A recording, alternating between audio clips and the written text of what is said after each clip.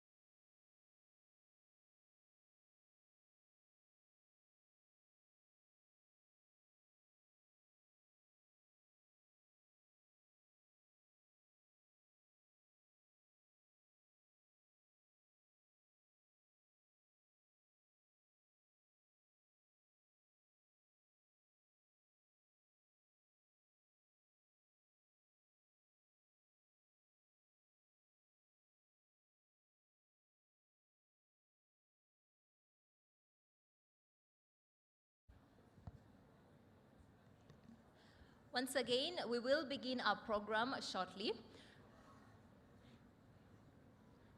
We are waiting the arrival of our distinguished guests.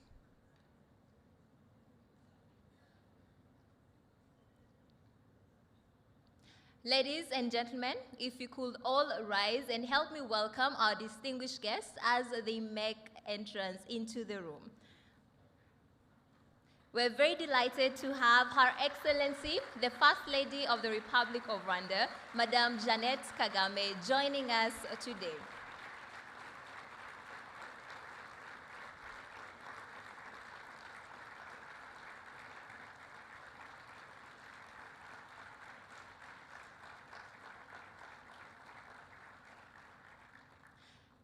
Kindly take your seats.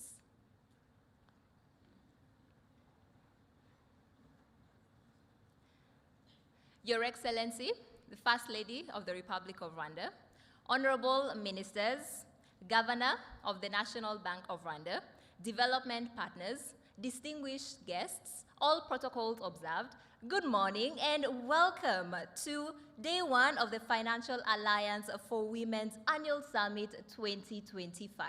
We are very excited and delighted to have you all here with us today, and we are especially proud to host this year's summit for the very first time on African soil here in Kigali, Rwanda, a city that is recognized globally, yes. Kigali, Rwanda is a city that is recognized globally for its innovation, for its resilience, and its bold commitment to gender-inclusive growth. My name is Naringwa Fiona Mothoni. I'm very delighted to be your host for today. Over the next 2 days, we will witness powerful conversations, strategic commitments, and bold ideas, all geared towards unlocking financial opportunities for women and strengthening ecosystems that support women entrepreneurs across Rwanda, Africa, and globally. We will begin this landmark event with a powerful lineup of voices and leaders who are shaping inclusive finance at the national and global levels. To give us the welcome note, we're very delighted to welcome the Governor of the National Bank of Rwanda, Governor Soraya Hakuziarem. You're welcome.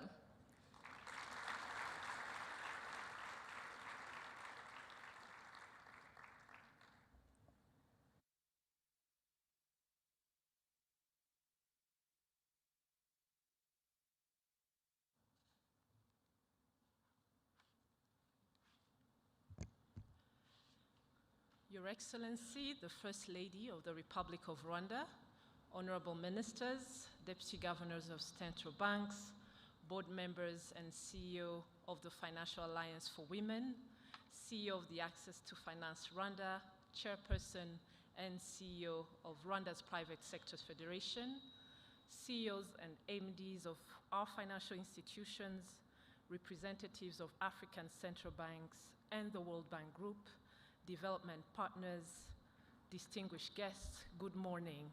Muraho neza. It is both an honor and privilege to welcome you to the 2025 Financial Alliance for Women Annual Summit. And to our distinguished international guests, welcome to Rwanda, the country of 1,000 hills and 14 million smiles. We gather at a moment when the world is redefining resilience. This year's theme, Accelerating Enabling Entrepreneurial Ecosystems, could not be more timely nor more vital. Here in Rwanda, we continue to believe with clarity and conviction that gender equity is not just a social good. It is a strategic imperative. It is the foundation of a thriving economy and a more inclusive future. Your Excellency First Lady, we are extremely honored by your presence here today. It's a testimony to your unwavering support to the economic empowerment of women and girls in Rwanda, but also in Africa, and we thank you immensely. This summit in Kigali started as an idea. In September last year, CEO Ines Moray visited Rwanda for only one day to meet with the Central Bank and Access to Finance Rwanda.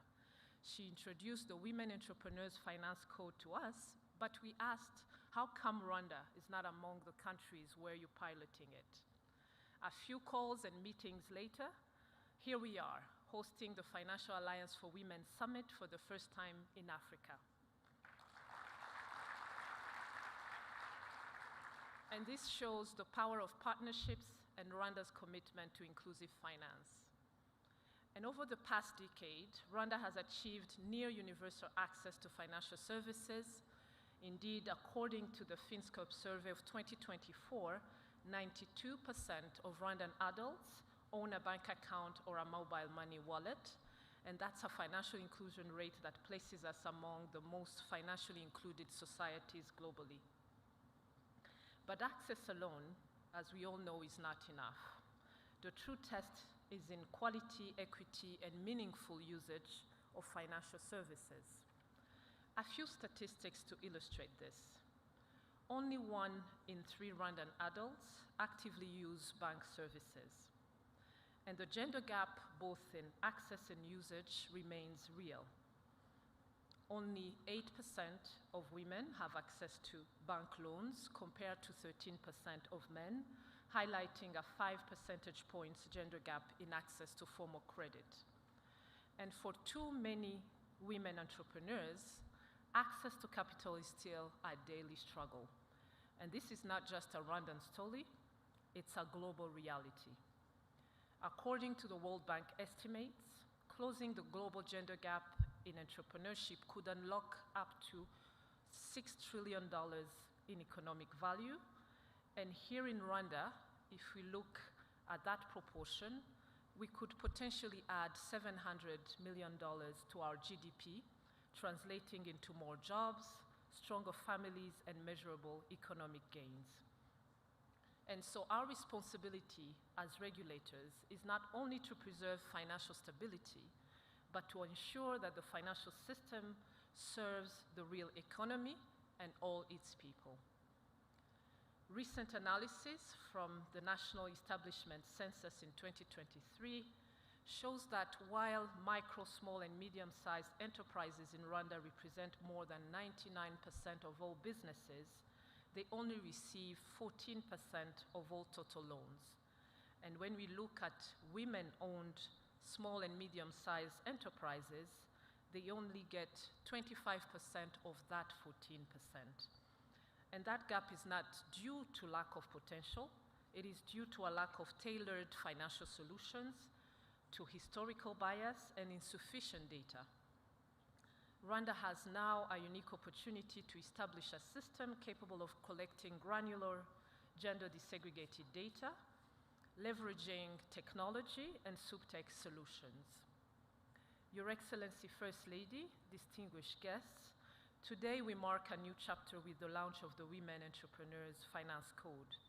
This code is more than a symbolic gesture. It is a blueprint for systemic reform, a framework that brings together leadership, data, and action to transform how financial institutions serve women entrepreneurs. It calls on institutions to mobilize targeted capital, to innovate in product design, to track and report gender desegregated data, and to embed gender diversity into the fabric of policy and practice. In essence, it moves us from intention to implementation. We are proud as Rwanda to join 28 countries and 9 global partners in this initiative.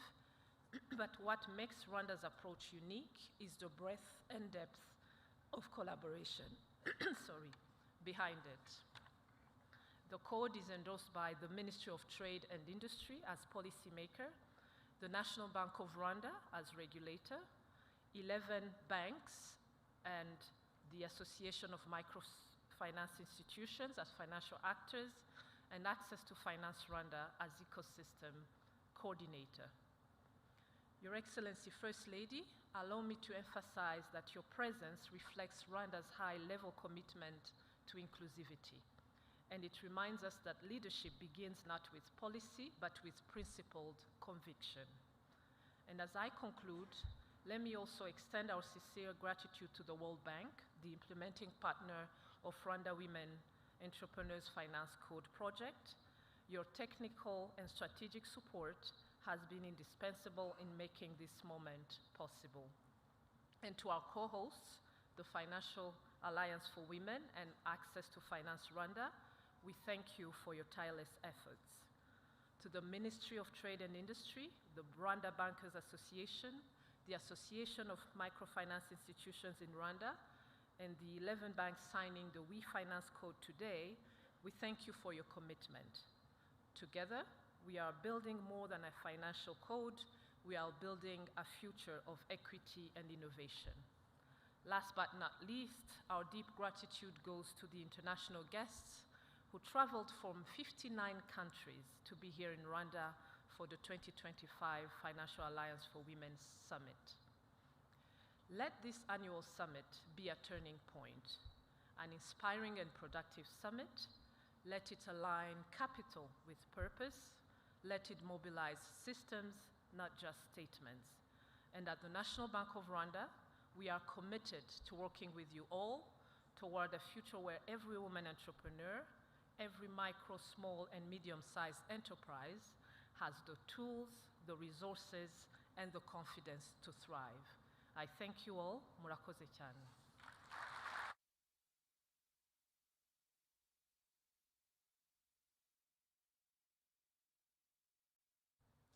Thank you so much, Governor Soraya. She has painted a clear picture of where we are and why we need to move with urgency. Let's give her another round of applause and appreciate the warm remarks. And indeed, that's why the conversation here today is very crucial. When we close the gender gap, we strengthen the very backbone of our economies and unlock their full potential. We're now honored to welcome to the stage Inez Murray, the CEO of the Financial Alliance for Women. Let's give her a round of applause. Good morning, everybody. Your Excellency, the First Lady of the Republic of Rwanda, Honourable Ministers, Governor of the National Bank of Rwanda, distinguished CEOs, development partners, esteemed guests, ladies and gentlemen, good morning. It is my great privilege to welcome you to the 2025 Annual Summit of the Financial Alliance for Women, held here in Kigali under the transformative theme, Accelerating Enabling Entrepreneurial Ecosystems. We are deeply honoured by the presence of Her Excellency, the First Lady. Your unwavering commitment to inclusive governance, gender equality, and economic transformation continues to inspire both your country, the African continent, and the world. Thank you for being with us today. This conference convenes at a critical time. Across Africa, women are stepping forward to start and scale businesses, lead institutions, and innovate for the future. Yet in far too many cases, the systems around them have not kept pace with their ambition.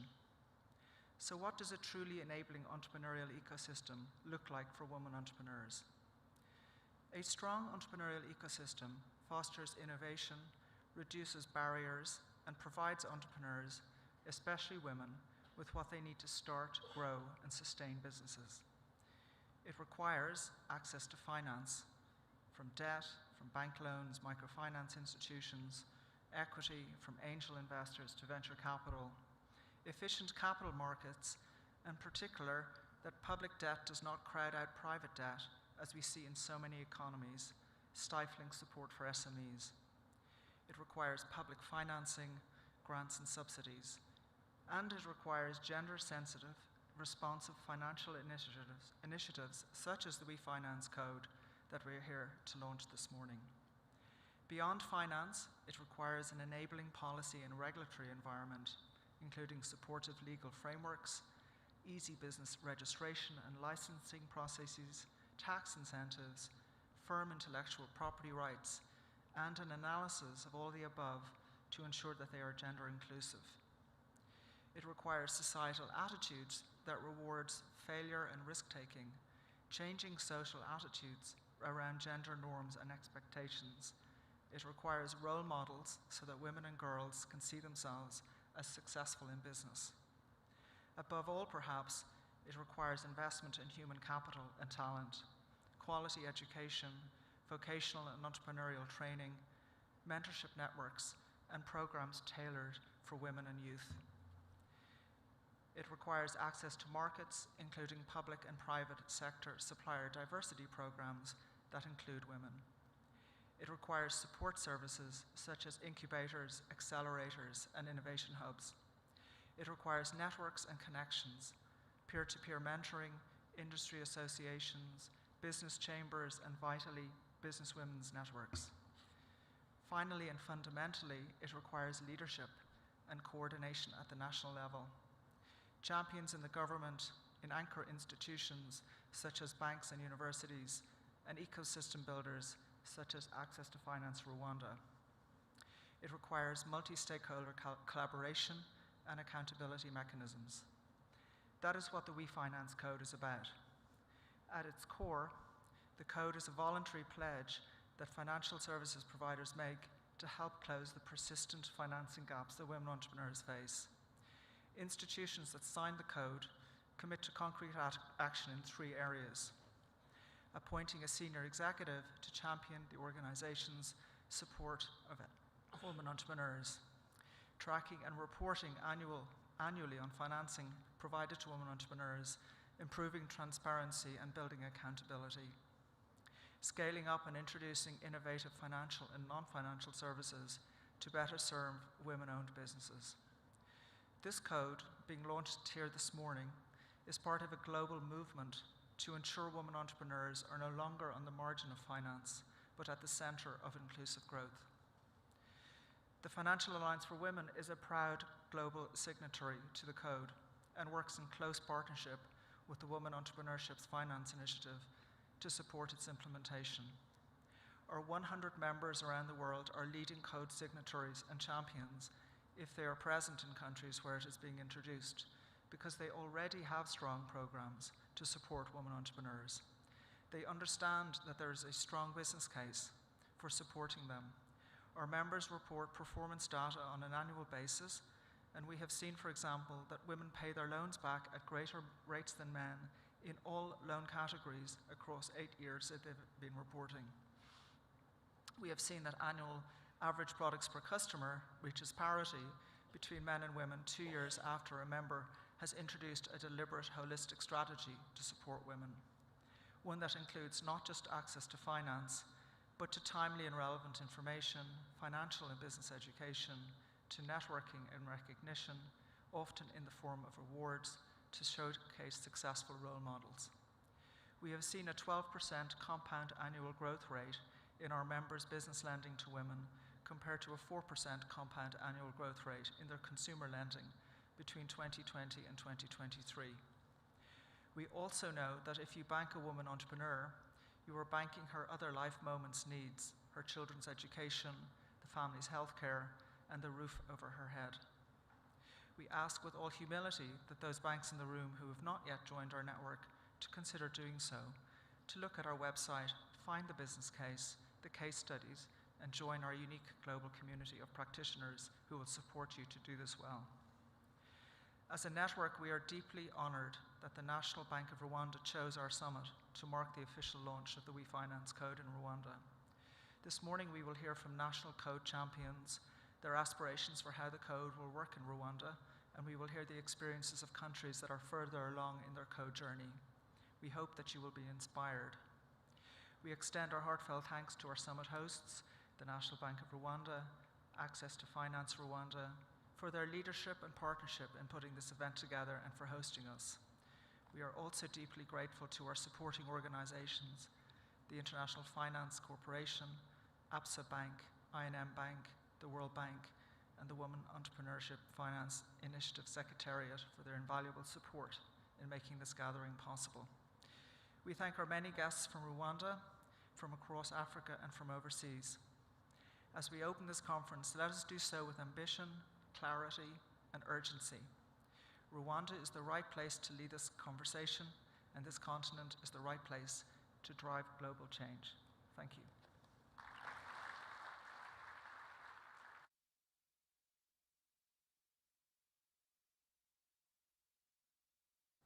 Thank you so much, Inez, for the breakdown of what the We Finance Code is. Let's appreciate her one more time. And she has also given a call to action. For this to be achieved, collaboration, partnerships are crucial, and she has openly called for more partners here within the room to also come in, join in, and let's drive this forward. We're now going to continue and just get to know more about the We Finance Code Rwanda. We will start by watching a short video that will tell us more about this ambitious ecosystem-wide commitment to advance financial equality and unlock capital for women entrepreneurs.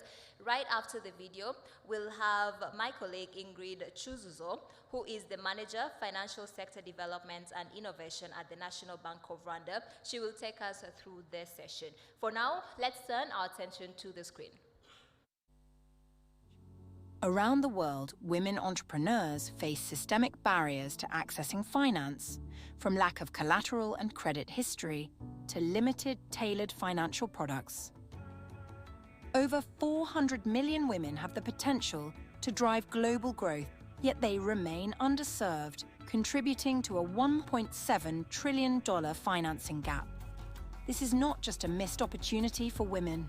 It's an overlooked chance for shared prosperity, innovation, and inclusive development. In Rwanda, women-owned lead about 40% of MSMEs, yet receive only 25% of MSME lending. Similar barriers like limited financial literacy, lack of inclusive products, and lack of collateral hold back not only just women, but Rwanda's broader economic potential, where innovation, job creation, and inclusive growth depend on equal opportunity and access. To address these persistent challenges, Rwanda is proud to join the We Finance Code, a bold global commitment launched by WeFi at the 2023 World Bank IMF meetings. The code brings together governments, regulators, development partners, and financial service providers around a shared mission: to unlock financing for women entrepreneurs through leadership to drive change, action to design tailored solutions, data to track progress and impact. This aligns with Rwanda's Vision 2050 and NST2 to build a competitive, inclusive economy. We commit to increasing access to finance for women-led MSMEs, designing inclusive products, and using data to inform decisions. According to Finscope 2024, Rwanda has made remarkable progress, with 90% of women now formally financially included. This success is driven by strong policies, enabling legal and regulatory framework, and digital tools, among others. The National Bank of Rwanda monitors women's financial inclusion via tools like the Electronic Data Warehouse and Financial Inclusion Dashboard. We thank our partners and call on stakeholders to join us to unlock new markets, promote gender equality, and fuel innovation. Let's finance her dreams. Let's finance her future.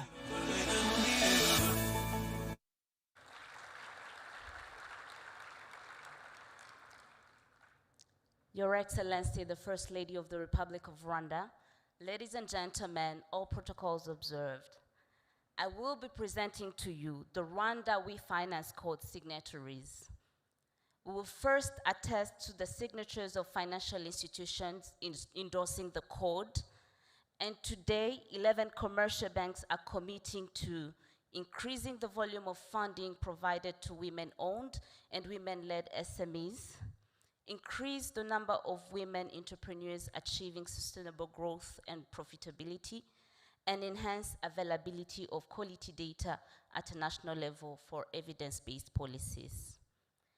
And today, signing the Rwanda We Finance Code is the Development Bank of Rwanda, the Bank of Kigali, Equity Bank, I&M Bank, EcoBank, BPR Rwanda, Access Bank, GT Bank, Bank of Africa, NCBA Bank, and Zigama CSS. Join me in congratulating the CEOs as they perform the signing ceremony now.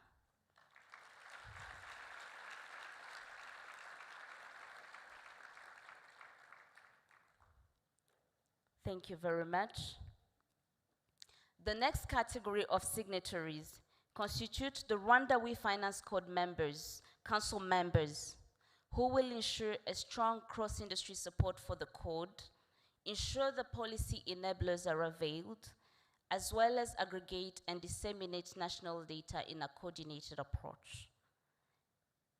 The council members that are signing are the Honorable Minister of Trade and Industry, the Honorable Governor of the National Bank of Rwanda, the first Vice Chairperson of the Rwanda Bankers Association Board, the Executive Director of the Association of Microfinance Institutions in Rwanda, and the CEO of Access to Finance Rwanda.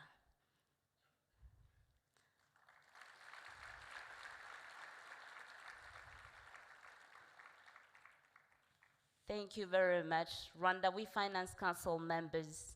Another round of applause as they finalize the signing ceremony. This is indeed an important commitment made.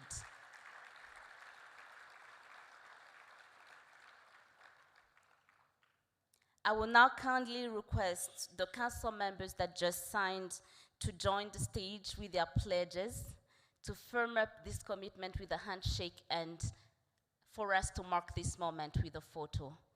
So Honorable Minister, Governor, CEO Diane, and Idi Amin, as well as the CEO of Access to Finance Rwanda, please join the stage with your pledges. We'll mark this moment with a photo.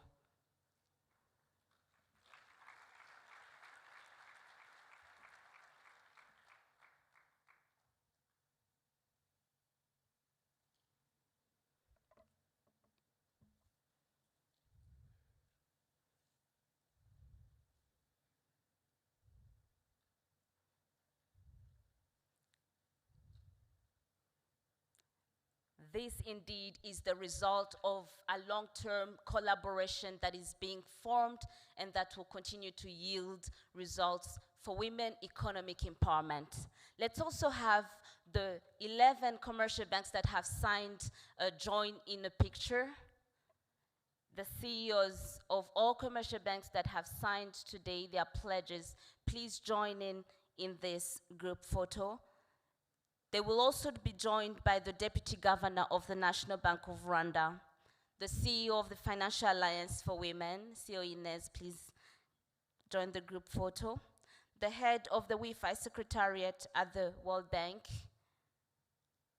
please, Wendy, join the photo.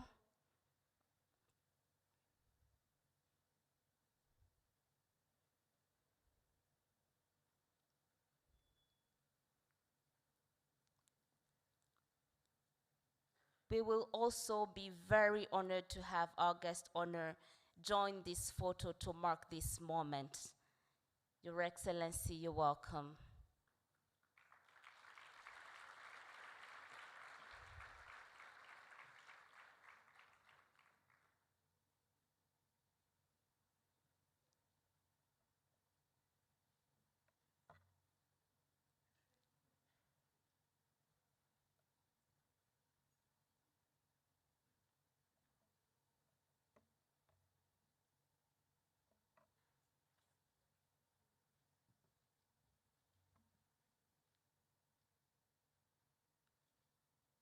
Thank you very much, ladies and gentlemen.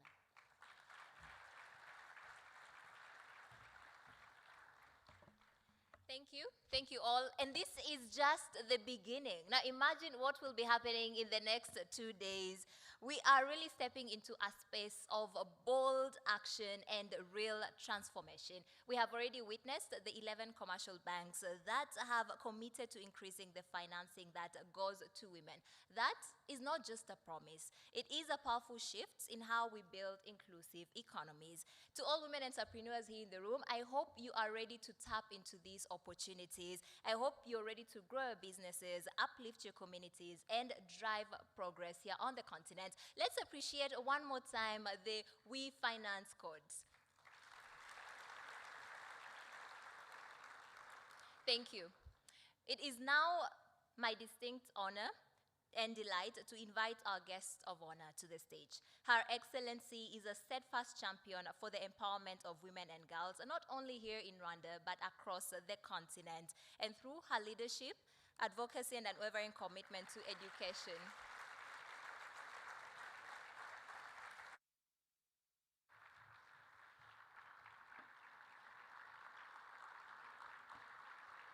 Thank you. Please. Honorable ministers, women entrepreneurs and financial sector experts, distinguished guests, ladies and gentlemen, good morning. And for those joining us from abroad, welcome to Kigali. I'm pleased to be here with you today. Congratulations on the official launch of the Women Entrepreneurs Finance Code.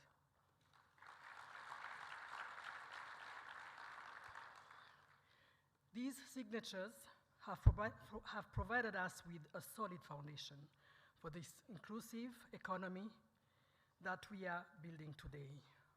I applaud you. Dear guests, I do not see this code as just a policy.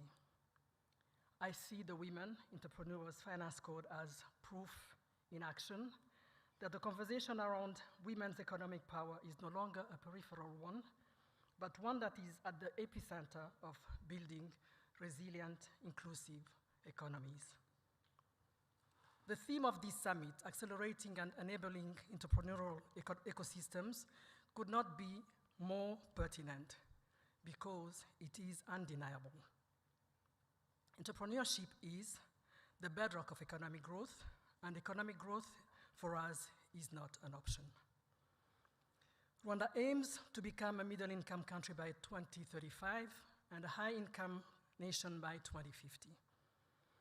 And achieving this vision requires expanding the tax base, including by transitioning more people with appropriate support from the informal and formal sector. A strong private sector is also key, especially in export-driving industries where women are at the forefront, like agriculture, which makes up 25% of our GDP. So yes, for us, investing in entrepreneurs, especially women entrepreneurs, is the logical choice. One cannot overstate the contradictions the financial world has normalized. We talk about building sustainable economies, about resilience in the face of global shocks. Yet, global policies often seem to lock out the majority of women from accessing finance. How sustainable can any system be when it systematically underfunds half of the population? How strange that despite the overwhelming evidence, we still find ourselves debating whether investing in women is good business. Yet, women are routinely praised for their capabilities. Women are often celebrated for their ability to multitask, to be perceptive and attentive, to nurture the potential of all those around them, to juggle paid and unpaid work, to carry life, preserve it, nurture it, and enrich it. So how are women at a global scale simultaneously cast out as unworthy of financial investment? These women with their remarkable capabilities and significant social responsibilities are the very least as qualified and as deserving as men when it comes to managing resources and developing profitable solutions for human challenges. Ladies and gentlemen, is it perhaps no coincidence that as we speak here in Rwanda, the majority of our banks are headed by women? It's now 5 out of 11. Or that the governor of our central bank is a woman.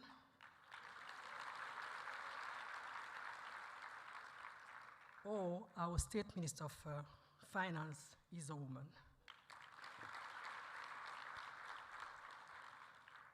I urge these competent, inspiring women to remain their sisters keepers in our journey to financial equity. As far as gender mainstreaming is concerned, having a forward-thinking government truly appears to have had its benefits after all. When given the opportunities and means of fulfilling their potential, women can and do excel in every core field of our economy. Let's unleash the power of data-driven decision-making to track our progress and fine-tune our strategies to achieve equitable investment. Honorable guests, Rwanda has tried to chart a path grounded in the understanding that women's financial inclusion is not charity, and it's certainly not a favor. It's a matter of economic survival, national resilience, and global competitiveness. But above all, it's the absolute right of every Rwandan woman. We are happy to state that between the years of 20 and 2024, the formal financial inclusion of women rose from 74% to 90%. We look forward to what I believe is a day not too far ahead when we can report the inclusion to have reached the only acceptable final number, which is 100%. Indeed, as Rwandans, many of us have known the pain of exclusion. So as part of our determination to see social cohesion, we have embraced social justice, fairness, and equity as fundamentals.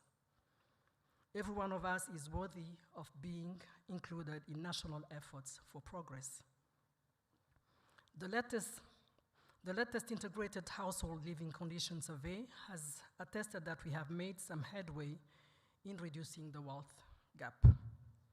It's been tried and proven that we cannot combat the injustice of extreme wealth disparity, a silent killer, unless we are willing to provide end-to-end mentorship, financial literacy, training, and access to financing for women entrepreneurs. With intentional backing, investing in women is not only a safe bet, it is a revolutionary one. Let us ensure that, yes, the housewife's basket, or panier de la ménagère, as it's said in French, is full indeed. But what about their passes, their accounts, or that of their businesses? Let us help them grow their savings and social safety net. Let us help these women to build and grow their savings to ensure their autonomy. As the world celebrates entrepreneurial innovation, as we dream of new frontiers in technology, climate resilience, and even space exploration, let us pause and question why we have not fully utilized the resources we already have. Why have we not built systems that empower everyone to contribute and to benefit? And why would anybody still be disputing that inequity is a thorn in the side of any civilization's true quest for population welfare and progress? Because here is the truth. As an international community that shares issues of financial insecurity and resource scarcity, the future we all desire requires us to move fast together to render women's financial inclusion a reality and an intentional, systematic practice.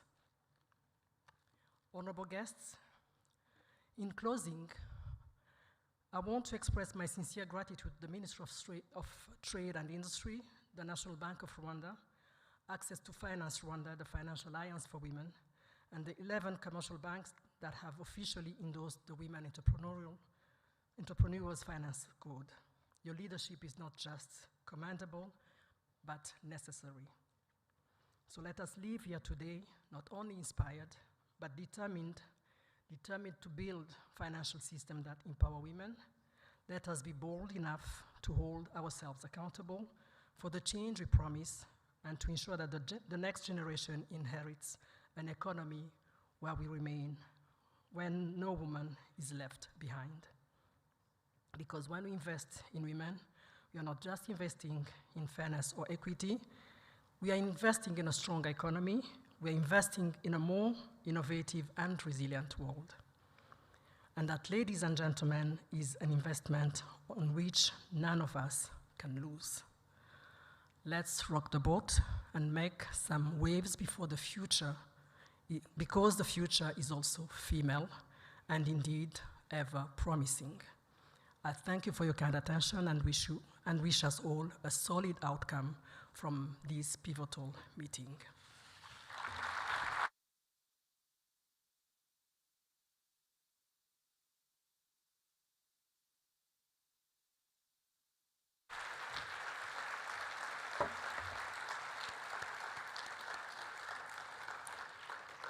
Thank you so much, Your Excellency.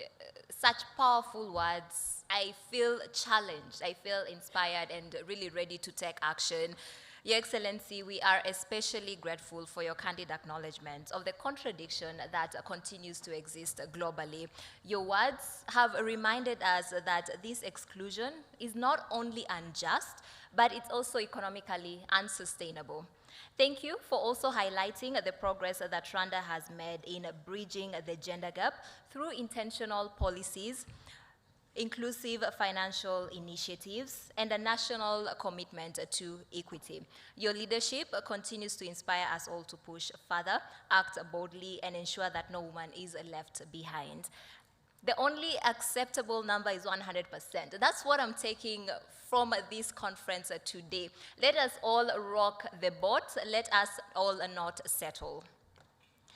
Now we are going to transition and have a panel discussion where we will dive deeper from the conversations. We've had our distinguished speakers who have really set the pace for today and tomorrow. The panel discussion, we're going to explore further how code countries are bringing the We Finance Code to life and what we're learning about building entrepreneurial ecosystems that work for women. Please, one by one, with a warm round of applause, help me welcome our moderator and also panelists for this discussion. We are going to have Jean Bosco Iachu, the CEO of Access to Finance Rwanda. Let's give him a round of applause as he comes. He will be joined by Tony Weiss, Financial Sector Specialist, World Bank Africa Gender Innovation Lab. You're welcome, sir. We have Dr. Diane Karusisi, the CEO of Bank of Kigali, Rwanda. You're welcome. We have Piche Kametasa Inzoga, CEO, Development Bank, Rwanda.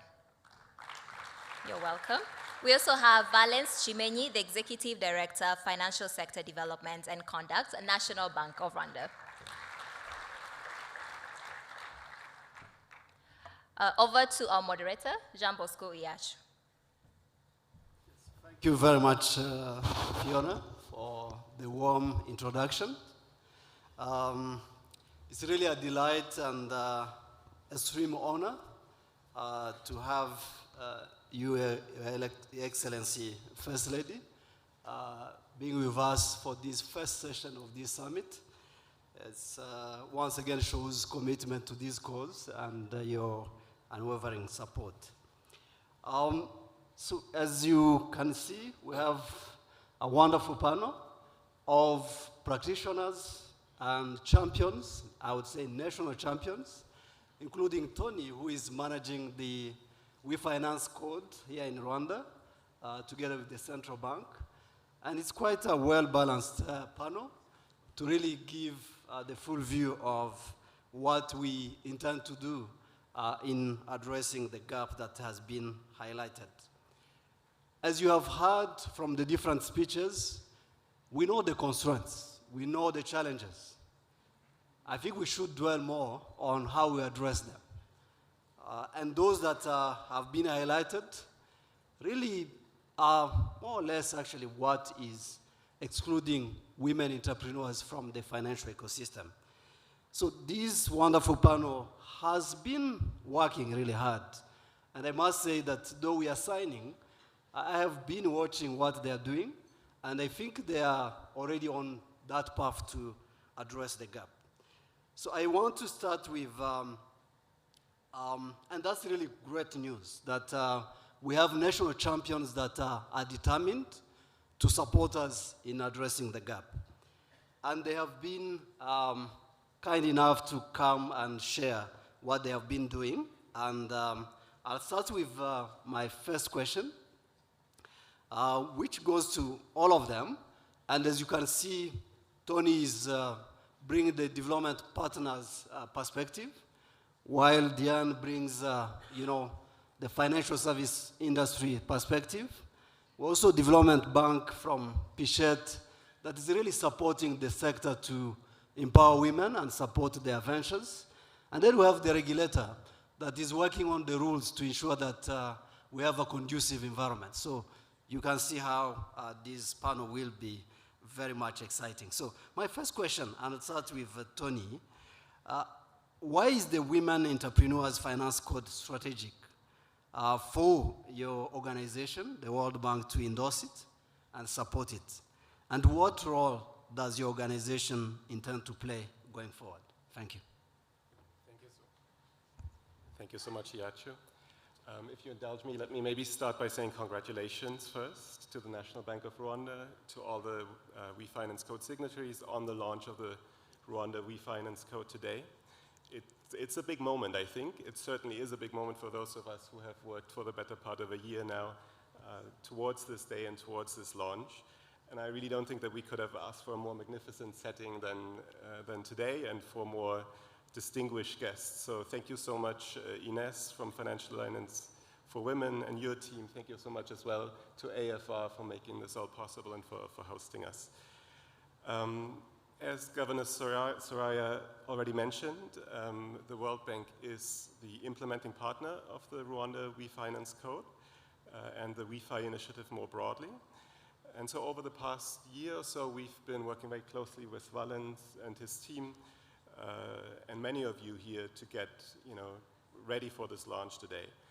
You asked why this is strategic for us as the World Bank, and I think there are two answers to that. The first one, I think, is the one that we all share in this room. It's the fact that investing in women makes business sense, right? We know that when women entrepreneurs thrive, they grow the economy, they hire more women, they invest in their families. And so if you look at World Bank strategies, like our new World Bank gender strategy, you'll see that there's a target in there, an ambitious target, I would say, to provide access to capital to an additional 80 million women and women-owned firms by 2030. And so I think that the code gives us a bit of a structure to work towards these objectives with the champions at the top and the data to show us where the opportunities are, and then the commitment to act on these opportunities. But I think there's a second reason as well, and that's a very important one, and especially in the context of Rwanda here. And that's because we think that Rwanda should get credit and should get visibility for championing this cause and for being ahead of the curve in a lot of ways. I know that gender disaggregated data is not a new topic for Valens and his team. I know that financing women MSMEs is not a new topic for Bank of Kigali, not a new topic for BRD. It's certainly not a new topic for the World Bank in our engagement in the financial sector here. And so, joining this global community that is here today of practitioners in women's financial inclusion, I think it gives Rwanda an opportunity to learn from the world, but just as much it gives the world an opportunity to learn from Rwanda, and I think that's really important. To close, maybe on our role, as I mentioned, we're the implementing partner. We've been working with BNR in convening partners, thinking through the WeFinance Code framework here in Rwanda, thinking through some of the definitions that go into it, onboarding signatories and so on. And we'll continue that work in the time to come, both with BNR, where we've been supporting their efforts to get a gender disaggregated understanding of MSME finance in the country, and for the first time we're able to have statistics on that, but also training code signatories on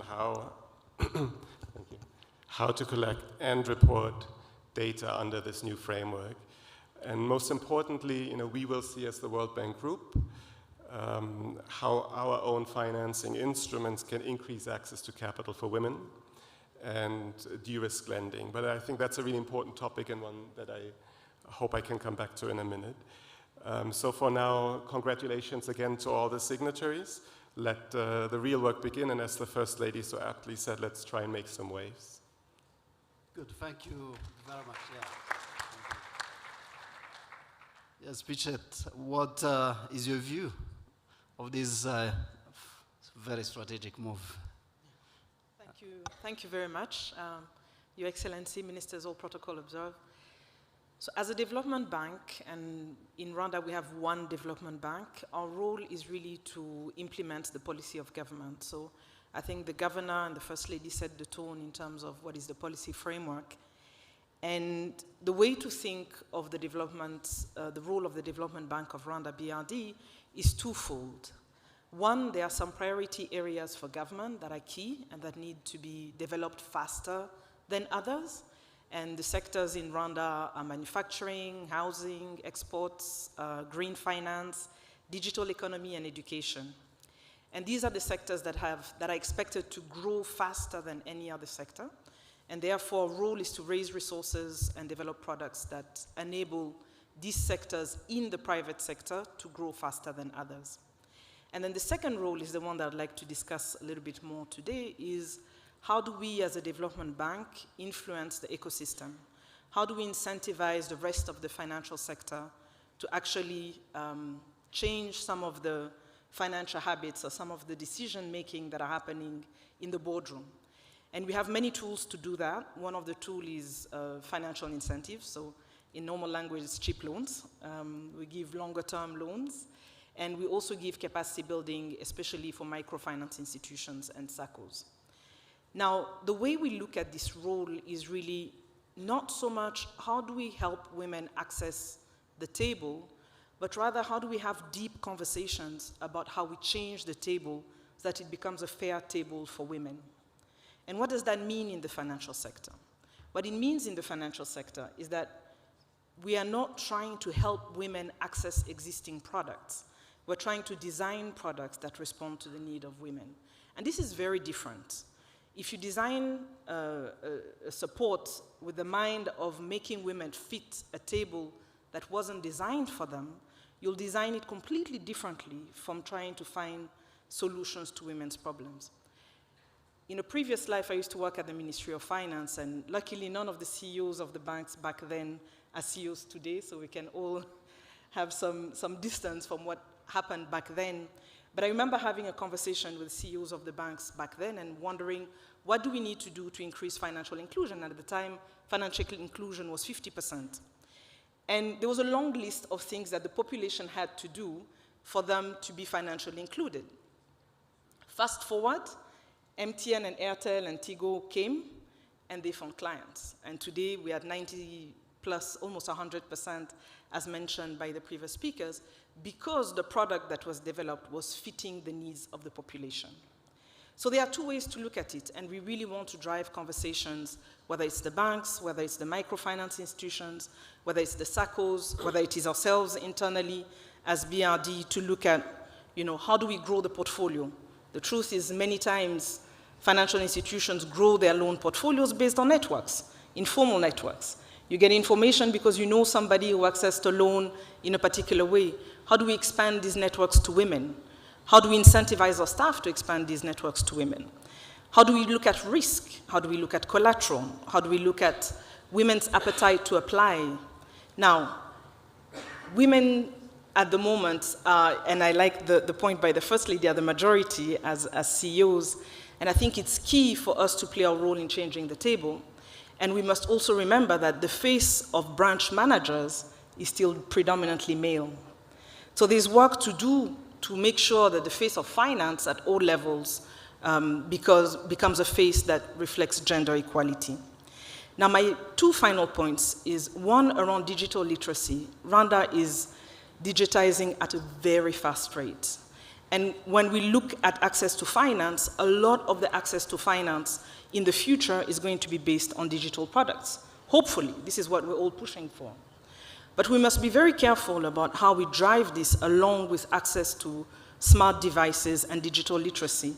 Otherwise, the gap between access to finance for men and women risks to grow even wider.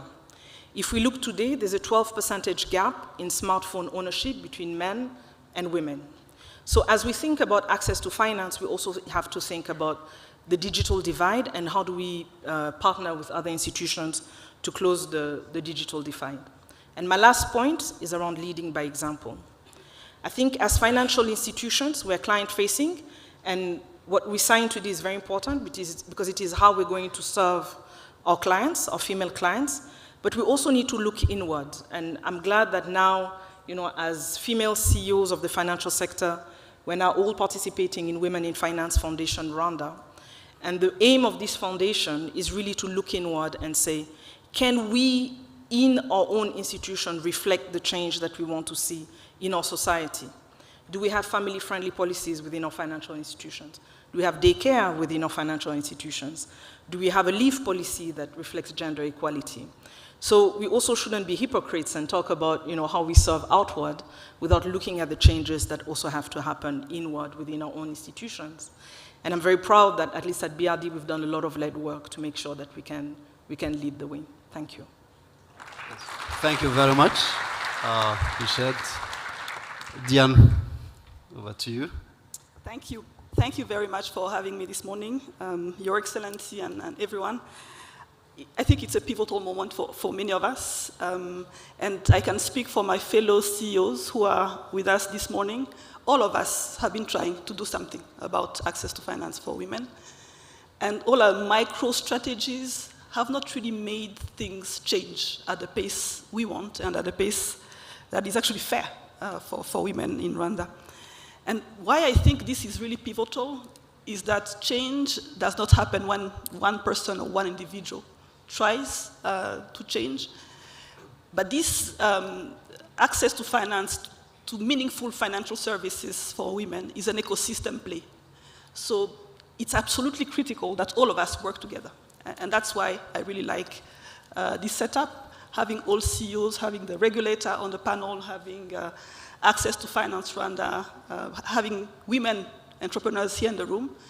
I think really makes this moment pivotal because we are able to work together. And I really believe that the pace of change can be much faster when people work together because we've seen that. We all are doing something, but the change that we want to see is not yet to be seen. Providing access to finance to women, as everyone said, is the right thing to do because it's good for business. And I'll give you an example. We ran a statistical test because, as Pichet said, she has a previous life in policy making in finance. I have a previous life in statistics. So we ran a test looking at our portfolio and trying to associate default, credit default, and gender. And it's not surprising because there's overwhelming evidence that women are better creditors than men. And the test was positive, overwhelmingly positive. And my question to my colleagues was, good, now we have evidence that women are better clients when it comes to repaying loans than men. How about now creating new products and being more flexible when we provide loans to women? But people were not excited. Again, I really believe that innovating alone is difficult, but when we see things happening across the industry, I believe things will change faster. And the argument of my colleagues was, yeah, we did a test, but this was on retail loans, on individual loans. When it comes to women entrepreneurs, it's not the same. Of course, there's always an excuse, as to why we're not doing the right thing. And I feel the third pillar of the We Finance Code, collecting data, is going to be critical. Because today, in my portfolio, and mind you, Bank of Kigali is the largest bank in Rwanda, we don't have enough data to do the same statistical tests for women in business because the sample is just too small. So we are not really able to show the evidence that from our micro perspective of Bank of Kigali, women entrepreneurs are better in terms of credit default than men. But having all these data put together is going to give us evidence that at the macro level, there's evidence that we can design more flexible products for women because they pay well. Now, to your second question, Iachu, on what we, as Bank of Kigali, intend to bring to the table, we are everywhere. We are in the communities. We have over close to 70 branches across the country. We have over 3,000 agents across the country. And providing, again, meaningful financial services, it's also about proximity. You need to be there in the community because, and we know that many of these women are not brave enough to just pick their phone and try to apply for a financial service. They want to have that human interaction. And I believe, as much as we all want to move to digital, I believe we still have, maybe probably a decade where we will need these financial, human interactions for us to be able to be closer to people, advise them, and help them grow. So this is what we bring to the table, the proximity.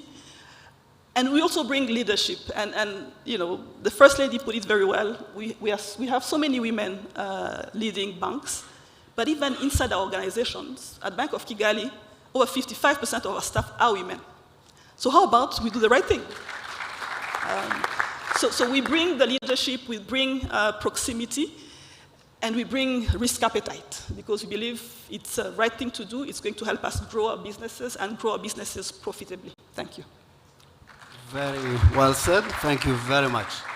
I'll really ponder on the risk appetite and now introduce Valence, because the private players with that risk appetite to finance women entrepreneurs, sometimes they don't believe the regulator would just go with them with that kind of risk appetite.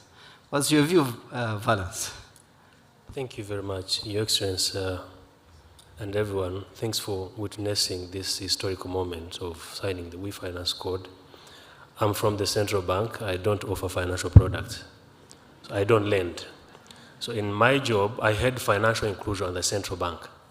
And the mandate that my boss gave me, when they hired me for this job, they told me, we want you to increase access to finance for women. Then the first question was, but we don't lend at the central bank, so how do I do it? So now, the goals of the We Finance Code, increasing financing to women businesses and enabling women to start businesses, grow businesses, innovate, create jobs, and reduce poverty, that goal is not new to Rwanda, and it's not new to the central bank or the financial sector.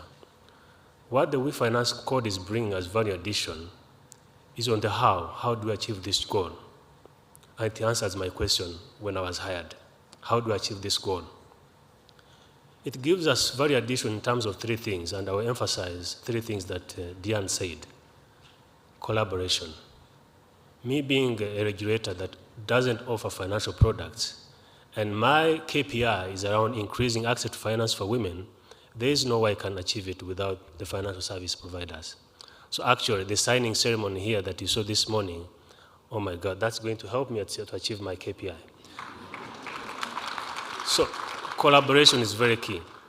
Now, in my job, I've been engaging different ecosystem players, the financial service providers, the government institutions, and everyone has got things, one or two things they are doing to increase the financing of women businesses. But the challenge is they have been doing these things on a solo basis. Now, when you do your own things on a solo basis, the impact is not that big. The impact is much bigger when you work together. I'll give an example. Where I sit at a central bank, there are things that I think Diane or Pichet could be doing to increase the financing of women. And where they sit, they think there are things that the regulator should be doing or the government should be doing to de-risk. I know they like the word de-risking. I'm surprised you didn't mention de-risking. So there are things that they say that there should be some de-risking mechanism done by the government, by the regulator, by the ecosystem players, development partners, to unlock financing to women businesses. And these questions, we ask them in our boardrooms. I think that person should be doing this. I also think that person should be doing. How about we create a coalition where we can address these issues together, end to end, commit together, commit to a set of actions together, be accountable to each other, set targets and achieve targets. Now, when we were introduced to this We Finance Code, the first meeting we had with Alliance and the World Bank, that's the very addition that we got. Actually, we never gave it a second thought when it gave us this solution of collaboration. So, number two, the We Finance Code emphasizes on being data-driven, and Diane, you said this. I have heard this narrative that women businesses are so risky. I've heard it many times, and the question I ask, is this narrative based on data and research?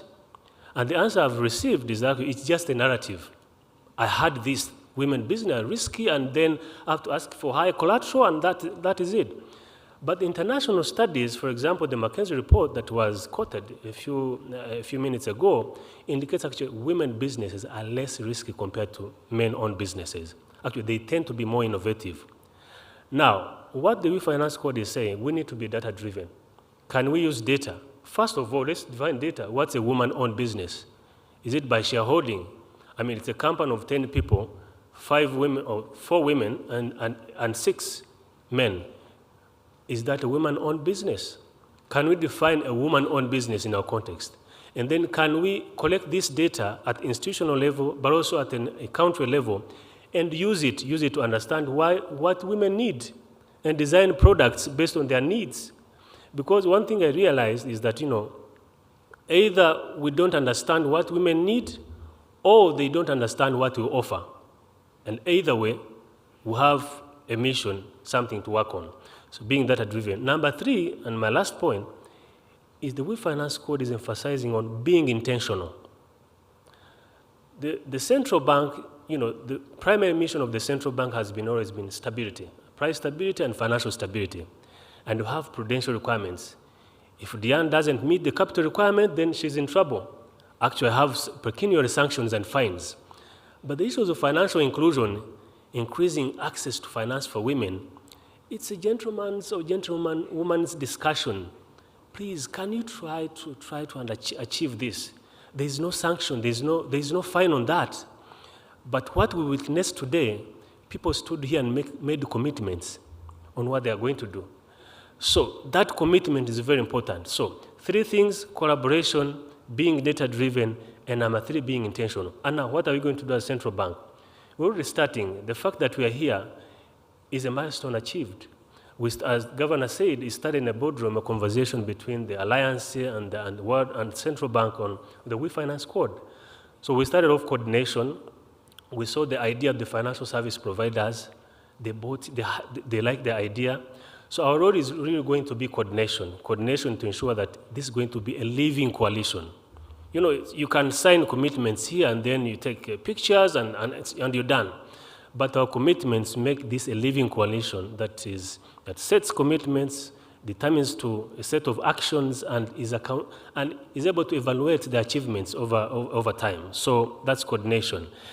Number 2, we're not going to stop on coordination. There are things we can do within the scope of what we can do. I'm not going to promise that I'm going to lend when the central bank doesn't lend. But what I'm going to promise is that I'm going to do financial education, and indeed I've started. There's a project that is championed by our governor on increasing the usage of mobile money among women. We realized that using FinScope 2020 that there are many women that have mobile phones but don't know that actually mobile money exists. They can open an account, a transaction account.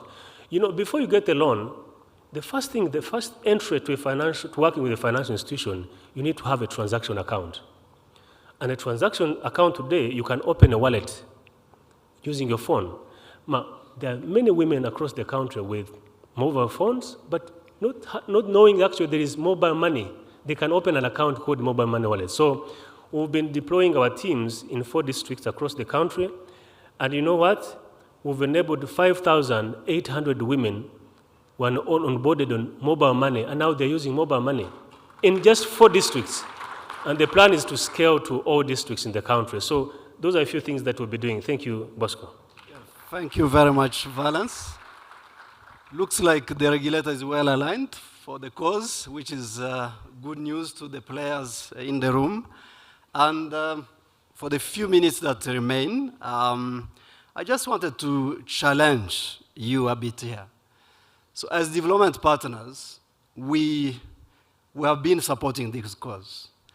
And one of the challenges that have been highlighted was collateral for women entrepreneurs. There are so many guarantees in the market that are targeting women entrepreneurs. Some give up to 70%, others 95%. So we know there are really negative social and cultural norms still in some of the members of the society. And when a woman entrepreneur wants to take a loan from a financial institution, because of the power relations, some of the men really don't allow that collateral to go, yet there's a co-ownership. So what we are saying, clearly, because those guarantees are available, you have a way to provide that loan, if such instances happen. So that is given, and I really applaud all the development partners for allowing that and providing funding for that. Now, the second one that the development community is doing is actually to build capacity of the financial sector to understand the needs of women entrepreneurs. Even providing some grants for innovation around data, technology, and so on. I just wanted to challenge Diane, and probably Pichette is closer also to the financial sector. What else should we do, just one thing or two, so that you are well supported to provide capital to these women? Wow. I'm hoping my colleagues will feel that I represent them well. I think you've done your part.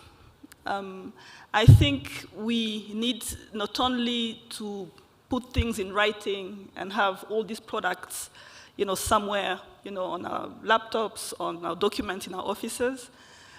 We need to do more in reaching out to women in business and explaining them what is available.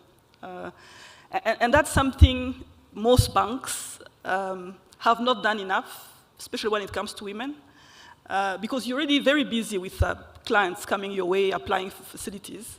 So what we need to do more is to, reach out to the communities. And I'm seeing some women in finance, in business, in the audience. I see the chairperson of our private sector federation, Jeanne-Françoise, and others. I think we need to build that network of women in business that encourages people to talk to banks, because the products are there. We've been developing them, we've been designing them for some time, but the uptake has not been good. And we need to look at both ways.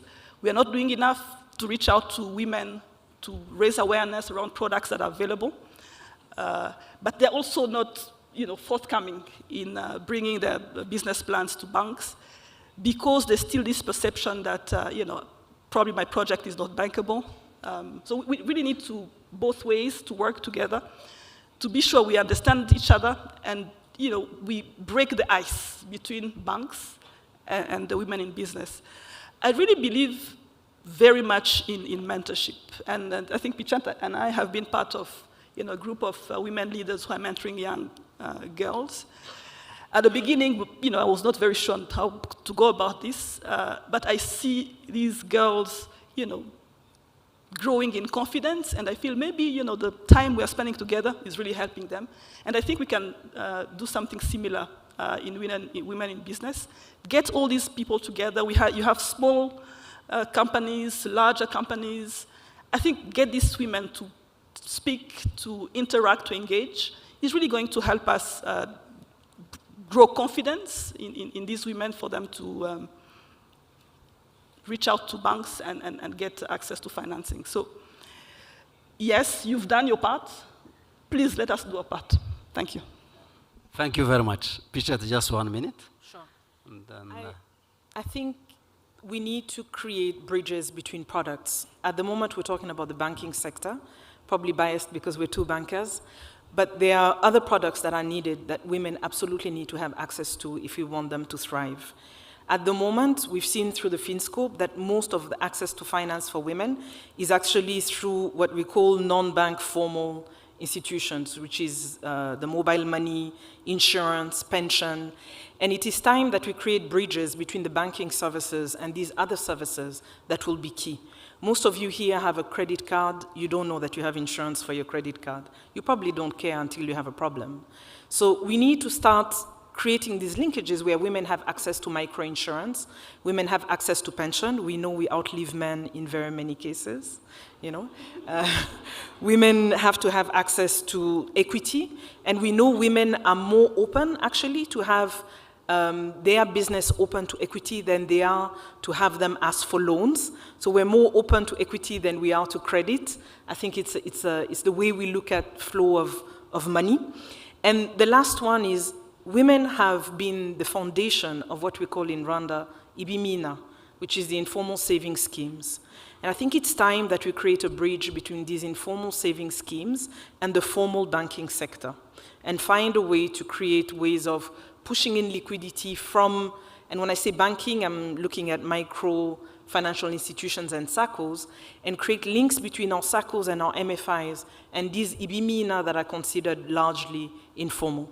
So mine would be, how do we create bridges and connect these services that will be key for a woman entrepreneur at different stages of their lives?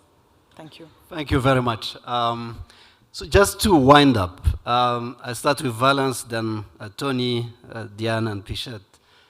What do you want, where do we want to see women entrepreneurs in the next 5, 10 years? Kind of blue sky vision. Just a few seconds. Of course, I want more financing to women businesses. I want to see more businesses, women-owned businesses starting, not only starting, but growing, innovating, creating jobs. That's where I want us to go. Thank you. And yeah, maybe let me stop there. Yeah, thank you very much. Yeah, Tony? I think what we all want is to see women empowered by the ecosystem. And my vision really is simple, is for Rwanda to really lean into this role as a champion and become the gold standard for these things. You know, Rwanda may not be the biggest market on the continent, but when things work here, the world is watching, as we can see today. And so, you know, I don't have to convince you, Yachu, that you have all the elements here. You have the innovators, the banks that are committed. You have a regulator that cares about this topic. So, you know, show us what's possible. Show the world what's possible when it comes to moving women from, you know, basic financial inclusion to productive use of digital services, what a regulator can do with real-time gender disaggregated data. Show us how a gender bond can make a profit and make an impact at the same time. I think these are the things that we would love to see and that would make a big difference for entrepreneurs. Thank you very much. Yes, Diane. So I was thinking about what to say, and I feel that I would like us to be in a position where we can say, you know, have also GDP, gender disaggregated data, so able to say this is the contribution of women in our economy. Yeah. And in the next 5 or 10 years, I want to be able to say this is where we were in 2025 when we all signed this code, and we have brought the contribution of women to the Rwandan economy to what? 30, 40% in the next 5 years. I think that would be a great outcome. Thank you. Thank you. Yes, Pichette, yeah. I think change happens in Rwanda at super speed. 10 years ago or 15 years ago, we had 0 women CEO in the banking sector. So my hope is that in 10 years, we don't have to have a conference about women access to finance, because we're all accessing finance. Excellent, excellent. That's a way to close this panel. What I see optimism, I see great belief, I see action, and I see hope over faith and fear. Thank you very much, and join me to appreciate this amazing panel for their insights.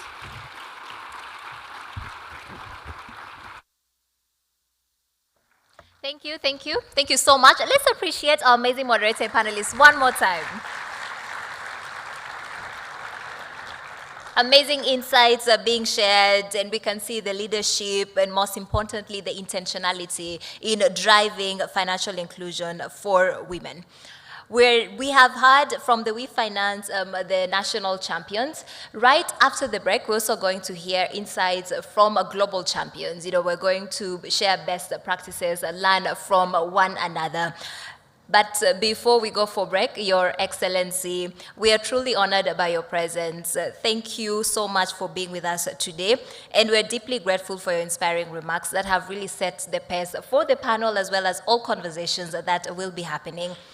So, ladies and gentlemen, join me as we thank our guest of honor as she departs from the summit. Once again, thank you.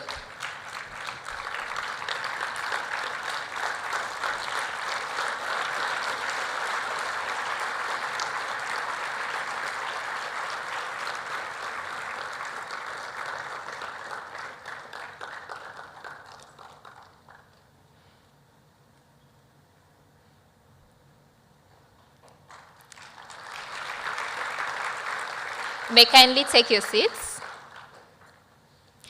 So we're now going to transition. We're going to have a short coffee and networking break. Let's meet back here by 12:20 p.m. We have more conversations in store for you. Thank you all, and see you by 12:20. That's when we'll pick up and continue with the conversations.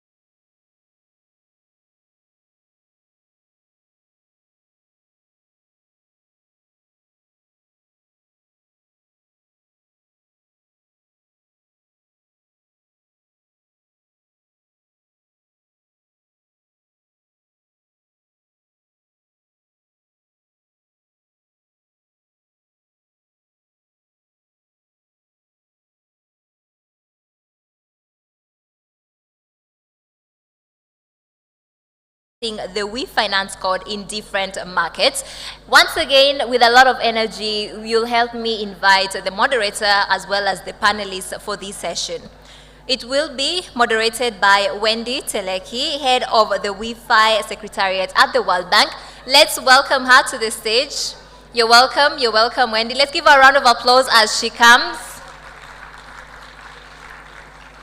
She's going to be diving deeper and helping us get insights from global champions. Our panelists, we have Dalma Hernandez, Manager of Social Banking, Bankers Association of the Dominican Republic. You're welcome. There she comes. We have Temitope Akin Fadei, Head Financial Inclusion Delivery Unit, Central Bank of Nigeria. You're welcome, ma'am. Khalid Bisuni, General Manager, Financial Inclusion Department, Central Bank of Egypt.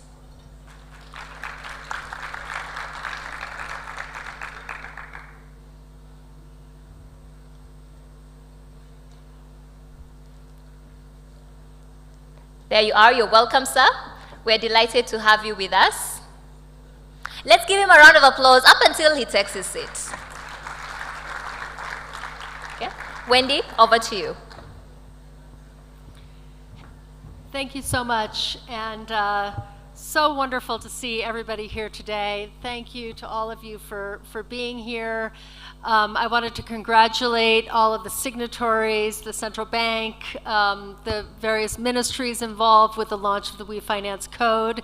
It's been just really exciting to see the level of commitment and the broad base of support for the code here in Rwanda. I run the Women Entrepreneurs Finance Initiative, and we were delighted just about 18 months ago to launch the code at the World Bank IMF annual meetings in Marrakesh. Since then, it's been really astounding to see the progress that we've made around the world. We have nearly 30 countries that are joining the code, that have either signed on to the code or are planning to sign on to the code. We have at least 10 countries in Africa that either have signed the code or will be joining the code. And I think there's maybe 5 or 6 additional countries in the room in Africa who are, we hope, candidates to join the code in the coming months because we see this as a growing movement. Across the world, we have over 250 financial institutions, well, I should say 260, over 260 financial institutions after today's signing that have become part of this movement to make commitments to close financing gaps for women entrepreneurs. And as you've heard today, there's really 3 pillars to those commitments. The first 2 are what I call the enablers, and that's the champions, many of whom you see in the room, both from Rwanda and from around the world, and who we have on stage here with us today, who are really leading the charge for their institutions and for their countries to make sure that the code moves forward and that their institutions are committing the resources and attention to closing these finance gaps. We've heard a lot also about the data commitment, and between the champions and the data, those are really the essential enablers that bring the code together. But what really is important is those commitments to action. I think we heard from the previous panel, that's really where the movement will happen for women entrepreneurs, the new products, the new services, the new frees, who are here to share their experiences, being a few months ahead in the launch of the We Finance Code, or maybe even more than a few months in some cases. And we are delighted to have them. They've been able to share their experiences in other fora as well, and so I've had a chance to learn a lot from them about what they're doing in their countries and how they're moving forward. So with no further ado, let me jump into some questions so that they can share those experiences. And I'm going to begin with Dalma Hernandez. She's the manager, as you've heard, for social banking at the Bankers Association of Dominican Republic. And the Dominican Republic was the first country to launch the We Finance Code, also at a Financial Alliance for Women Summit. And I was just there last week for another event where we were talking to bankers associations from around Latin America about joining the code. So they've really made incredible progress and are becoming an advocate around the region for more countries to learn from them and to join the code as well. So Dalma, if you could tell us a little bit about why you joined the code and what has been the impact on the code in Dominican Republic. Thank you, Wendy. Hello, can you hear me? Okay.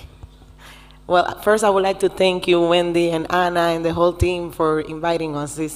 It's really a game changer for us to be part of this kind of scenarios where really change can be possible. So starting from the Dominican Republic model, basically we work hard to create strategic and systemic actions that drive formalization but also increase financial inclusion. So we have many, but some of them are that we work on a scheme to enable MSMEs to pay their taxes by credit and debit card. We actually made an agreement with issuers, with acquirers, and the government to make it possible. We also did a legislative push for a simplified tax scheme. We call it monotributo in Spanish. That is basically for one monthly payment, you have Social Security, you have health insurance, you have labor risk, to simplify the tax scheme and also increase formalization. We also have incentive to expand credit guarantees, basically making the eligibility criteria more simplified, and also the collateral are not so, for the MSMEs, not so strict. And we're working on a national survey in the major cities in the country, but really for the micro enterprises to know their financial challenges, digital gaps, and really map our population characteristics and challenges. And, well, I don't want to bore you with so many actions, but also we have a guarantee fund that the banks already got in with 50% of credit risk, where we'll basically decide, it will be destined to MSMEs and social housing. So We Finance Code actually opened a broad of actions on the MSMEs ecosystem in our country. So let me just follow up with a question on that.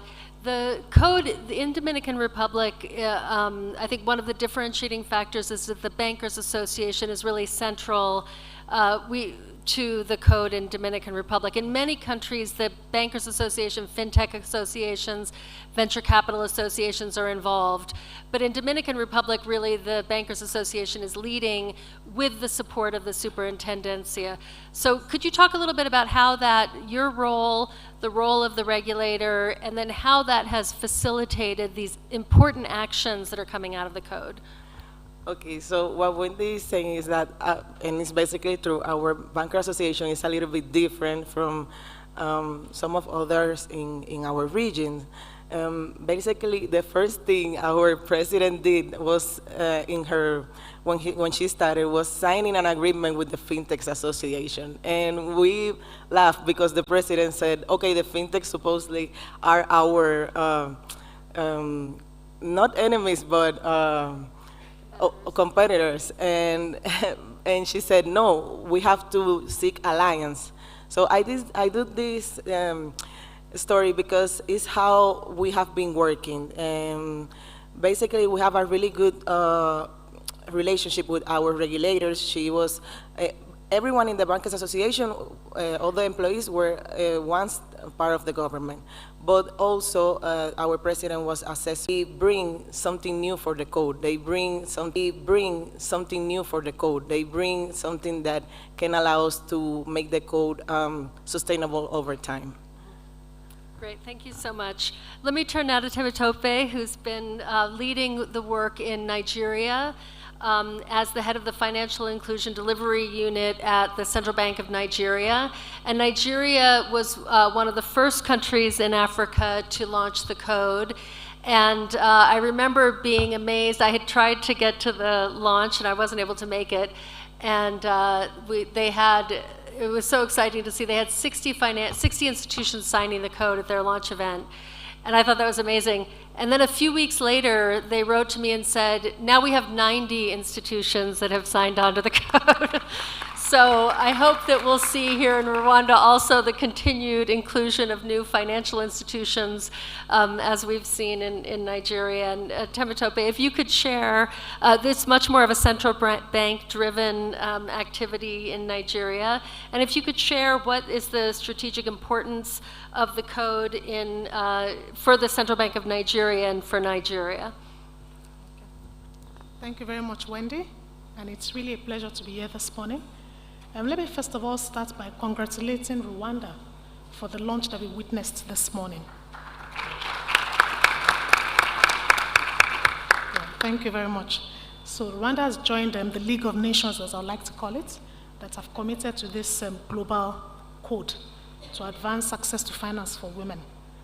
So for Nigeria, now turning to my beloved country, this was a natural alignment, as we like to put it. Now, why was this important for us? For the last decade in Nigeria, we've had the National Financial Inclusion Strategy, which is really our blueprint for promoting access to finance for the country. Now, over the period of time that we've implemented the strategy, and we've also done our assessment in terms of the progress we're making and the kind of development that we are seeing in the ecosystem, we continue to see that women, were lagging behind in terms of access to finance. There has been a persistent 9% gender gap. So because of that gap, we decided we needed to prioritize access to finance for women. So that was the very first thing that we landed upon. Make it a priority, because you cannot leave half of the population behind and say you're doing inclusion. That is not inclusion. inclusion is about bringing everybody to the table, and letting them have a part. So priority segment for us is women in Nigeria. The second reason why that was important was that we decided we needed a very cohesive approach in driving access to finance for women. So a few years back, in fact, during the COVID-19 in 2020, we launched the framework for advancing women's financial inclusion in Nigeria. And in that framework, we highlighted 8 strategic imperatives. I won't bore you with the details, but within those 8 strategic imperatives, natural alignment was around leadership, action, and gender disaggregated data. So when we started the conversation with our development partner, the World Bank, there was a natural fit for the organization to commit to this code. Now, moving from the commitment, what did we do as a country? We decided that we wanted the private sector to take the lead. Like my counterpart from the Bank of Rwanda spoke this morning, we don't give loans to anybody. So our role is really an enabling role. It's about the enabling environment, it's about the policy, and then shaping the practices. So what we did, and Wendy spoke about it now when we launched last year, we decided we wanted to launch with 2 private sector leaders. And we launched with 2 of our banks, the Development Bank of Nigeria, I think they're also in the room, our co-champion, and the Bank of Industry. Because we felt we needed the code to have a face that's private sector. And then the regulator is in that mix as a co-champion, providing the policy support, providing the galvanizing and the convening power, or bringing regulators to the bringing stakeholders to the table. So that was our story in Nigeria. So we did the public declaration of commitment came first. We had an event in October where the signatories, like we witnessed this morning, signed, committed, and said, I pledge to do this. And then in November, we galvanized our network and said, come join the code. As we speak today, we have over 90 signatories in Nigeria. About 1/3 of them are in the room this morning, actually. Thank you very much.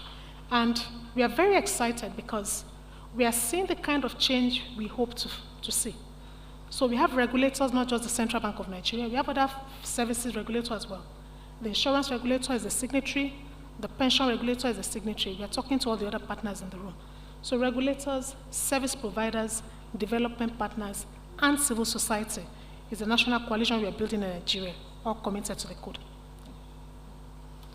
Thank you. And one of the things that's been really impressive in Nigeria is the data dashboard as well, which I think is publicly accessible if people want to look at it. It's been an amazing tool, and I think expanding it to cover SMEs and enterprise data is also kind of a critical focus going forward. So maybe you have something to say about that.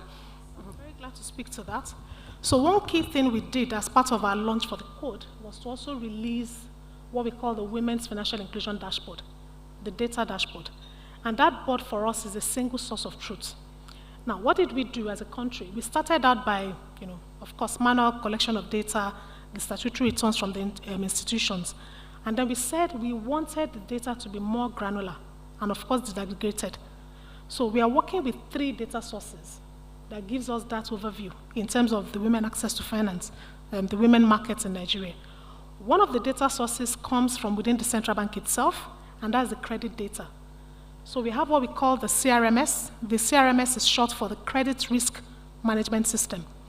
So using a unique code that shows identifier by gender, we are able to disaggregate and say, this is the proportion of women businesses that have access to loans.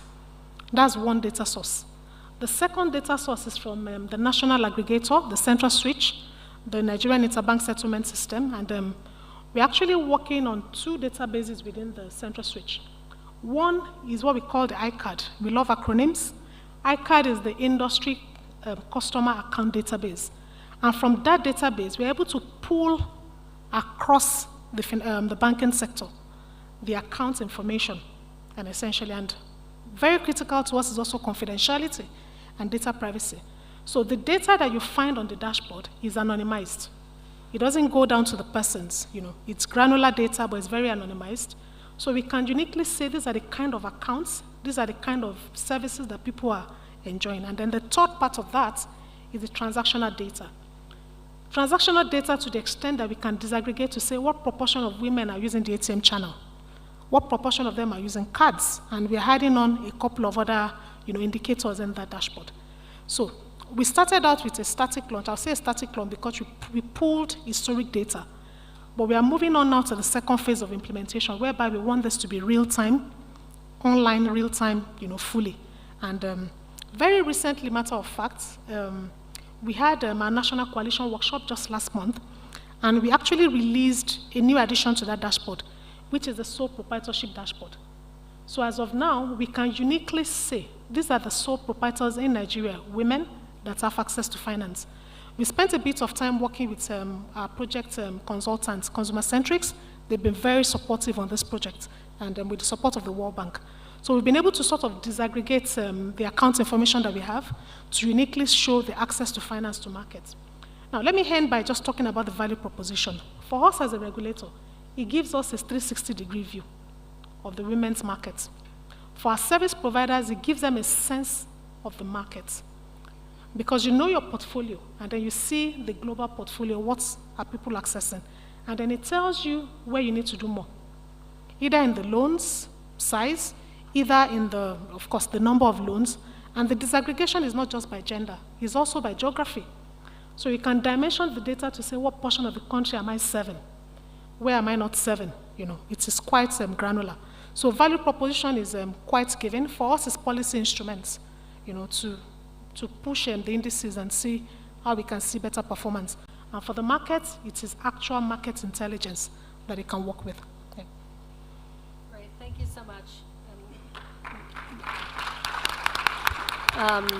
That's really part of the lessons we're trying to share across the network of code countries, and peer learning is such an important part of what we're doing, and also developing tools so that what's innovated in one country, we can accelerate the adoption in other countries and adapt it to the unique needs of different countries. So we're trying to make sure that we speed up the learning process.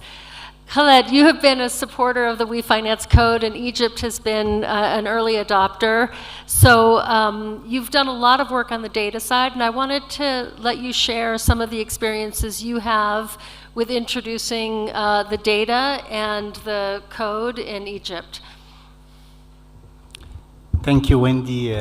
First, I would like to congratulate Rwanda on the coalition signage and the commitment to the code, and to thank them very much for organizing this great event and important event. Since some good time, Egypt had been working on data for financial inclusion and for MSMEs, which is one of the most important pillars within the financial inclusion strategy, boosting the ecosystem of MSMEs. Having said that, we have to recognize that women in Egypt represent 49% of the total population, which means that they are half of the society. And mostly, when they come to business, they work into the informal system much more than the formal system. And that was a challenge to the central bank on how to bring those MSMEs, whether formal or informal, towards the formal system. And having to start with that, we needed to have several bases on the ground.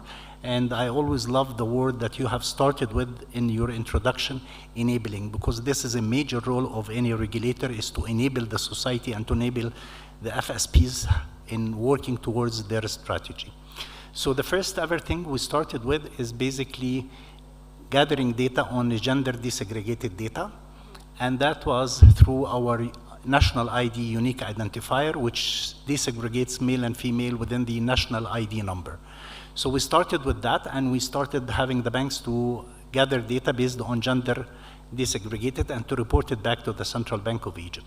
But that was not enough. We had to also enable other things for the FSPs, as such as the definition for MSMEs. Banks did not have a unified definition for that, and each and every bank within Egypt had its own definition for MSMEs. So we had to unify what to report on. So we had the definition of MSMEs unified between the banks, and after which we have also came up with the definition of woman-owned business and woman-led business. And those two important definitions helped the banks and the central banks to collect data based on a unified definition and to see classified a number of sets of data that were important to us and to the FSPs for further development and analysis to the data that they provide. The challenge that we have at the moment is within the data that are gathered and collected are only for the borrowers' data and not for the depositors. So we're working at the moment with the banks and with our consultant Consumer Centrics on how to bring also the depositors' side of that, MSMEs. With this, it will be a very comprehensive outlook to the market, and it will benefit the FSPs to further develop consumer-centric products that would be able to provide more access to finance to women MSMEs. Thank you. Great, and Khaled has brought up a really important point, which is probably the starting point for many countries introducing the code, is coming up with a national definition. And there's good practices. We have a note up about good practices in this, but every country has its unique nuances. And one of the things we've also developed is a data mapping tool, because you not only need to look at what the general definition is, but how definitions are being applied in different institutions around the financial system. Our not only banks and microfinance institutions, but our credit bureaus looking at data, our guarantee agencies looking at data. So really mapping where the data flows are, how definitions are being used across the ecosystem are really important. And then making sure that the financial institutions are aligned with that reporting.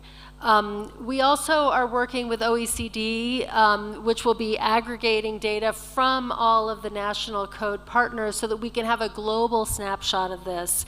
And the idea is to help provide insights that span across countries and across different types of financial institutions. So that will be a very important element as well.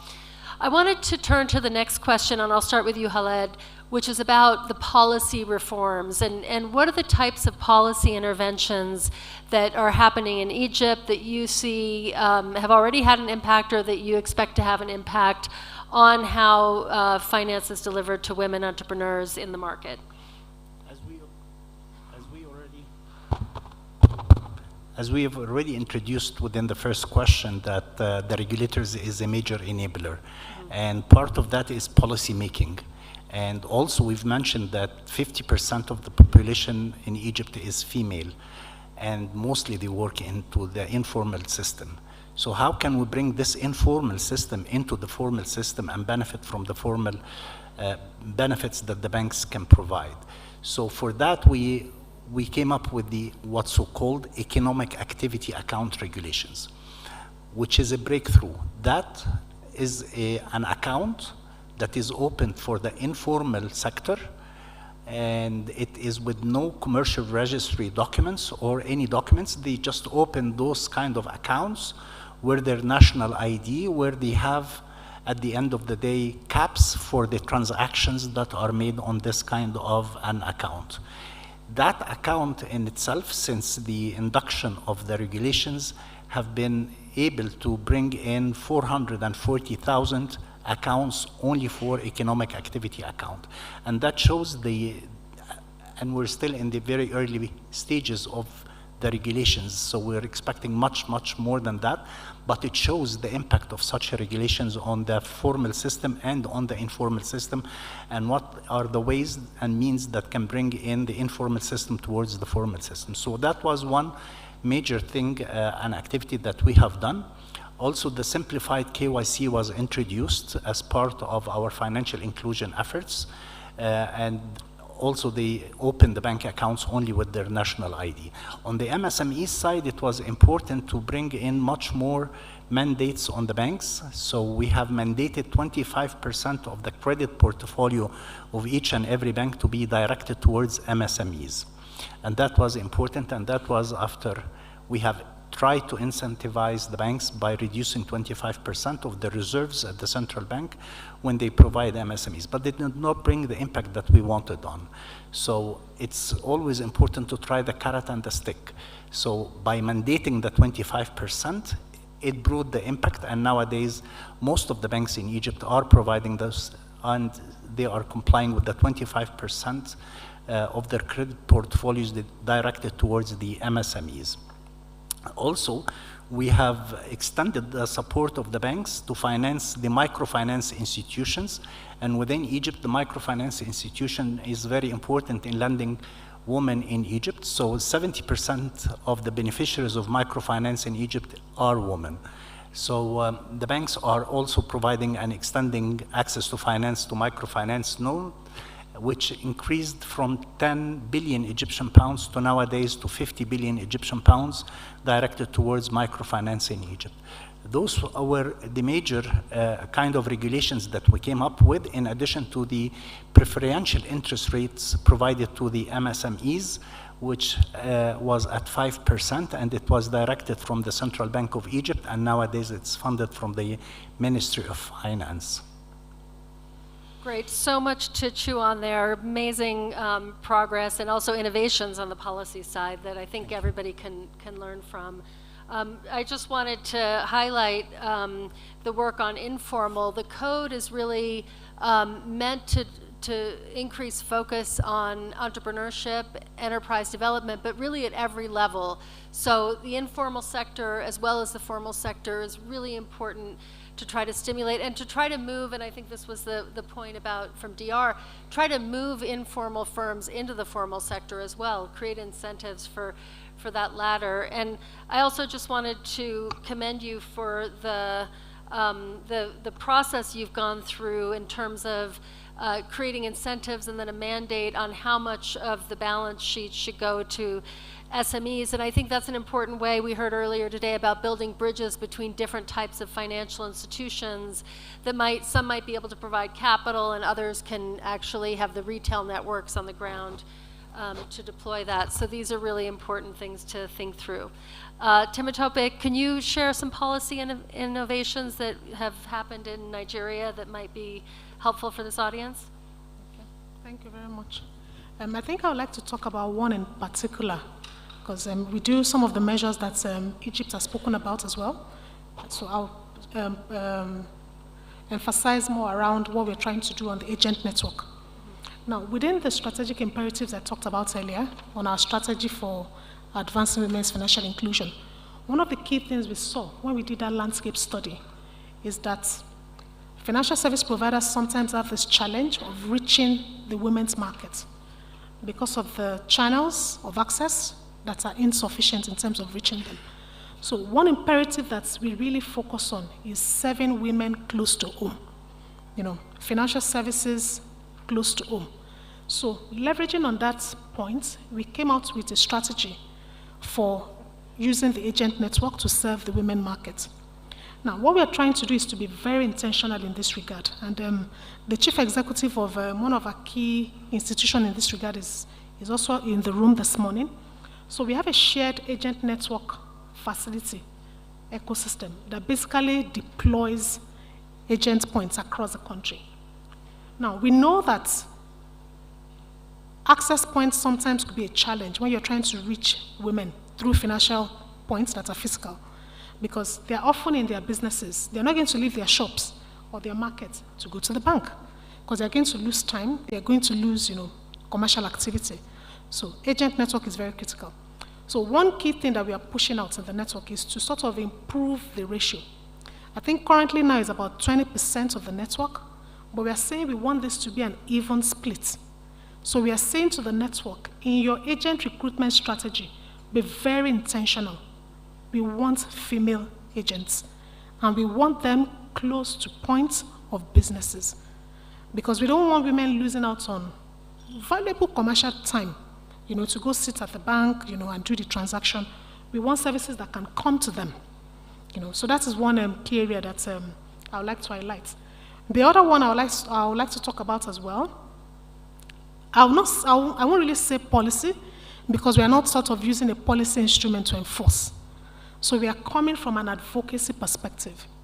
Now, when we did the National Coalition, workshop, one key takeaway from that session was we wanted our signatories, all 90 plus of them, to be self-directed and committed to the objectives they've declared for the code. So every signatory has committed to two measures. One is quantitative, The other is one is financial, the other is non-financial. So what we've said to them, and a number of them have responded to this, and we are collating and working out the KPIs and the measurements. We're saying for every signatory, we want clear action statements. Your action statements over and above all that you do as an institution to promote the women's markets. Give us your top 5 that will directly drive funding to women on one hand, and on the other hand, your non-financial measures, be it literacy, be it business development services, be it sensitization, be it trust building engagement. Give us those top 5. So that is one thing we are moving with in Nigeria. Every signatory today is making that declaration. And at the workshop, we defined the KPIs because we want to be able to measure across the country. Now, we are coming up 6 months. We launched officially in November. So we are midpoint of the first year, actually. Midpoint of the first year. So by November, we are looking forward to actually producing our country report for the first year. And one thing we'll look to spotlight in that country report is to spotlight our signatories, to say on the financial side, these are the numbers. This is what they committed to, this is where we've gone. On the non-financial side, these are our commitments, and this is how far we've come. But for that, is more of advocacy, and then we'll continue to collaborate. Thank you, that's great, and so important to make sure that onboarding process is really structured to include targets and milestones so that you can really measure progress. Of course, the data will also show whether the numbers are moving in terms of the volume and numbers of loans or other financing instruments, but having those key milestones and those key action items and targets is really, really essential. Dalma, any thoughts on the policy side from your perspective? Well, yes, on the policy side, I think it's the most important part of the code because it can actually ensure the sustainability of these actions over time. From our side, I said most of them at the beginning, but for us, it's really about the coalition. We heard about the code from our anchor bank, Bank BHD, and they are the leading commercial bank in our country that works with women MSMEs. So from that side, we said yes, we were the first country to sign the code, and just as Rwanda, we had the presence of our president, and that high-level presence really sent a message about the importance of the code in the country. So after that, our coalition made it possible. Wendy was saying before a characteristic about our coalition, because we are a banker association, so to ensure the sustainability of the code, we actually made a scheme with the Superintendency of Banks where the Banker Association is the coordinator and the aggregator of the Wi-Fi code. So what we did is that the banks send the data to the Superintendency of Banks. They do the whole anonymization process, and then they send it to us. So that's the side of the banks. So with the side of the fintechs, because we also have fintechs that are part of the code, we are working on, we did the API. So the same API, we send it to the fintechs associations. The fintechs send the information, they do the anonymization process, and they send it to us. So everything will be on those dashboards that hopefully are as good as Nigeria's and the one that Rwanda presented. So, and we are also working along with consumer-centric. So it's basically, it's more about, as my colleagues were saying, about coordination, about creating actions, about not looking just how to disaggregate the data and that's it, but looking ahead of that and what we're going to do with that data and how is this going to work over time when the Wi-Fi code finish. What do we want our country to become? What do we want our MSMEs to look like? So it's more than just the code. It's a whole national goal to really see us growth. Thank you, and I think we're coming close on time, so I think I'll try to wrap up and summarize some of the, I can't really summarize. What I can say is, what we've heard here is dozens of ideas of things that can be implemented in countries to really close financing gaps. And this is really just the beginning of the journey. What we're looking forward to seeing more and more is those solutions that the financial institutions are coming up with that are getting new funding out or bringing new women entrepreneurs into the pipeline of the banks to support them. But the beauty of the code, as I've mentioned, is that coalition building and the ability to come together and say, here's what the constraints are, here's what the challenges are, how do we as a community solve them? How do we work with the associations, the financial institutions, and the policymakers to really address those problems? And what we try to do to help is we work with our global partners as well, our implementing partners who you're working with, the multilateral development banks, as well as supporters like the Gates Foundation or the UNEP FI, Women's World Banking, others who are global partners with us, and Financial Alliance for Women, of course, OECD, to really bring tools and support into these structures so that we can learn and accelerate your learning paths on these areas. So we'll continue this discussion on Friday when we have a whole day dedicated to the code. We'll be sharing a lot more about these tools and hearing from more countries that have been adopting the code and financial institutions about what they're doing on the code. And so I hope many of you will be there for that discussion, and that we'll have many more countries who are in the room joining us, because I know there's interest out there, and this is really a global movement. To quote the First Lady, we are rocking the boat. We want to continue rocking the boat for good and to empower more women with access to finance. So let me thank our panelists for all of your insights and for sharing so generously your experiences and your innovations. And we'll look forward to continuing to work with you and hear from you about those innovations as we go forward. Thank you.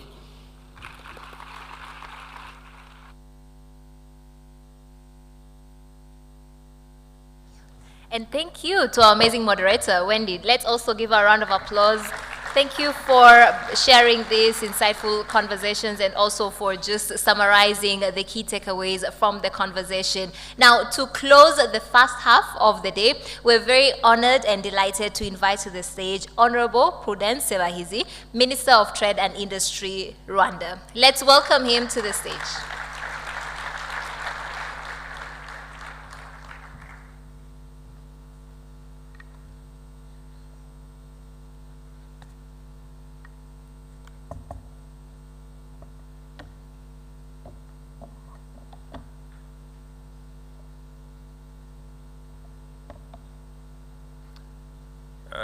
Good afternoon. I hope it is already afternoon. Thank you very much, Fiona, for moderating this session. And let me also start by thanking all of us for this wonderful morning we have spent together. Looking at the audience, I wish I was a woman as well. Because the majority CEOs in this room are women. So congratulations for all of CEOs, women. The governor of National Bank of Rwanda, who is also a woman. The CEO, Global Banking Alliance for Women, who is also a woman. Leaders of the financial industries, majority of whom are women as well. Esteemed guests and partners, good afternoon. As we bring this transformative gathering to a close, I want to take this moment to acknowledge the significance of what we are launching together, the Rwanda Women Entrepreneurs Finance Code. This is not just a framework, it is a call to action, a commitment to equity, a bold step toward reshaping our financial systems to unlock the full economic potential of women entrepreneurs. Across Rwanda, women are not just participants in our economy, they are its backbone. They are leading enterprises, they are driving innovation, and they are sustaining our communities. Of course, by way of examples, as we said this morning, the majority of CEOs in the financial sector are women.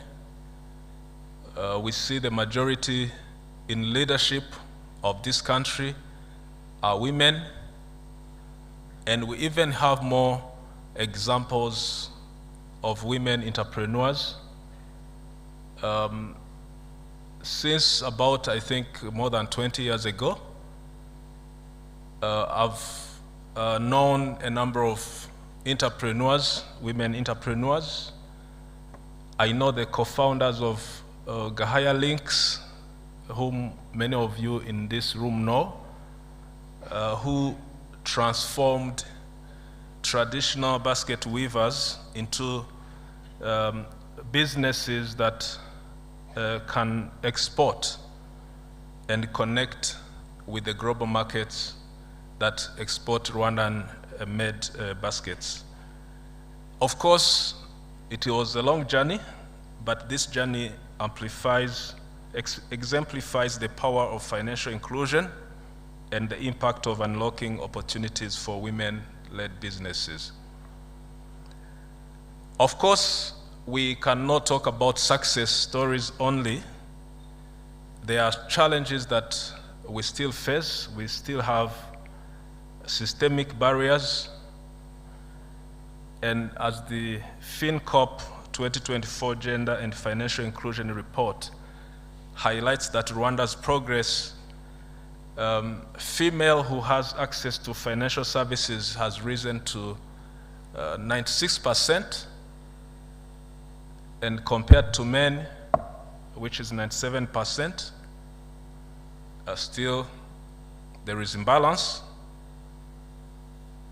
And also, only 17% of women hold bank accounts, compared to 27% of men.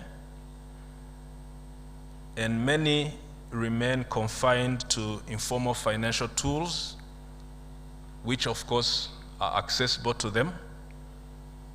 But those informal financial tools lack the robustness that is needed to build credit histories, to scale enterprises, and secure long-term investment. So here we are not talking only about the gap in the presence of women in this ecosystem, but also the power that they exercise in the ecosystem. We understand there are challenges, and these challenges are systemic. They are embedded in our systems, so we need to have collective action to address them. These challenges are not technical. They are rooted into our cultural norms.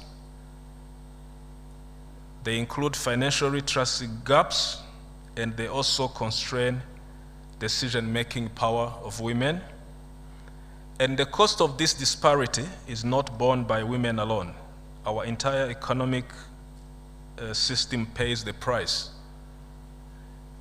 Every unrealized business idea, every financial barrier, every inaccessible market opportunity weakens enterprise growth and limit capital mobilization. This is precisely why the Women Entrepreneurs Finance Code matters. It is not just a pledge, it is a framework for action. By taking concrete steps, collecting gender disaggregated data, as it was emphasized this morning, and redesigning financial products our financial institutions are choosing to co-create a financial ecosystem where women thrive as entrepreneurs, innovators, and economic leaders. Distinguished guests, ladies and gentlemen, digital finance and trade integration can serve as tools for transformation. As we launch this code, Rwanda's commitment to digital financial inclusion is stronger than ever before. Fintech solutions are reshaping access to credit, mobile banking, as you know, and investment platforms tailored to women entrepreneurs. When you talk about the transformative impact that mobile banking has made, I want to use this opportunity to congratulate mobile money, Momo. We have seen what mobile money has done in this country, and I even have the feeling that if we were to integrate the use of mobile money as part of financial history, all Rwandans will qualify to have access to credit, because this has been a very accessible financial tool almost to everyone. Another initiative that I want to emphasize is the Pan-African Payment and Settlement System, known as PAPS. Though it is not yet known across the continent, but this is also going to be a transformative tool in our financial system. It is a tool that is designed to serve as an infrastructure for all financial institutions that will make it easier, timely, and less costly to transfer money, to make payments, and also that will assist countries in Africa who transact amongst each other not to be required to use the foreign currency in our own transactions. So if you export goods from one country to the other, the payment can be settled in local currency and can be instant, and this will be achieved with the help of course, central banks and financial institutions that will have to switch to it. So in countries where PAPs work, they have already started reaping the benefits.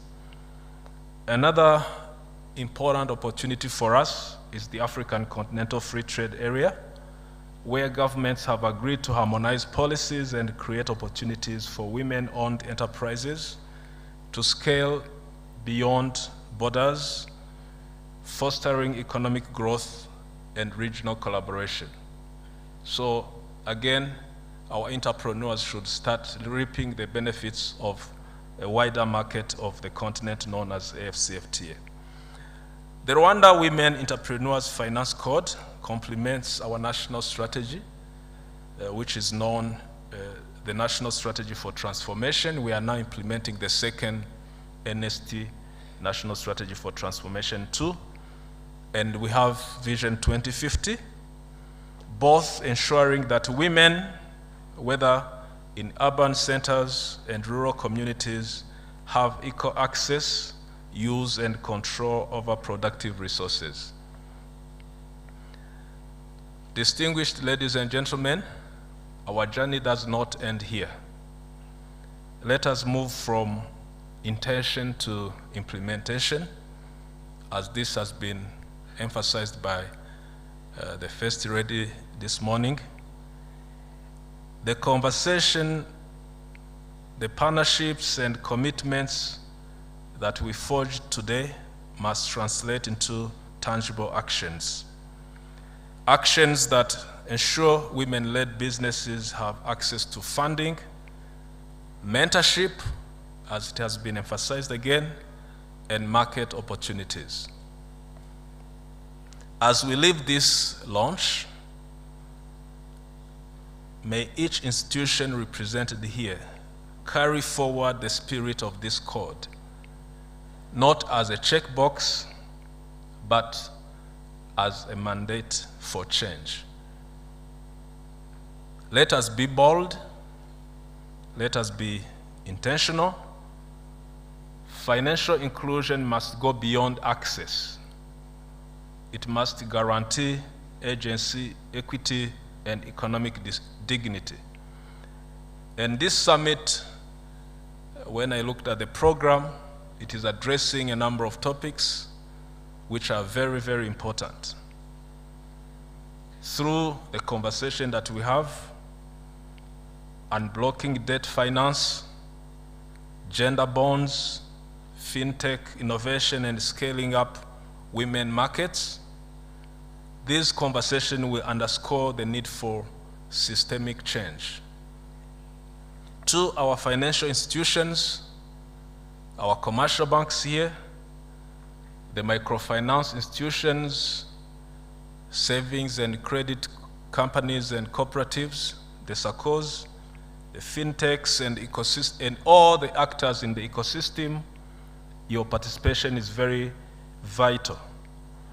By becoming signatories to this code, we are all not just supporting women entrepreneurs, we are investing in Rwanda's economic resilience, innovation, and prosperity. As I conclude, I want to emphasize that this launch is more than a milestone, it is a mandate for change.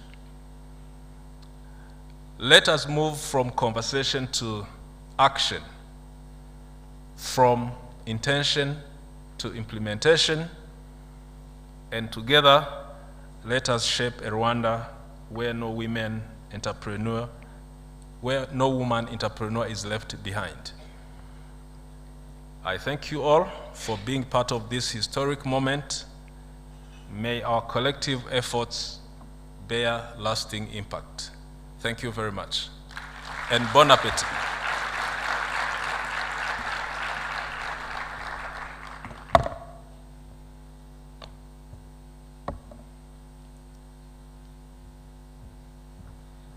Thank you so much, Honorable Minister, for your remarks and also being a champion for change. Let's give him another round of applause for the inspiring words. And he's just told us bon appetit, so I will not take much more of your time. Lunch will be served in 2 locations. The first location is MH2, especially for those who are staying for the afternoon session, as well as who will be with us tomorrow. MH2 is the hall next door. The second location is Filini Restaurant, especially for those who are joining us just for the public event, which has ended now. And I just want to mention that as Honorable Minister has just closed the public segment of the summit, we will continue in the afternoon. We will begin with the private segment of the Financial Alliance for Women Summit 2025. Let's all meet back here by 2 p.m. 2 p.m. sharp. So bon appetit, as Honorable Minister said. See you at 2 p.m.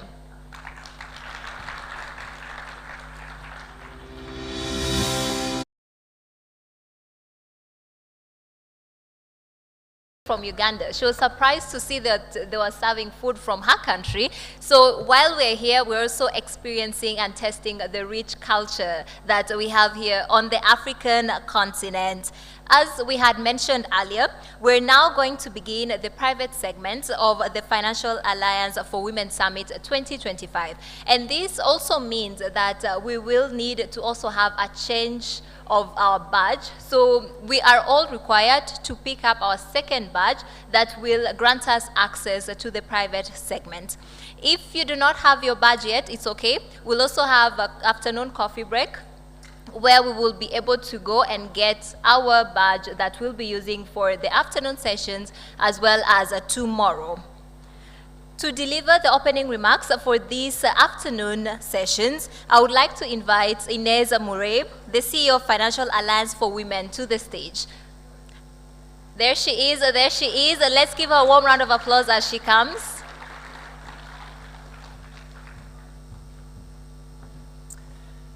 Thank you. We were just on CNBC Africa, so that'll be airing later. And it was a very good discussion. Not that I want you to go back to your hotel rooms, but welcome to this 2025 summit in this beautiful country. As we've said, we're very honored to be here. It's a beautiful country, and everybody who's come from overseas has been texting us on the way in about how gorgeous the place is and how clean it is, and it is. It's a really impressive. So this afternoon, this is our private summit. So we have our members mainly coming, but we also have some non-members here. It's a really diverse crowd. We have C-suite executives. We also have many women's markets leads, and so you are the people who do this work day in, day out. We have some people that are DEI professionals, and that's very important to have them here. Also investors, development finance institutions, policymakers, and lots of people that are just mobilized around this topic. The theme for this year, as we've spoken, is really about our collective effort to support women entrepreneurs, business leaders, and job creators.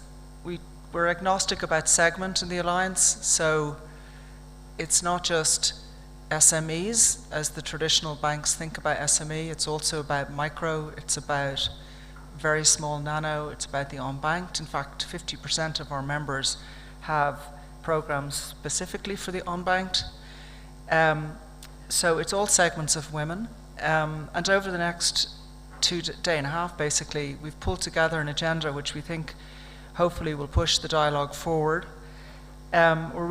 It's about the how of implementation and listening to practitioners about that. So we're going to begin this afternoon by exploring how banks are shifting to cash flow-based lending and adapting their lending policies and procedures to better serve women-owned businesses, and why more institutions are not and should follow suit. Then we're going to turn to the capital markets and how, in particular, gender bonds are rewarding issuers who put women at the center.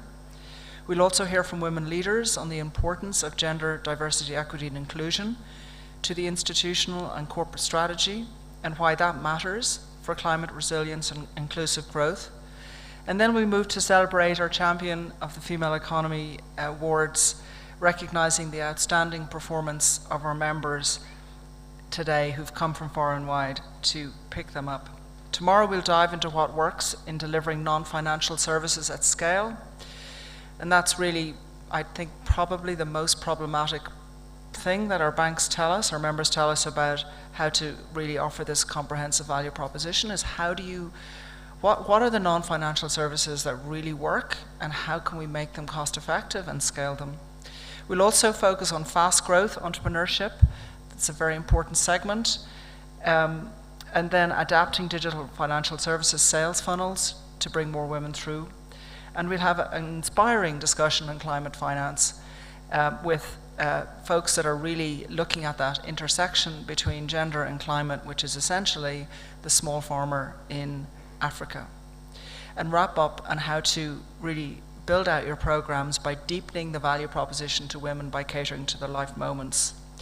To those who are new to the Alliance, welcome. Our members commit, and our latest member, by the way, is here. It's from National Bank of Egypt. Welcome to the community. And I was reminded how that happened. So Rachel Roboy, who serves on our board, who's the Chief Risk Officer of IDB Invest, introduced us to a senior executive who's a colleague of hers who came from EBRD and has a development orientation, for want of a better term.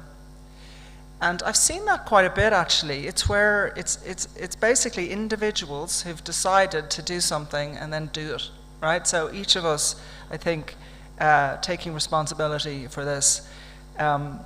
So to those new in the room, to us, we very much welcome you. And also to those that haven't joined us yet, please sign up.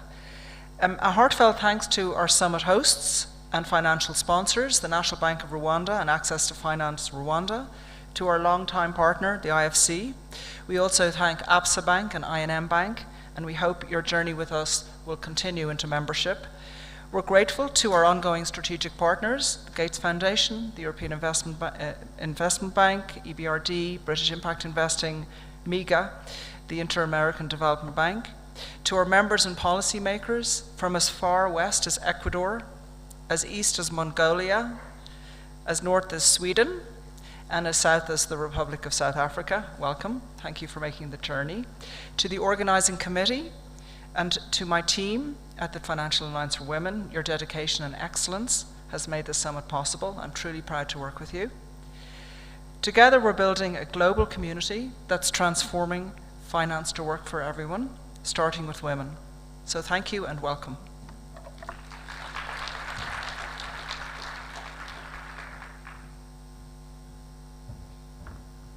Thank you so much, Inez.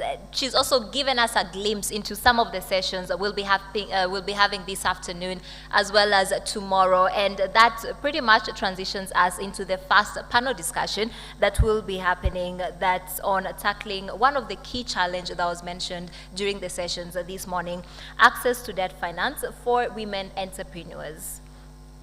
Once again, with a lot of excitement, help me invite our speakers. I'll start with the panelists and then I'll invite the moderator last. The first panelist we have Naomi Ndele, Head of SME and Agribusiness, Kenya Commercial Bank. You're welcome, you're welcome. Very delighted to have you. We have Beatrice Lugalambi, General Manager, Corporate Communications and Marketing at Centenary Bank, Uganda. There she is, you're welcome. Let's continue. Let's give her that 1 minute of fame until she gets here. Let her feel the energy as she gets ready to share insights with us. We have Henry Chinedu Obike, Chief Innovation Officer, I&M Bank Rwanda. There he is, you're welcome, sir. Very delighted to have you with us. And to moderate this panel, help me welcome Greta Boll, Director of Women's Economic Empowerment at the Gates Foundation. Let's escort her with a warm round of applause as she gets ready to dive in. Greta, over to you. Okay, is this on? Can you hear me? Okay, we have the unenvious job of keeping you awake after lunch, but we are going to keep it lively. And we're going to take some questions at the end. So as we go through this conversation, please think of any questions that you want to direct to the panel. So I am thrilled to have this conversation, and as those who know me know, this is a topic that I'm deeply passionate about, and I'm going to try not to talk too long so that you can hear from our fabulous panelists. But I do want to say a little bit about what the Gates Foundation is doing on this. So my name is Greta Boll, and I am the director of the Women's Economic Empowerment Team at the Gates Foundation. We focus on lower-income women working in nano and micro enterprises, but also small enterprises. And I was really struck by the comment that was made this morning about building bridges between different ecosystems. And I know some of our partners are looking at this. So I think we can have a really interesting discussion about that. We've done quite a lot of research about the availability of credit in sub-Saharan Africa, particularly in East Africa, but we're also looking at Nigeria and Ethiopia. And what's really striking is that we have banks in this region who are very strong, who know how to manage the liquidity they have. They know how to manage Forex. They're really strong banks, but they really struggle to reach the bottom of the pyramid. And I think the central challenge is that the bottom of the pyramid, or let's call it MSMEs for lack of a better word, in Rwanda, at least makes up 97, 98% of the businesses in the country. So we have to start thinking hard about how we reach these companies or enterprises, because that's where the growth has to come from. That's where most women are in these economies. And yet, we've done some work with Genesis Analytics across the markets in East Africa, and we find that from commercial banks, only about 5% of lending in Rwanda is reaching the MSME sector at all. It's a little better in Kenya at 10%, but it sits between 5 and 10% across the region, which is just not adequate. But there's also a very real challenge to serving that segment, right? If you're a bank, you're there to maximize the value of your balance sheet for your shareholders. So, obviously we lend to government, we lend to corporates, and then, consumers, and then we find MSMEs after that. But it's a tough segment to reach. And the cost of reaching that segment is really high. And so it does present a real challenge for banks. We're looking at different strategies for this. So, you know, we're working with some of the folks on this panel to think about how they can group, how they can bank chamas, how they can use digital tools to bank women at the bottom of the pyramid. How do we think about wholesale finance to microfinance institutions or to SACCOs who are doing a lot of the heavy lifting? One of the things we found in the study that we did is that across the 4 East African countries, SACCOs in Kenya are providing basically half of the productive credit in the entire region, which is pretty eye-opening, right? So I think we know the scope of the challenge. What we're here to talk about today is what some of the solutions are from people who are actually working in this space. So I'm going to stop talking and start asking questions, and I'm going to start with Centenary Bank. So Centenary Bank comes from this space, right? I mean, this is Centenary Bank's core mission. And you were the first bank in Uganda to have cash flow-based lending in order to explicitly target very small enterprises, micro enterprises, so that you could fulfill the bank's mission. Can you talk a little bit about how that emerged? Like, how did you convince your leadership? What kinds of questions did you get from leadership? How have you managed it over time? Where has it led the bank in terms of its position in the market? And you know, what advice you have for those in the room who are thinking about tackling this segment? Thank you very much, Greta. Centenary Bank is an indigenous local bank. I think the only local bank in Uganda. And we hold the second position in the banking industry in Uganda. Our mission is to transform lives through innovative and inclusive financial solutions, basically taking it to the rural areas sustainably. So with our mission, what drives us is financial inclusion, looking at our mission critical areas of SME, agriculture, and microfinance.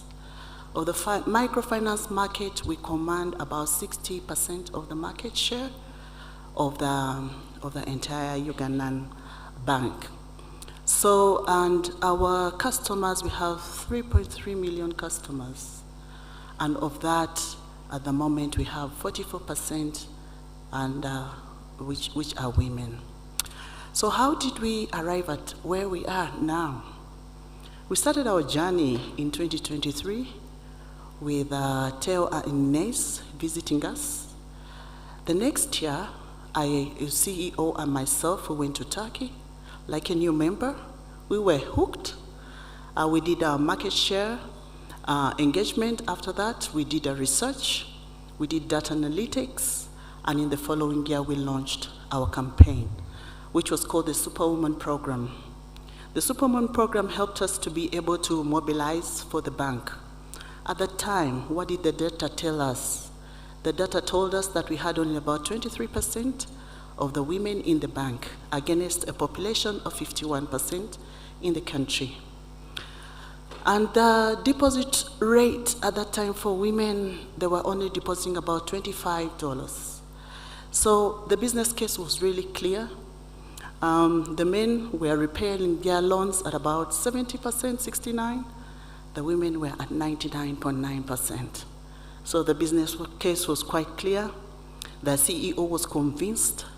And once the CEO was convinced, we made our case to our management and the board. So how far have we come since then? When we did our market research at that time, the women told us we are equal to the men, we don't need anything, just give us specialized services. So we put our bank accounts, bank tellers specially for them, and then they got the services. After 1 year, they told us, hey, wait a minute. We need discounted rates for loans. We had savings accounts for individuals, joint accounts for SACCOs and VSLAs. So we had to come up with a loan product. That's how we came into cash flow-based lending. And with this cash flow-based lending, we said, what is our bullseye? The bull's eye on the women, we had all these women who are so successful, but we looked at our mission, microfinance.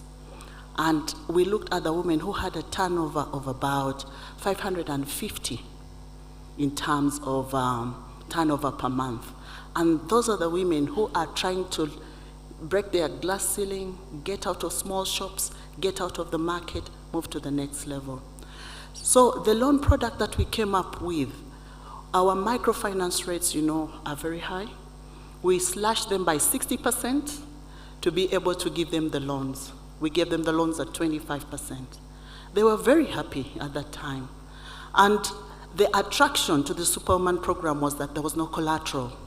You just had to ask the woman, come with 2 of your women friends, let them back you up, and we lend to you, and we take you through what it means to have a loan.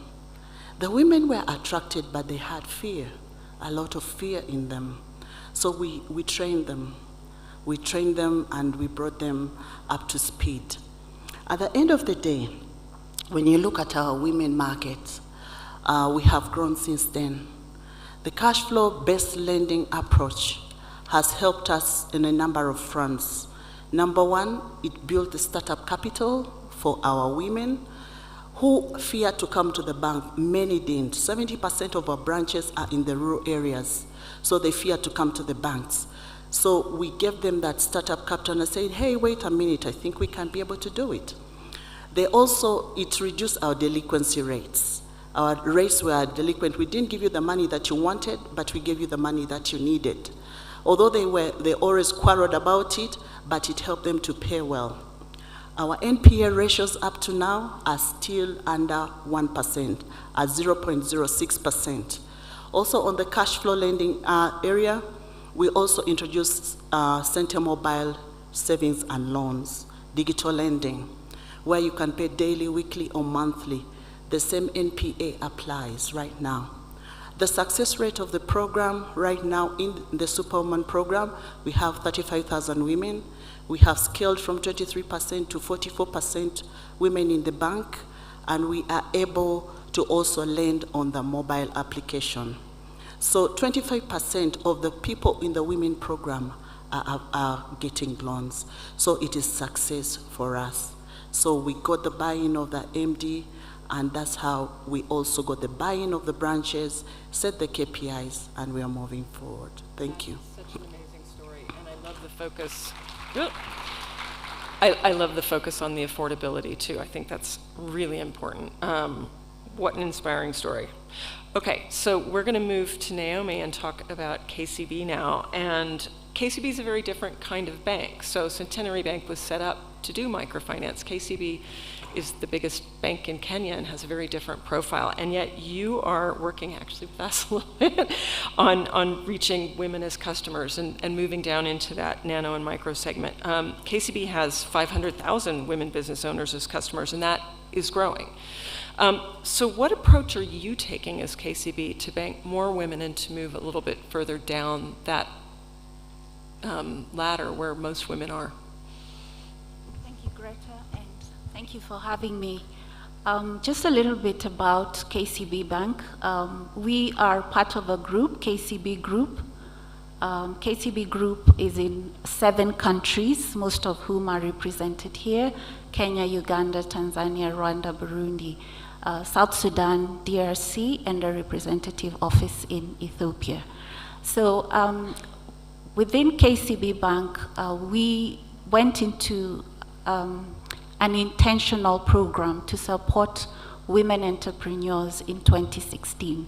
And being a commercial bank, we are governed by the central bank and the requirements of lending to both retail, SME, and corporate clients. So with the women entrepreneurs, we realized there was a need to really develop solutions that met the customer needs. How did we arrive at this? In 2016, we carried out a survey together with partners in this room, just to understand what women required from a bank. And some of the insights were so deep and very entrenched to our culture. And that was a challenge in how are we going to meet those needs and still meet the requirements of the regulator. So part of the survey and the insights that came from there assisted us to come up with a proposition which we call the Women Proposition then. And the insights were very clear. The women did not have collateral to borrow, and they needed somebody to listen to them, because when they are running their businesses, they are the boss. But when they come to the bank, they felt they were not treated like a boss. They had to bring their spouse consent, they had to bring their spouse to sign the loan application with them, and things like that. They also said they did not have audited financial statements, which was a key requirement in our lending process. So we took a step back to remodel the SME model to accommodate these women entrepreneurs. And from those insights, we also checked in our database how many women were borrowing. And compared to the men, only 9% of women entrepreneurs were borrowing from us as a bank in 2016. So it was imperative that we did something to accommodate the women, this being a strategic focus for the bank, and also the constitution of the country was encouraging women to subscribe to government tenders. And how would they do that? They needed a bank to partner with them. So we did remodel our SME model to have relationship managers to treat the women entrepreneurs like bosses, have one contact person in the bank. We also relooked our processes to understand what is it that was making our loan process so long, making the women not interested in borrowing from the bank. And thirdly, we needed to address the issue of collateral. And this led to the cash flow lending methodology. And with that, we required to really train our teams to just treat the women differently, knowing that the needs of the women were very different from the needs of the men. So a lot of relationship management training programs, gender intelligence training program, and then of course the credit skills to assess using cash flows, which was really not something we had been doing before. So with that, those three pillars of training and the relationship management model, which was the back end, we also had another pillar of non-financial services, because the women said they would like to meet in forums where they can network, they can learn from each other, and most importantly, get skills, business development skills that will enable them run their businesses professionally. So we anchored our women proposition on those three pillars: cash flow lending methodology, the relationship management model, and the non-financial services. Now this is an expensive model because relationship management is, you really have to have a face and a person interacting with the customer. And our network is very wide. We have 210 branches in Kenya across the entire 47 counties. And so that meant that there needed to be a relationship manager in every of those single branches.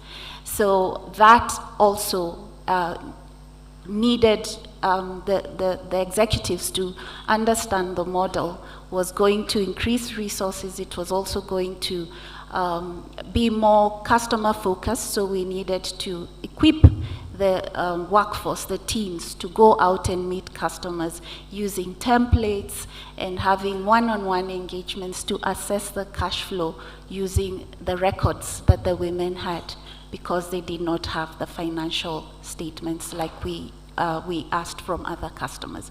So that whole model, we've run it for about 8 years now, since 2016. The results have been great. I must say it was done in phases because it's an expensive model and it was a culture change. So you can't change culture overnight. So we did it, the pilots, in small bits until we got to 210 branches, in steps of 5, 10 branches until we got to 210 branches. So a key learning is we needed to have to collaborate with people in credit, with people within business re-engineering teams. We needed to skill the staff. So that whole process needed patience to ensure that the business case worked. And this was on the backdrop of a previous product that had failed, a ladies' product which we call the Grace Loan that had 100% NPL. So we needed to really work on a product that would convince the executives that this was going to work and to confirm that women pay. Women do pay. So the results today are the women proposition NPL is below 10, it's single digit, below 10% compared to the entire business NPL, business book. We have over 500,000 customers and growing. We have today disbursed over $1 billion in loans. And so it is evident that it is working. And most importantly, the NPS has also grown. Before we started, the entire SME NPS was -2%, Net Promoter Score. Today it is 70%. So indeed, it is a model that is working. Okay, before we move on to Henry, I want to ask a quick follow-up, so short answers to both of you, but I've heard a lot about high-touch, cash flow-based lending, really working with your customers, and that being important for reaching women. Can you say a couple of words about how you use data and how you integrate data into being able to do risk-based pricing for your customers so that you can evolve with them? If either of you would like to tackle that, and I'm going to ask you that too, Henry. Can I start? Yep. Yes. How do we integrate data and risk-based lending? Yes. On our side, we use our data to be able to what we do, because we are very good at microfinance, we go to the clients and we look at their business. And we are able to see how they are performing on a real time, and it helps us to do that. So our data really, the kind of data we use is from the business itself to be able to arrive. We use the credit scoring model and the E&S, the Environmental Risk Assessment tool, but we do not use a risk-based approach, which has a pricing component to it, that when you do it, you can price. For the women market, it is special. We apply it to all the rest of the lending portfolio, but for the women market, we apply a flat rate basis. Like the last time we did apply it, we reduced by 60%, and then we did another further reduction of 25% in response to the market. So right now, our loans are at 18% across board for all women, and we also have other loans from government at 10%. Thank you, and 8.5. Thank you. So for KCB, we have risk-based pricing across all segments, including the women. And I forgot to say, in 2022, we launched the proposition, and we gave it a name. So we call it FLAME. FLAME is Female-Led and Made Enterprises, FLME. So for the FLAME customers, they also are rated according to the risk-based pricing model. We do not have concessionary rates for them. What they have is an advantage in terms of the value, the loan size that they get on the collateral lending, so they uncollateralized lending. So they have a higher loan limit up to 10 million Kenya shillings, which is about $100,000 dollars, and which is higher than what the men would ideally get. So over time, they have been able to borrow the larger amounts. Initially, we started at 1 million, then 3 million, then 5 million, then 10 million unsecured. So it's been growing progressively. And so based on that risk-based model, they're able to get the higher loan, but at the same rate, depending on their risk profile. But we do have, in that scoring model, a way that we assess them using data, how they have conducted their loans, their accounts, and then they are able to either get the higher limit or they have a lower rate, but on a risk-based model. Okay, Henry, we're turning to you now. You've had two impressive women ahead of you with very good stories. Talk us through I&M's journey in this space. I know that you've moved into this segment. You've done it with some support from a risk-sharing facility, but you've also taken some of that risk. And can you just talk about what I&M's journey has been here in Rwanda in this segment, how it was convincing your leadership to go into this segment, what some of the results have been, and how you think about data and pricing for risk as well? Thank you very much, Greta. So for us, I&M, we are a regional bank, currently in 5 East African countries, Rwanda, Tanzania, Uganda, and in Mauritius we're called Bank One. And so what we do as a bank, we one of the first commercial bank in Rwanda, also, 1963. So we've always banked all the development finance, well, I can say most of the development finance institutions, most of the foreign international companies, most of the big corporates in Rwanda. So we used to be called a corporate bank, full corporate bank. So for us, it was much easy for us to, okay, I can see the other two banks started from the bottom of the pyramid coming up, but us, we came down all the way. So what we did was that we said, okay, we know there are 3 critical things that were very peculiar also with most SMEs and especially women. We knew something around collateral provisions. We knew about advisory issues. People don't know the products. We also knew that there was opportunity for us to also see how we can, interest rates was also a major problem. So we said, guys, instead of just doing this for just women alone, do something for the entire maybe ecosystem, then put a portion for women. So we used that opportunity to actually understand women better from that way downwards. So we approached one of our development finance institutions, the Swedish Development Agency, SIDA. So we had this product called the SIDA loan, and the SIDA loan was a risk sharing guarantee, which gave the bank contributed 30% and they contributed 70%. So we targeted specific sectors for other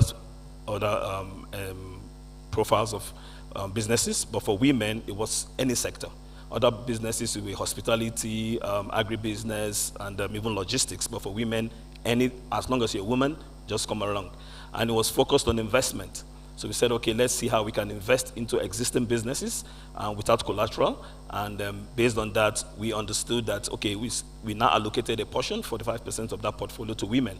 So we understood how women were doing their business. We said, okay, because what we got from them was $3.5 million. And we were able to give a maximum ticket of about $350,000 maximum ticket for any of the businesses.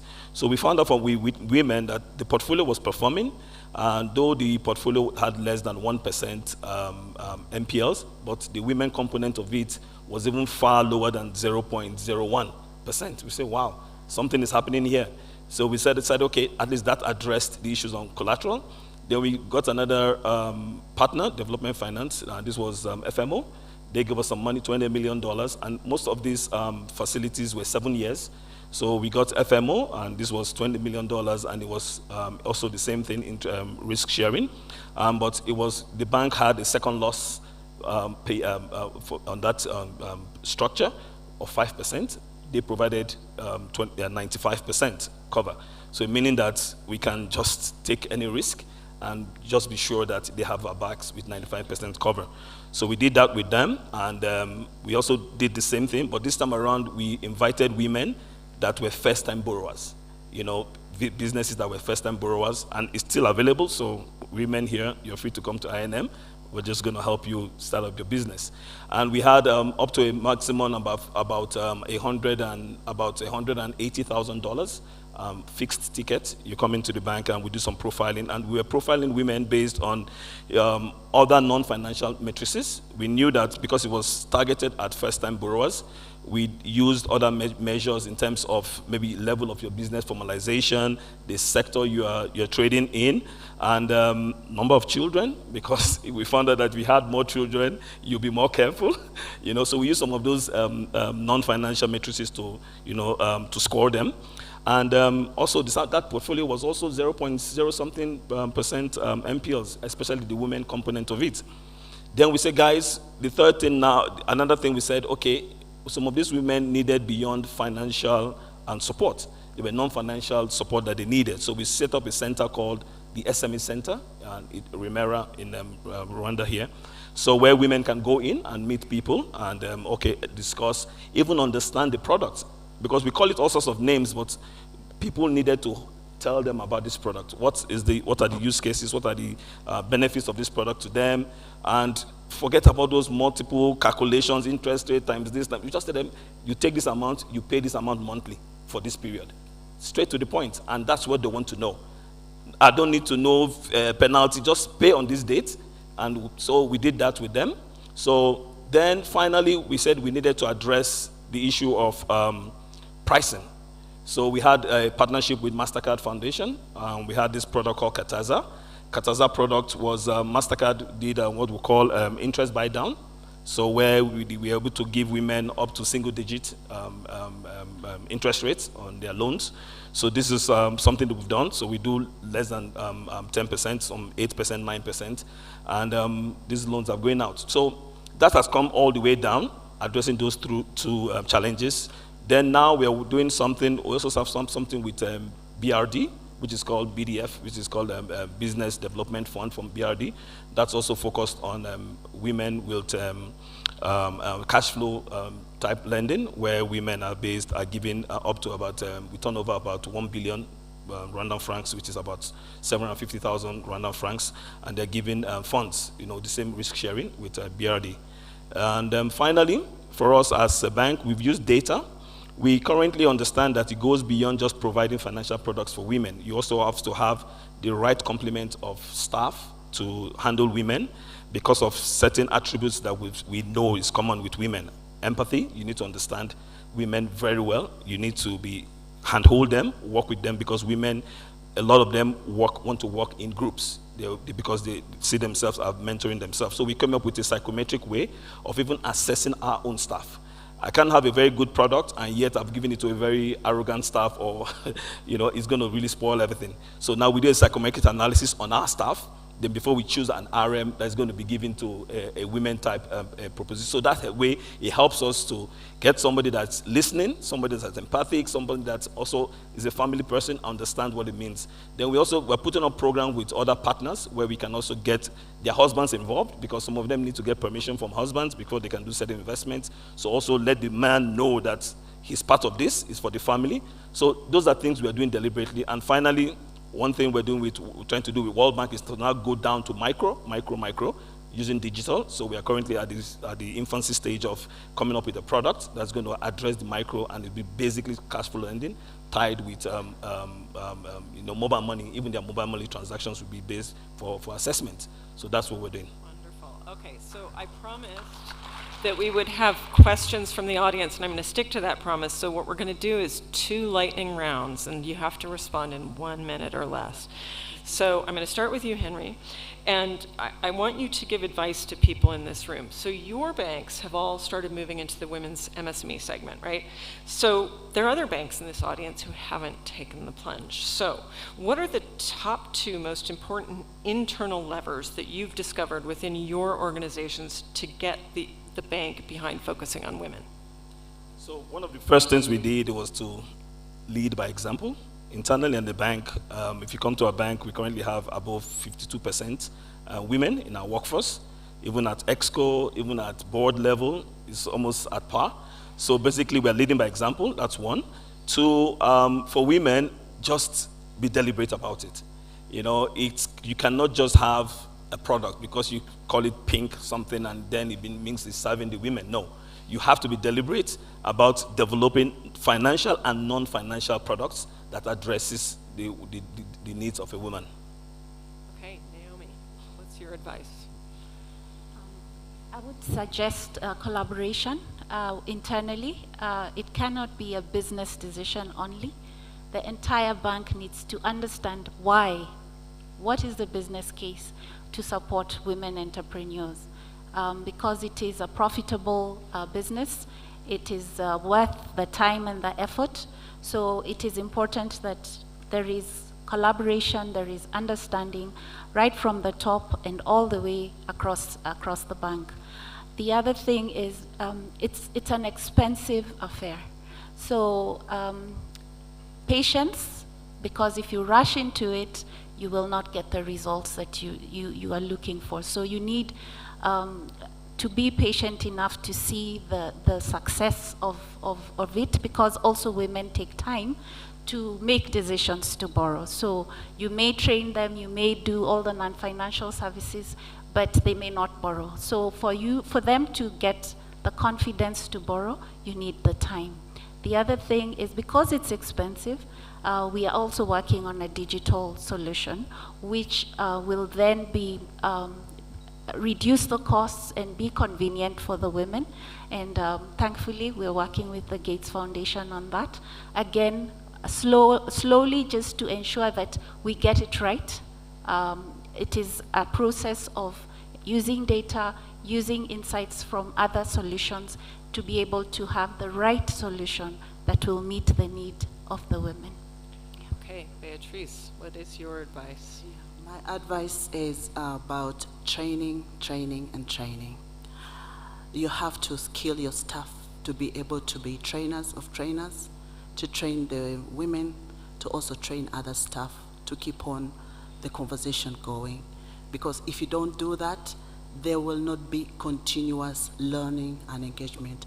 We are lucky to have partners who have supported us in the room in order to train our teams internally, like Aseli is here right now. We also have the GROW project with the World Bank and PSFU right here. They have also given us funds in order to ensure that we keep training and being able to take to market and being salespeople. The next thing is to have KPIs, clear KPIs that we can be able to track. And these are incentivized. Some of them are incentivized by our partners who help us to incentivize for these engagements to be able to happen. But also internally, we must incentivize our teams so that they keep getting into the women market. Thank you so much. Okay, folks, think about what your questions are, because I'm going to do a last lightning round, and this is a complicated question to answer in less than 1 minute, but you're going to have to do it.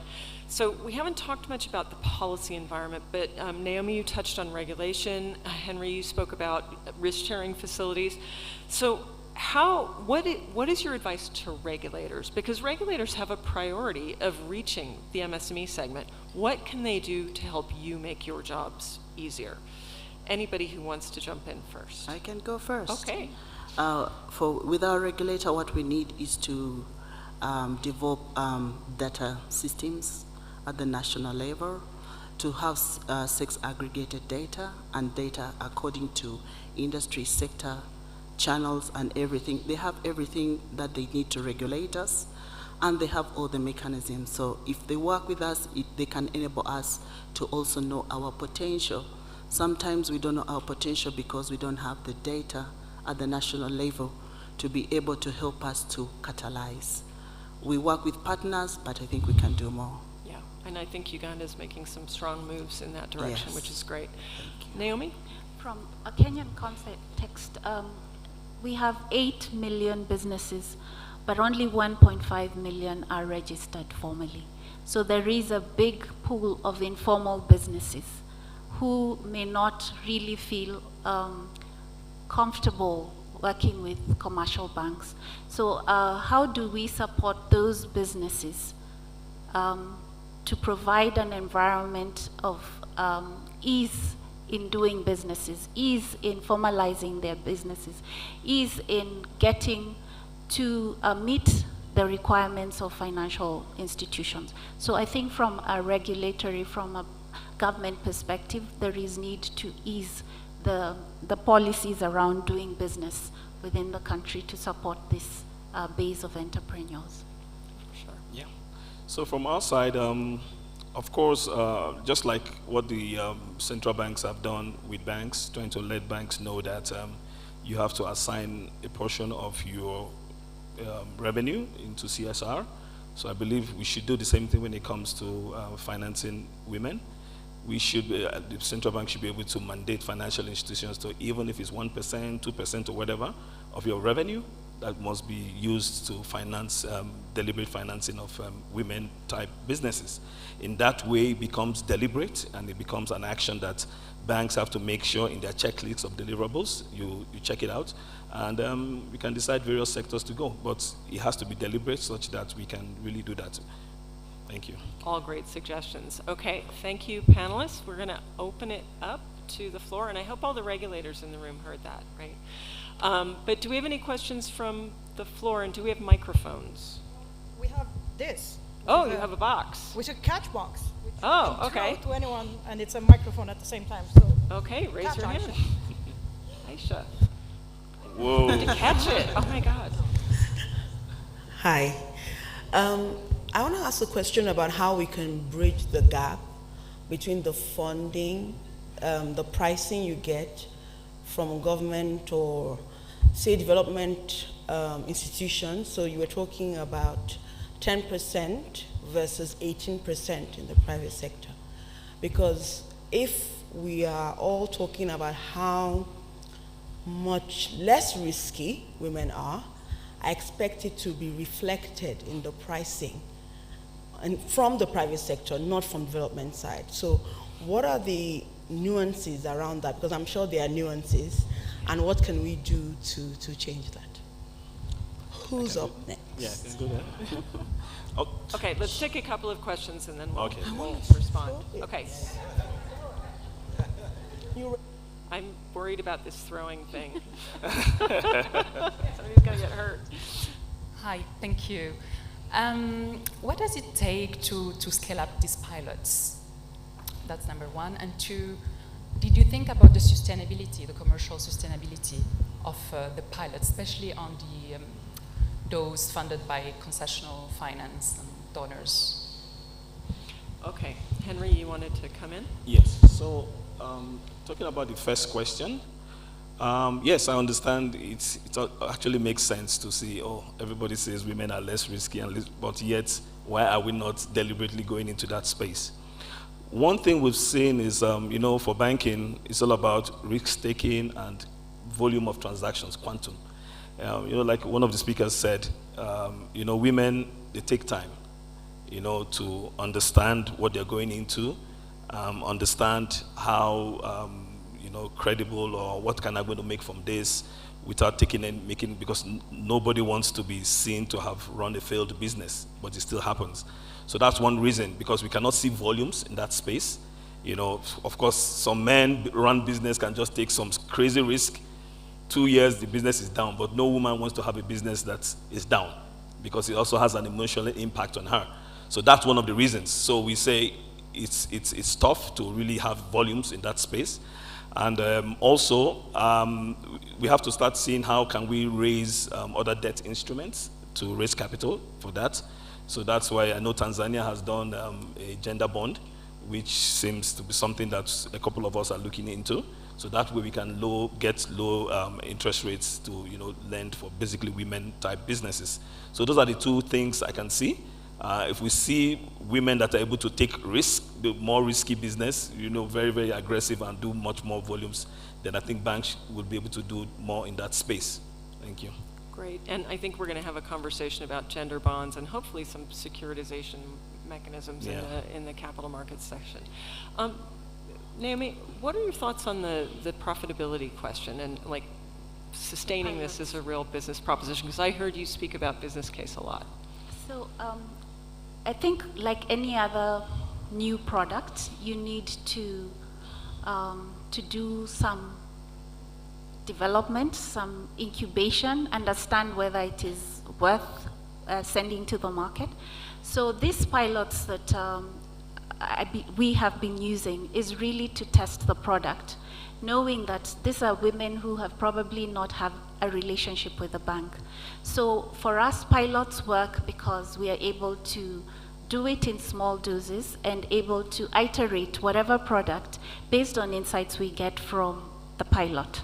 That way, then you're able to scale up a product that you're sure is going to be profitable. So like I said, we started with 5, 10 branches and scaled up to the entire network.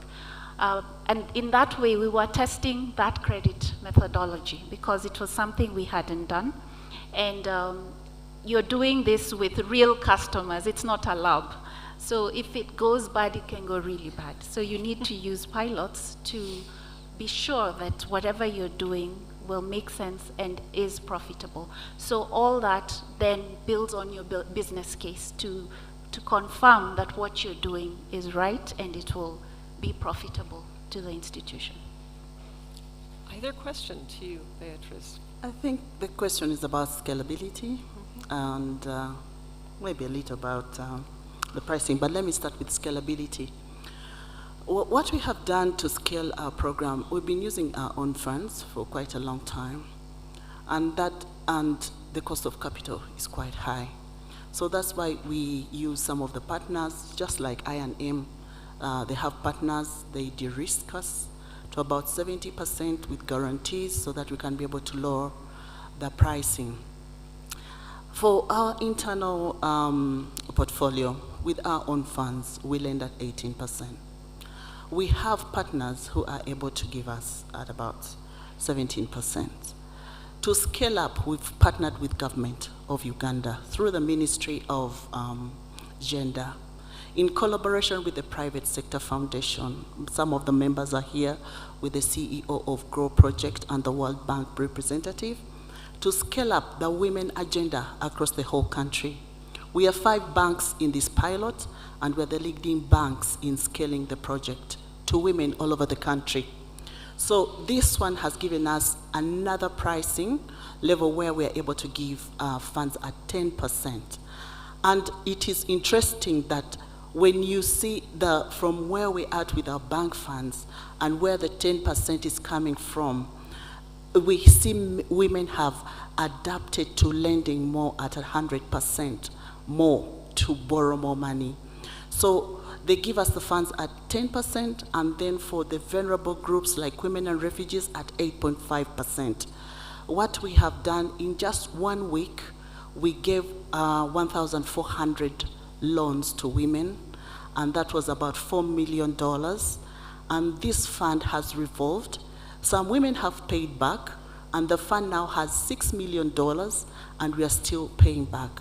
We are working with the government of Uganda and the project team right here to see that we scale up the women program. So with such fund partners who can be able to take us mileage, with scalability is possible. Okay, we are running out of time, so I want to just summarize at least some of what I've heard from the panel, and I could have gone on for another hour. First up is there's an important part about intentionality. You want to serve this segment, and you have to really try to understand the segment and understand your customers, and then bring to them an experience that is meaningful to them. So the human touch, I think, came across in all of these. That does raise questions about cost, and that becomes a balancing act as you make your business case. And so just sort of thinking through how you manage high touch and high tech together to find that balance, I think, is really important. Cash flow based lending, I heard from a lot of the panelists, and collateral is a huge constraint in all of East Africa. And so finding ways where the development community can support with some of the de-risking tools all of you mentioned, and that we can really push the frontier on what people are able to do, I think, is important. For me, data and risk-based pricing will also be important because I've heard consistently that women pay better. And so as we sort of develop these portfolios, we need to be able to use data to start bringing that cost down for the women who reliably repay those loans again and again and again. So I think as we all sort of move towards more digitized service delivery, that's going to be something that we'll all be paying attention to. And then the last point I wanted to make is the importance of the business case, right? And all of our speakers spoke on that. This isn't charity. It's a business, and it's a business case. And it needs to be defensible, and it needs to be defensible against easier, higher return activities. But this is the future. This is where so many people in your countries are. So being able to serve this segment is going to be really important for the growth of the economies of East Africa. So I want to end by thanking our amazing panelists and thanking the audience for your questions, and looking forward to continuing to share learning. Thank you.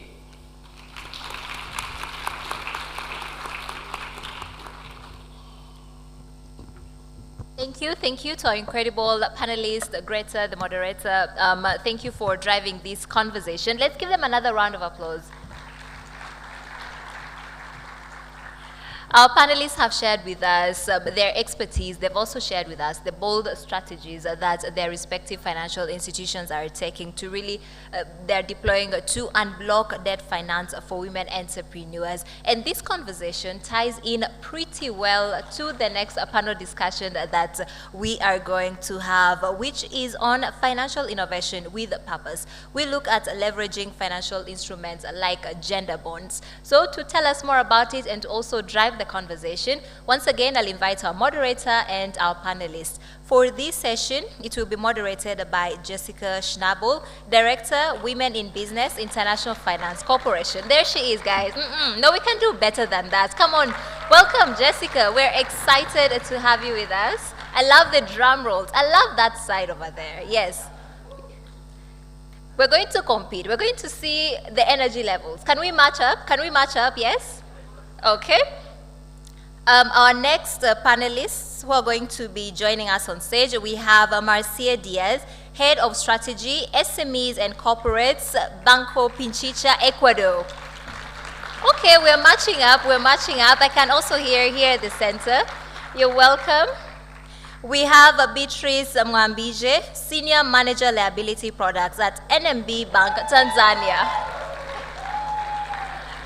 Okay, the center row is taking it. You're welcome, Beatrice. Very delighted to have you with us. And finally, we have Siongo Kisoso, Managing Director, BK Capital, Rwanda. There he is. And him being the only gentleman on this panel, I mean, yeah, he deserves that energy. You're welcome, sir.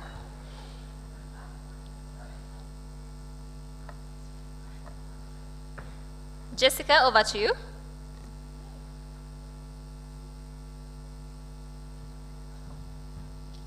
What a welcome and what an introduction. Thank you so much. I am really pleased to be here today, and it's an honor and a privilege to be in this room full of change makers and full of people who have worked with their institutions to make very hard decisions to do very important things. And so I'm just really honored to be here. This conversation flows very well from the last one. And I just want to thank our last panelists for setting it up very well. Because as we start to think about how to finance and fund the kinds of programs you heard about a moment ago, I start to think about capital markets.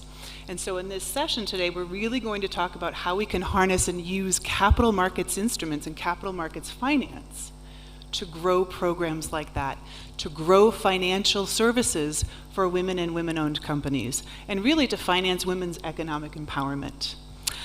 So before we begin, I wanted to get a sense from you, the audience, of your comfort and familiarity with green bonds, social bonds, sustainability bonds. If those things are instruments that you've worked with and feel comfortable with, just raise your hand. Green bonds, social bonds, gender bonds. Great, great. Thank you very much. And let's see. I had one other question for you. How many social bonds, and this is actually a quiz, but it's an easy one. If you think about social bonds, how many social bonds do you think are out there in the world, any country in the world, with a specific gender focus? So a use of proceeds for women to finance women or women-owned companies or to finance women's economic growth. Do you think there are at least 10 social bonds with a focus on women and women's economic empowerment. Who thinks there are at least 10? I see one in the back. Who thinks there are at least 100? One hand, I see one hand. Who thinks there are at least 1,000? I don't see a single hand. Okay, we'll get there, we'll get there. So from my perspective, capital markets instruments and capital markets investors, capital markets players can really play a catalytic role in scaling and mobilizing funding for private sector companies and sovereigns to finance their activities, to create jobs, and to finance sustainable growth. And again, we're talking about instruments like green bonds, like social bonds, like sustainable bonds, like sustainability-linked bonds, all of which can have a gender component. And that's what we're calling gender bonds today. From my perspective, the gender bond market is big and growing, but gender bonds are a term that we are all learning together, and it's one that we are all defining together. So we'll dig into that a little bit today. I asked about 10, 100, 1,000 bonds with a gender focus, a specific focus, an intention to finance women or women's economic growth, and the transparency and credibility in their reporting to bondholders to show them how those proceeds have been used. In fact, IFC did some research in this space. We found 1,000 bonds issued worldwide that mentioned women, that mentioned SDG 5, that mentioned women's economic empowerment, or that they wanted to finance women entrepreneurs. But of that 1,000, 440 bonds were credible from a perspective of very clear intention in pre-issuance documentation. They said, we are going to finance women-owned SMEs with these bonds. And they reported to their bondholders about what they used those proceeds for and how that impacted their customers and clients. 2 of those issuers are with us here today, and we'll hear from them in a moment. So far, we see this growth from financial sector players, we see it from sovereigns, and we see it from other kinds of corporates, but the large majority of the pioneers in issuing gender bonds and gender-inclusive bonds are financial institutions. So as the sustainable finance market, bond market develops, we're going to see really those first movers very well positioned to attract investor capital to finance these activities. So I'm really, really looking forward to hearing about the purpose of some of the bonds that you're familiar with and you've issued, some of the challenges that you've faced, and some advice for some of the intended and perhaps potential issuers of these types of instruments. So let's get to it. All right, Beatrice, let's start with you. If we look at NMB in Tanzania, I mean, we all in this room know you were the very first issuer of a gender bond in Tanzania. You were one of the very first issuers of a gender bond on the entire continent. So I'd like for you to share with us what really were the specifics of the Jasiri bond. What was it? Why did you issue it?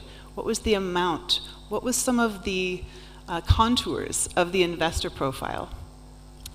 Thank you, Jessica. So for Tanzania, let me talk about NMB a bit, and then I'll dive into what you're saying. NMB is a local bank. Yes, it has shareholders from across the continent. We currently have 8.8 million customers and a network of agents over 50,000. We have 235 plus branches. So with that type of network, we have, from the previous panel, we have an array of products that we're offering. But we also see the gap for women. The gap is still there. And we roll out our Jasiri proposition in 2020 with the help of our FAW, because we did our All-Star Academy, we're members in 2017. So our journey to the bond started, we might not had a vision of the bond at that time, but it started from there, because our proposition is based on access to loans, access to market, and knowledge. So in 2022, that's when we issued our Jasiri bond. The Jasiri bond is a social bond. The initial value that we were floating was 25 billion. The fixed coupon rate was 8.5. But the net proceed was 74.3 billion. That is a subscription of 197%. So it was a success in all aspects. We were trying this one out, and there were a lot of learnings. Like what you said, it was the first time, and no one has done it. So we were like going. And the use of proceed for this bond was like what you said, it was for women entrepreneurs.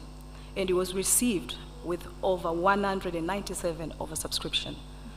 So it's quite interesting. And fun fact about it, 99% of our investors were locals. Yes, we had international investors, but individual investors, were locals, people who bought the bond. We had 1,600 buyers. And even more interesting fact, women believed on what we're doing. 48% of those individuals, the local ones who are not necessarily in urban areas, bought this bond. So it was quite eye-opening. It was interesting, and it's something that from the level of management all the way down, it brought a very different perspective. Yes. Thank you. I'm just really drawn to a unique feature here, which is, you said 46 or 48% of the investors of the Jasiri bond were women, were yes. Tanzanian women, and that Correct. Is something that I haven't seen a lot of. It's a really interesting feature. I'd like to turn to you, Marcia. Again, a pioneer in this space, and really Banco Pichincha in Ecuador has been leading its women's markets program for a very long time. You issued a gender bond too. You were the very first in the market, one of the first on the continent of Latin America as well. Could you share a bit with us about Banco Pichincha's market position prior to issuing the bond? Share a little bit about how you were looking at women's customer segments, and then how the bond relates to that offering. Okay, thank you, Jessica. I'm happy to be here and share our experience. But the first I want to say is who's Banco Pichincha is. Banco Pichincha is the first institution or the largest financial institution in Ecuador. We have around 30% of share of market. Our population in Ecuador is around 17 million people. 6 million people are our clients, and 50% are women. So that means for us very, very commitment and impact. Also, Banco Pichincha is a very important institution committed with inclusive financial, and almost we have a very important in microfinances model. I think it's one of the best players in the region. So again, it's a very strong commitment that means for us in social impact. That commitment with sustainability and social impact has driven us to implement innovative solutions like gender bonds. We are looking to work in close that structural gaps that exist today, and promotive access to financing for whom traditionally, especially for whom traditionally has faced the strongest barriers. So in 1922, effectively, we issued the first gender bond in Ecuador, and this proceeds was allocated to promote finance to micro, small, and medium-sized enterprises led by women. This was a milestone as part of our program named Ser Impulso Mujer. That's, as you say, we have working for many, many years. And this program seeks to reduce structural gaps, offering differentiated conditions on financial and support with technical and financial assistance to our clients with a gender-focused approach. So issuing a gender bond for us means not only a good for this structural conditions. For us means a very strong commitment with our community we serve. But also we have learned that it's also very good for the business. That's a reality. So our gender bond was issued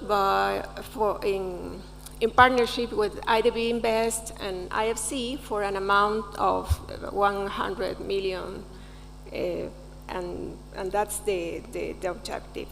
So this also have strengthened our lending capacity, yes, but also the way we are working with our commitment, the long-term strategy is also important for our investors.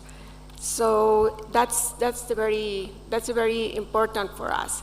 It means a very important milestone in our strategy, but it's also a commitment with sustainability and inclusive finance that we work as a center in our strategy. Absolutely, a way to signal your commitment to sustainability as well. Exactly. So not only crowding investors, but yeah, 2022 seems to be a very good year for issuing gender bonds.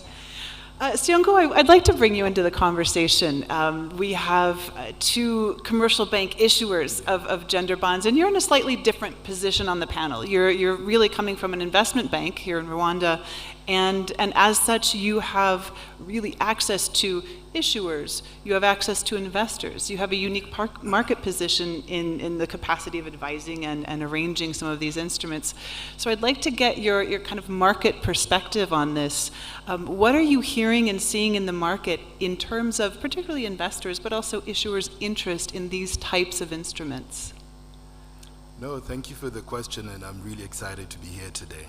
I would say yes, there's certainly a lot of interest from investors, issuers when you look at sustainability-themed bond. BK Capital, an investment bank and fund manager here in Rwanda, has had the privilege of arranging 3 sustainability-linked bonds. So not sustainability-linked bond, but sustainability-themed bonds.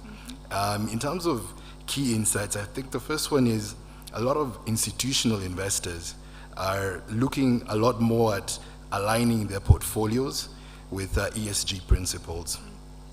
A year or 2 ago, RSSB, which is the public pension here in Rwanda, launched an ESG reporting framework which really underpins this point, and a lot of insurers, banks are increasingly asking for issuances, particularly in the capital markets, to have a sustainability theme to it, which is good for potential issuers.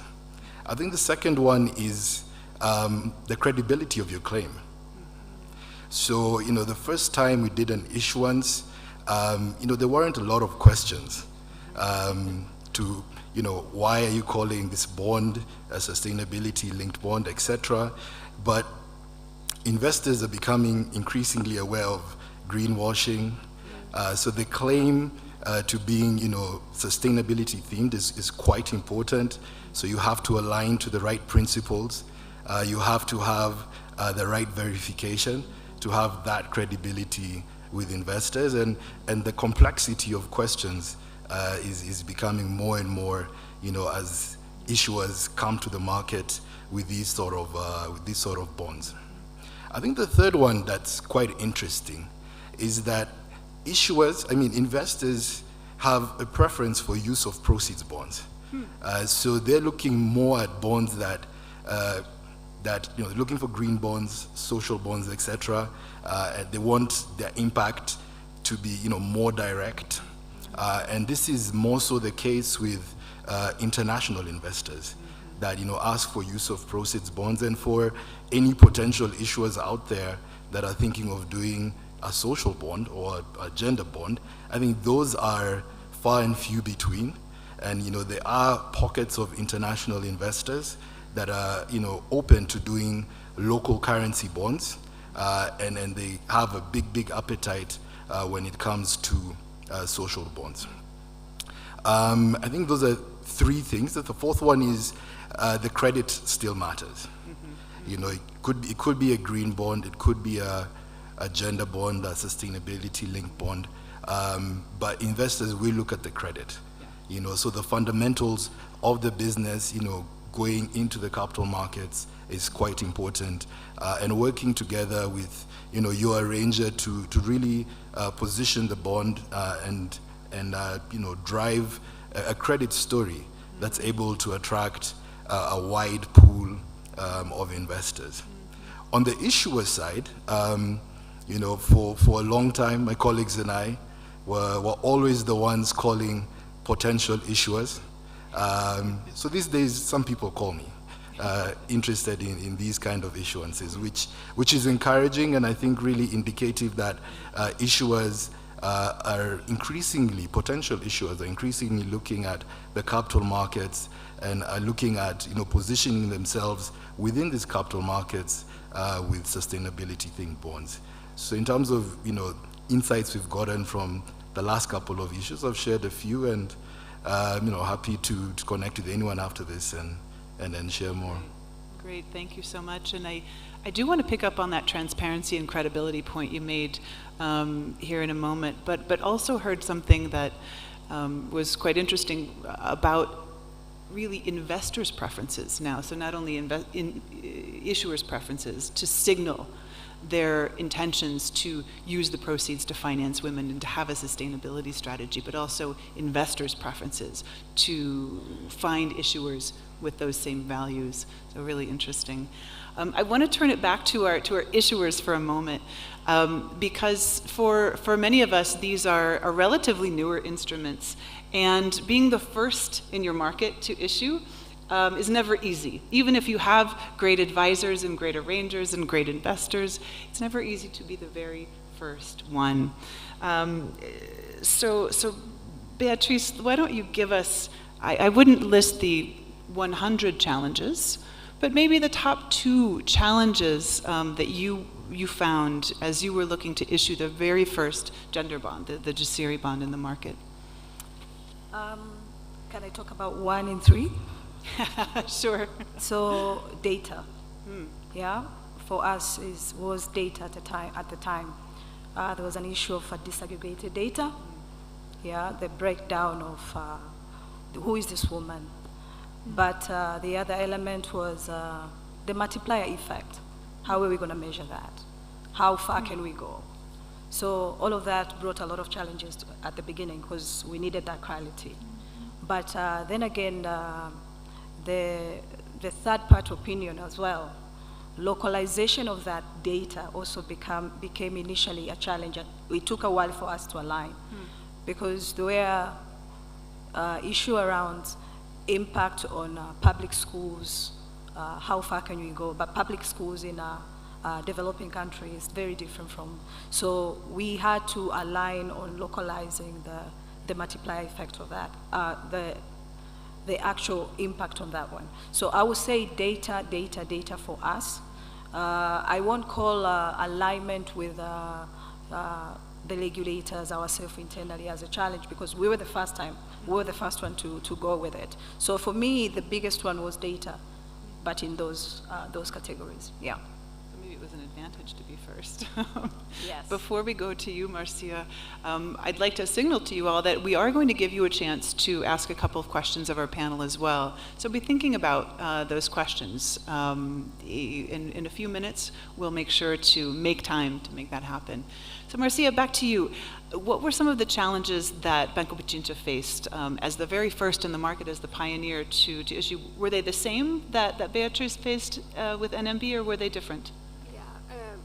The first one, structuring a gender bond demands alignment or internal practices with the international standards. So that means for us to work in change some process, change some kinds of portfolio segmentation, for example, the impact models with a gender-focused lens. That was a very, very important time spent in all these things.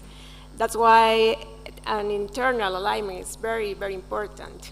Every area involved has to be aware of what is the objective, the commitments in terms of time is very important. And the second one, we had to work closely with the regulators to ensure the compliance with local regulatory framework. And it's the same. As the first issuers, we didn't have processes, then the knowledge either was a challenge for the regulator. But in turn, we consider we have opened the pathway for other institutions that intend to issue a gender bond. So maybe despite those challenges, you've helped potential issuers in Ecuador by having those initial conversations with the regulators. Yes. Fantastic. You know, as I'm listening to this, Siongo, I'm thinking about how actors like BK Capital and really other kinds of market actors can get involved and can be useful to first-time issuers. I heard a couple in the audience earlier today mention that they may be interested in issuing gender bonds. It's certainly an area that IFC and others are active in. But from your perspective, how can other market actors be useful to first-time issuers? No, thank you for the question. There's an African saying that it takes a village to raise a child, and I think it will take the concerted effort of various actors to actually get capital markets and sustainability-themed bonds to be comparable with the developed world.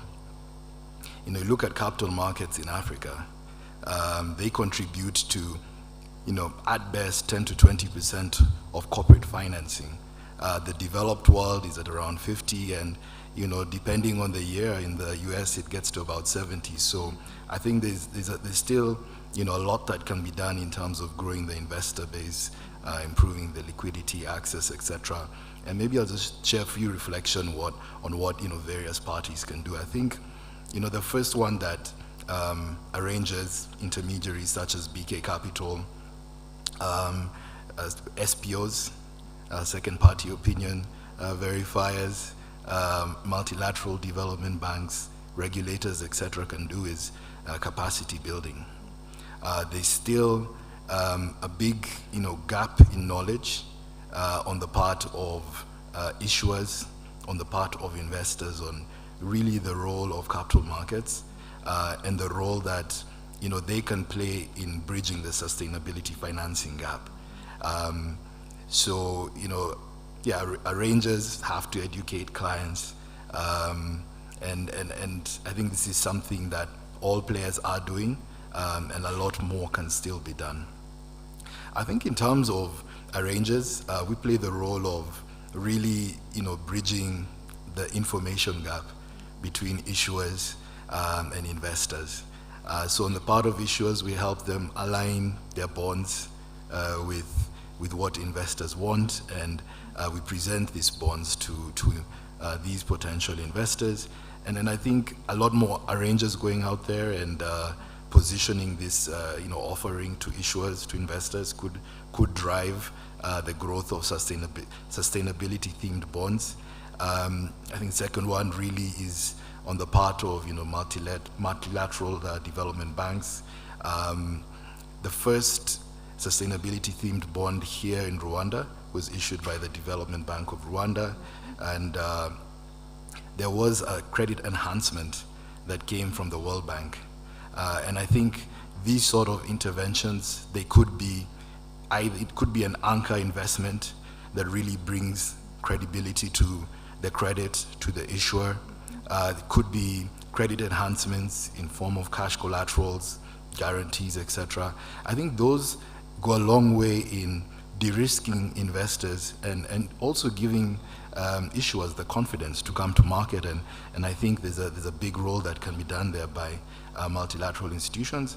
And I think the last one, still on the point of multilateral, is really supporting with various forms of technical assistance, which happened in the case of BRD and many other issuances that have happened here in East Africa. I'm sure NMB is no exception to that.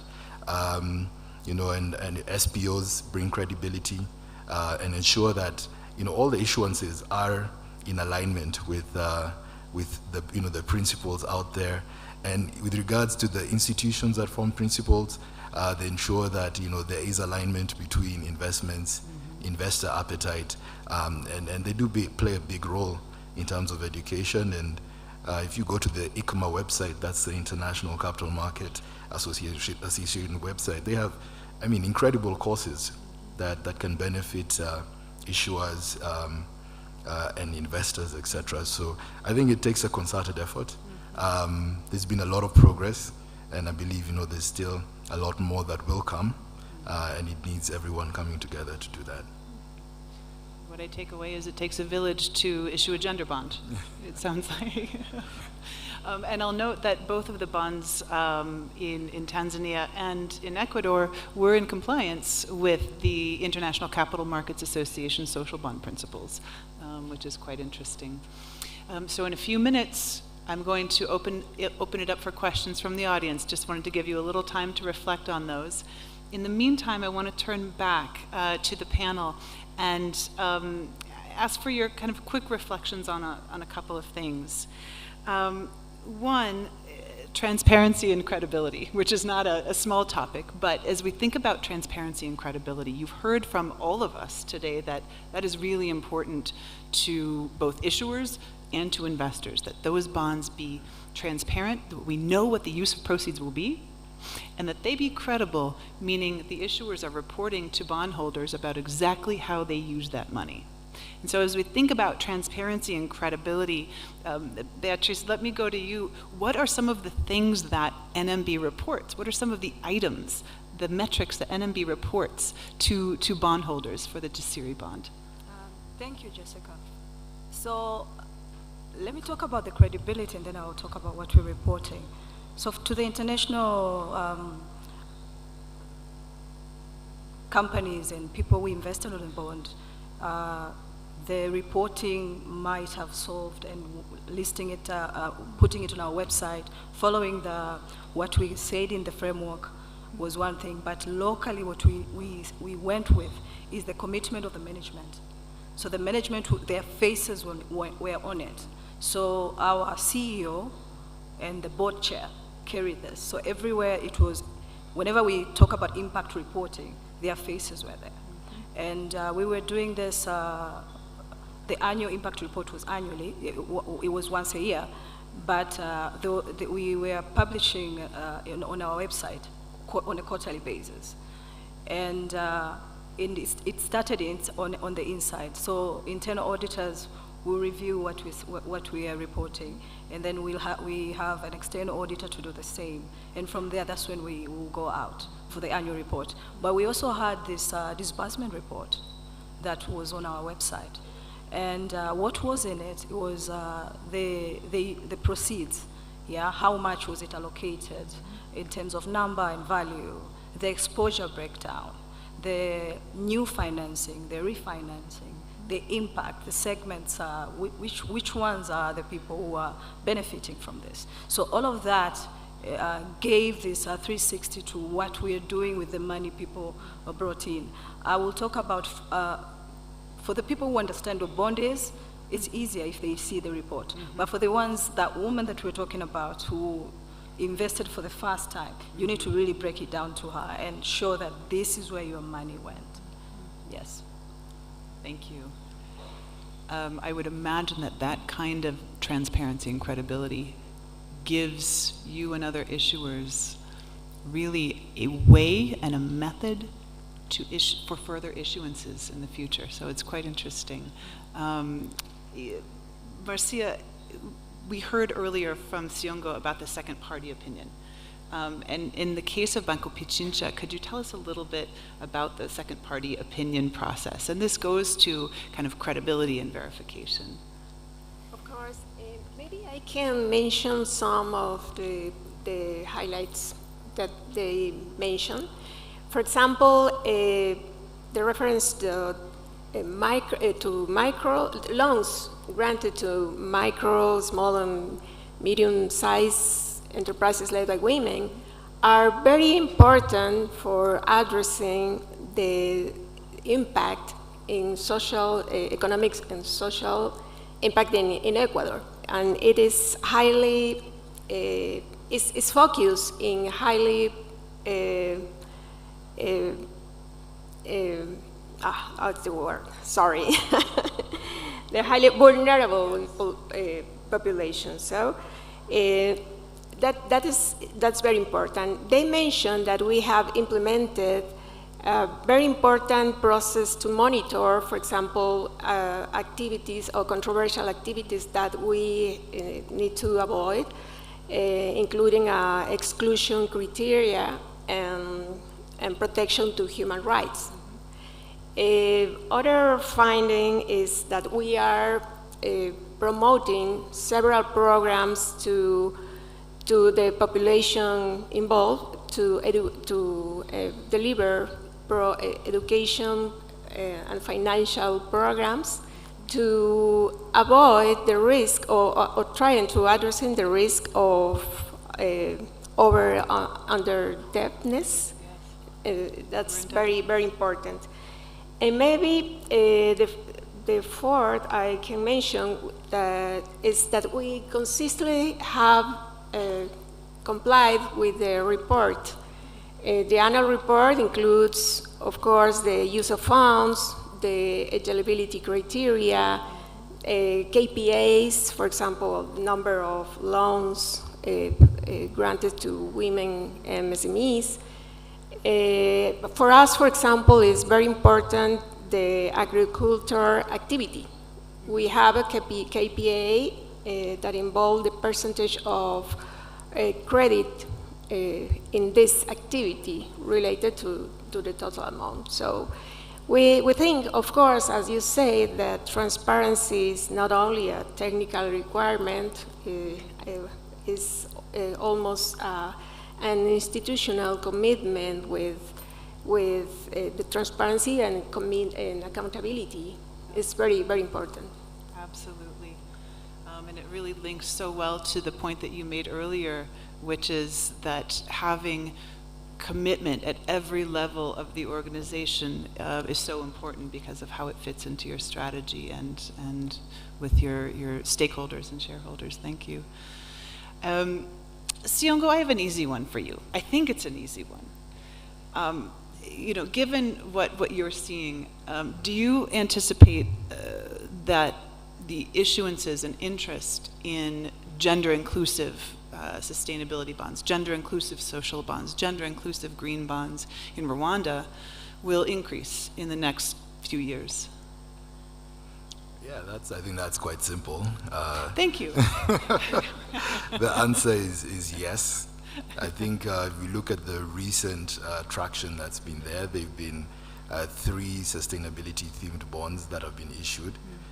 All of them have been fully subscribed, which is a major success.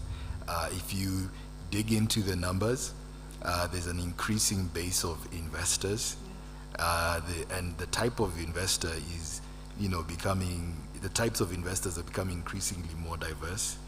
Certainly we want to get to 48% women, like the Jasiri bond. We're not there, but if you look at it, diversity is improving.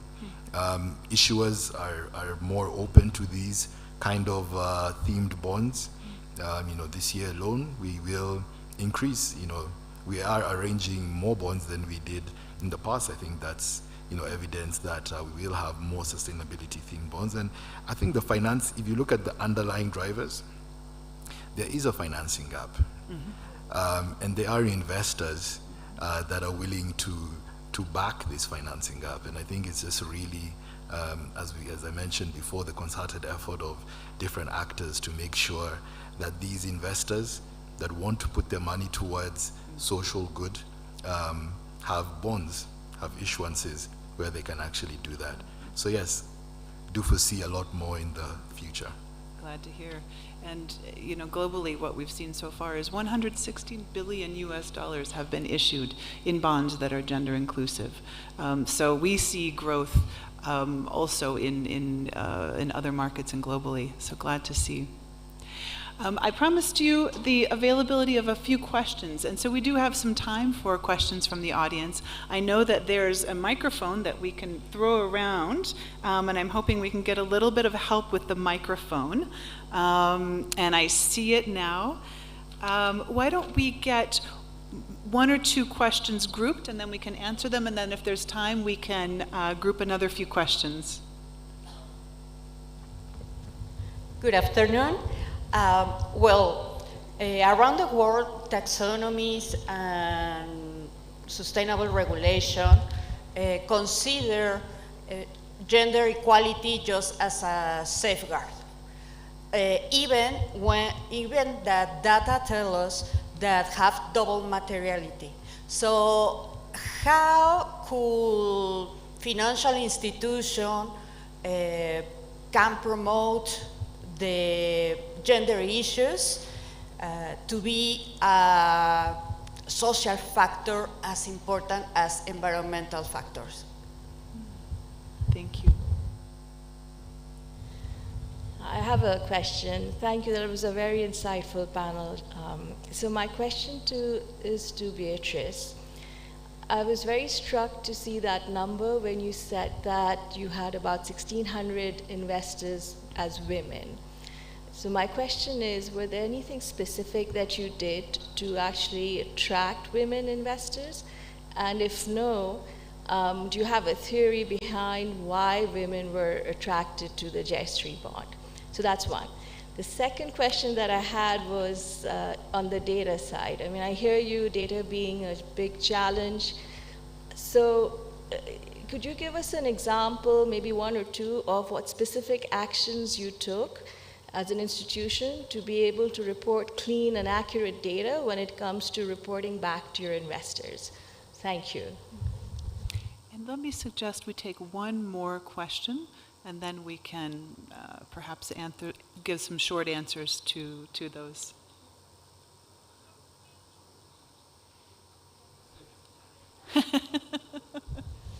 Thank you. I just want to ask, how were you guys able to manage pricing? Because considering pricing of these bonds, considering there are other optional money market instruments out there that will compete, and because of course we're running a business, not a charity. So how did you handle pricing, and what was the tenors of these bonds, so we can have an idea? Thank you.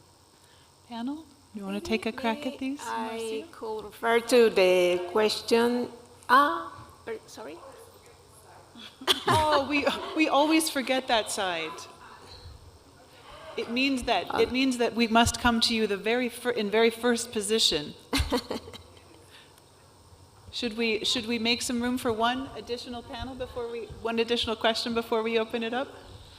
Okay. Thank you very much, and thank you for considering this site. It's our first time to attend this summit from Uganda.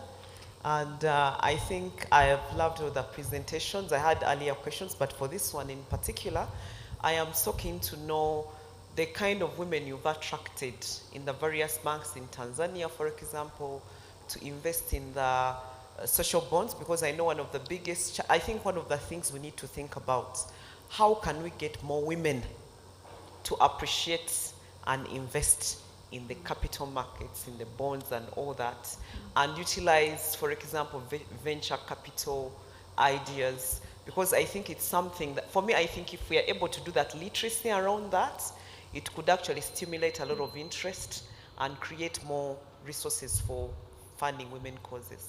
Thank you. Thank you. Now I'll open it up to the panel. Marcia, you were Okay. just about to respond to one of those. Yeah, maybe it's related to data. When we start with this structuring a gender bond, the data is a crucial and important thing to do. And my recommendation here of what we did is to structure end-to-end processes to guarantee the compliance to the reports, the data you needed, the dashboard, the administration is very, very important. So the thing is, from the beginning, you have to organize and design that process for an effective result. It's something about data. There were some other questions among the floor. A couple for Beatrice. Yeah. So in regards to the people who bought the bond, a total was 1,600, and out of that, 99% was the locals, and out of that 99%, the 48 were women. And your question is, how did we do that? We have this thing in our bank where, first of all, the staff need to understand what you're doing. And we talk about, that's why I mentioned the number of branches initially, but then again, we are close to 5,000 employees. So clarity on initiative, which is on the table, was one of the things that came out very clearly. And then we took advantage of the network that we had. So the communication went very clearly and it was very simple. What is this? It is for what? How much is it? And how long it's going to take? It was that straight up and straightforward.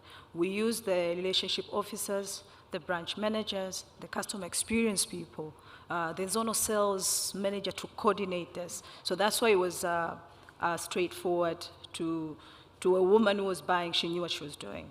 The other question was around data. Yes, it was an issue, but one thing that we didn't really talk about here, it was the criteria. The criteria needs to come out very clear. Who are these women that you're investing on? And that did help, because once we understood that, the person who is booking the loan, the person who's doing the administration of the loan, and the person who's reporting on the loan had the clarity on that one. But we also had to do a system enhancement, where we had to flag these criteria.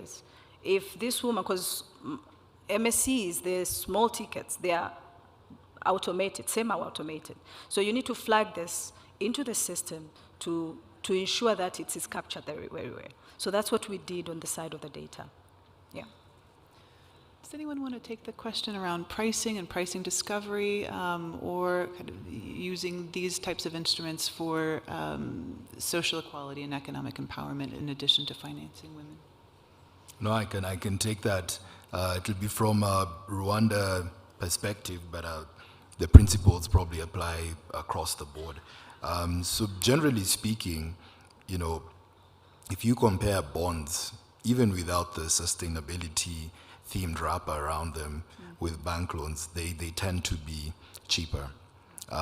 So in the Rwanda context, corporate bonds for most issuers would be 2 to 3% lower. This is for non-financial corporate issuers, would be 2 to 3% lower than bank loans.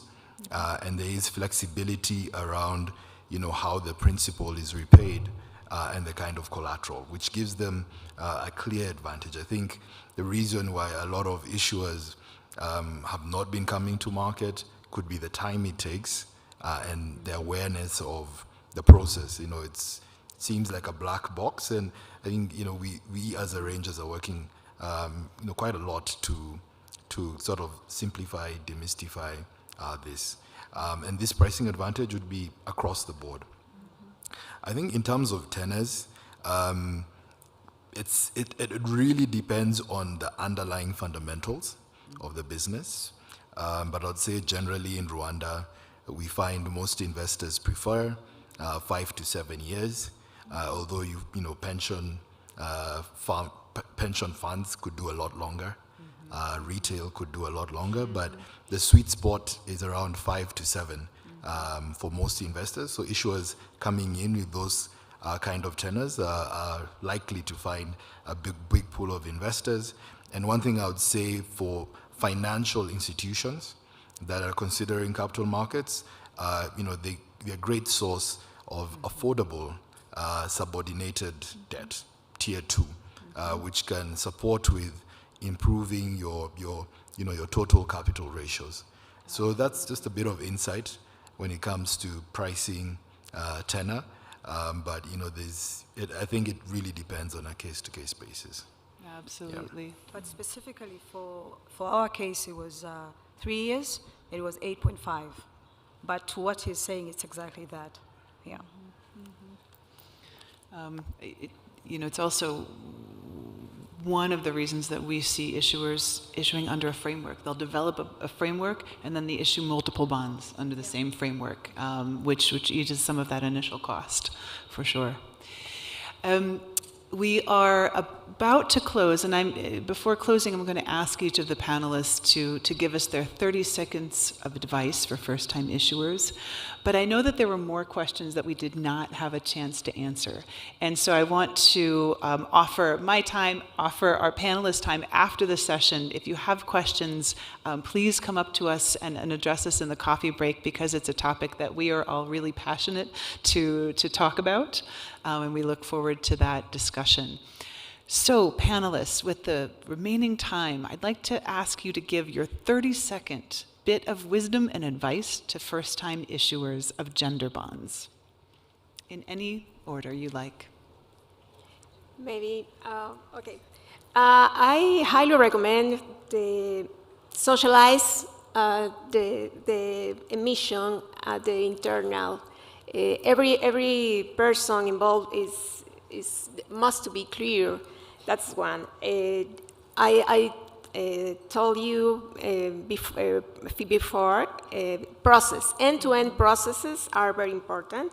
Maybe most of the more important is the framework that will govern the bond, because it's the basis for the performance of it.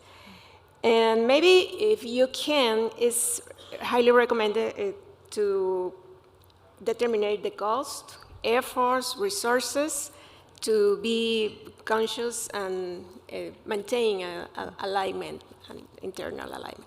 Thank you.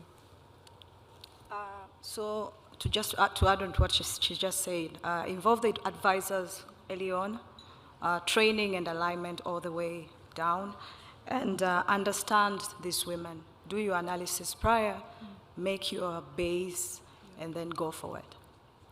Yeah. Thank you. I think my advice is that it's doable. There's a big pool of investors that are looking for alternative investments, that are looking to play their role to development, sustainability, etc. And this pool of investors can give you lower costs, more flexible funding. And the way to get there, I think, is really preparation is important. Get the right syndicate, consortium of advisors. But I think overall it's doable, and I'd encourage the firms out there that are considering a sustainability themed issuance, or the capital markets at large, to do so.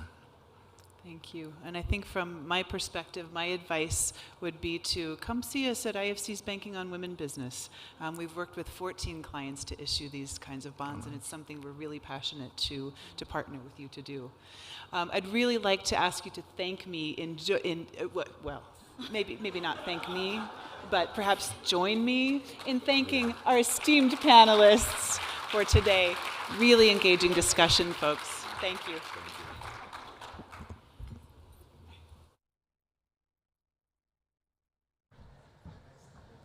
Well, and Jessica, we do thank you for driving this conversation. Thank you so much. Let us appreciate them one more time. And as Jessica, our moderator, highlighted, if you have follow-up questions, thoughts, please feel free to approach any of us because they are more than happy to continue the conversation. And we hope that you all leave here today and tomorrow with greater clarity, fresh perspectives to continue carrying these learnings forward. We're now going to transition. We'll have a 20-minute break.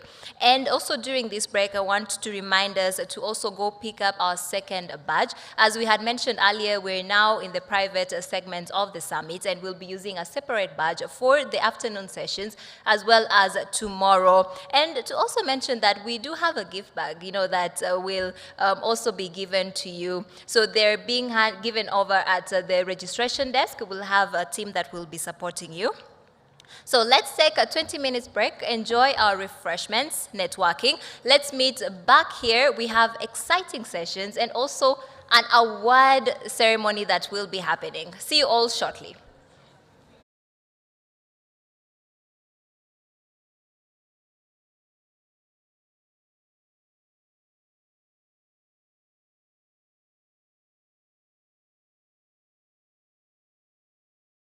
Assist with bringing everyone back into the room. Feel free, bring your cup, bring your glass. It's very okay. You can come with them inside.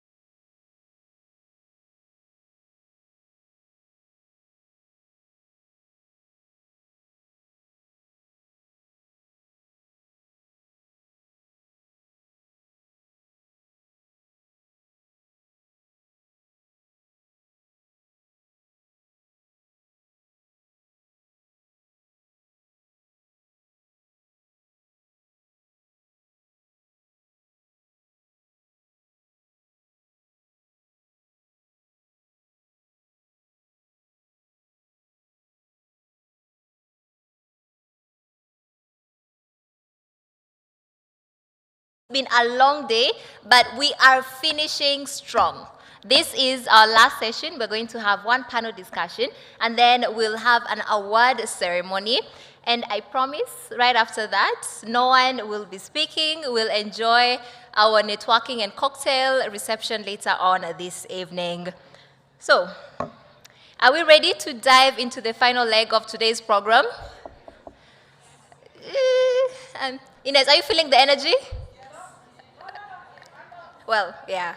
Are we ready to dive into the final leg of today's program? Yeah. I know it's been a busy day, but let's bring that last burst of energy and finish strong. We're now going to step into the boardroom for a high-level conversation on leadership in uncertain times. Our C-suite panelists will share on how they are navigating complexities from global economic shift to climate and social change and leading through it all. We know the drill. We have our drummers from Uganda ready to bring up the energy as we invite our moderator and panelists. I'm going to start with our panelists and then invite our moderator last. Help me welcome Aisha Ahmad, CFA OFR Finance and Policy Strategist and former Deputy Governor, Central Bank of Nigeria. Yes.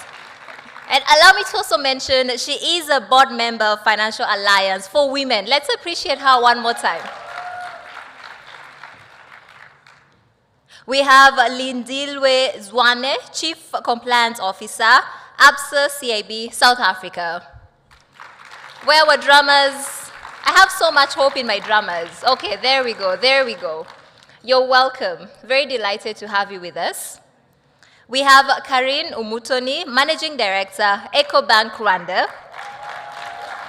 Amazing, amazing. You're welcome, Karine. And our moderator, guys, it's amazing, Inez Murray, the CEO of Financial Alliance for Women.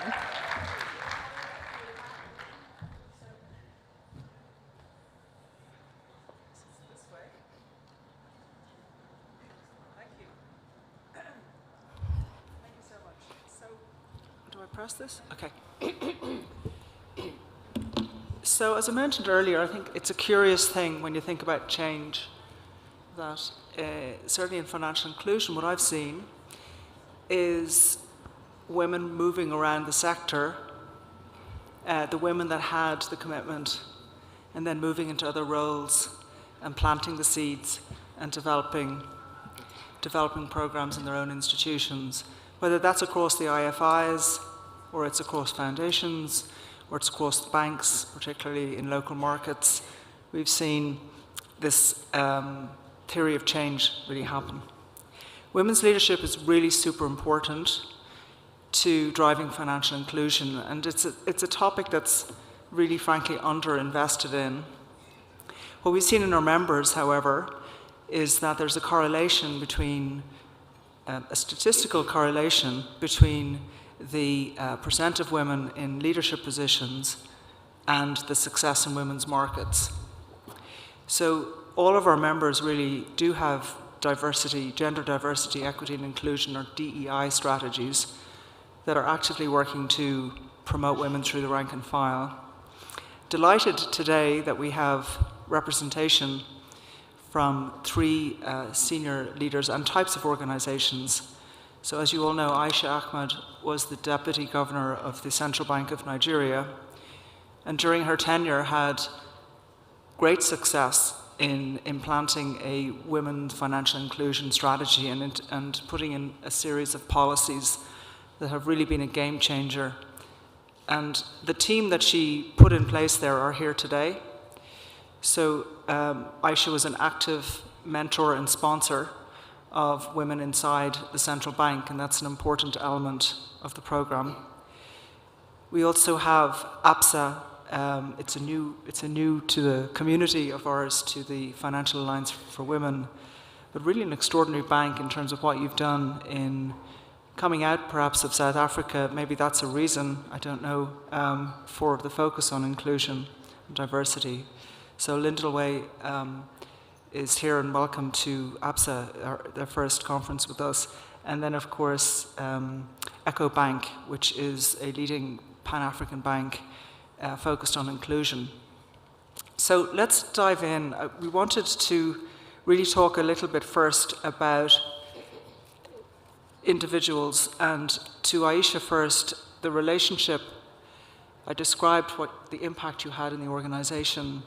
If you could articulate or share with us if there's a connection between your role at the DG as the first woman really to use that role to really drive financial inclusion. Is there a correlation between that feat your gender and life experience as a woman and your determination to make a difference in the world?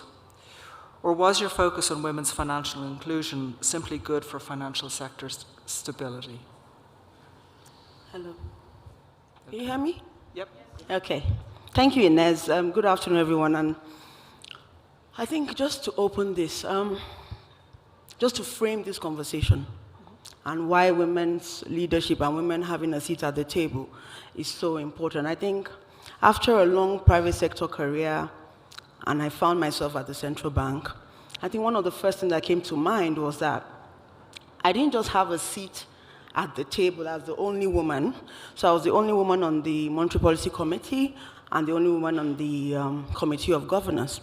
But I was very conscious of the opportunity to shape the narrative and to start to put on the table institutional policies that could actually get us to inclusion, not just in leadership, but in financial sector.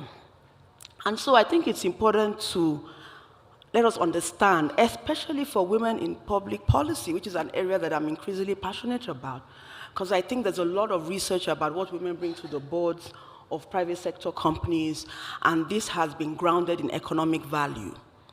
And we've not been very good at, say, we know anecdotally that if a woman is at the helm of some of these policies, they'll be more inclusive anecdotally. But I think we need to move further and do more research and actually prove that this is the case.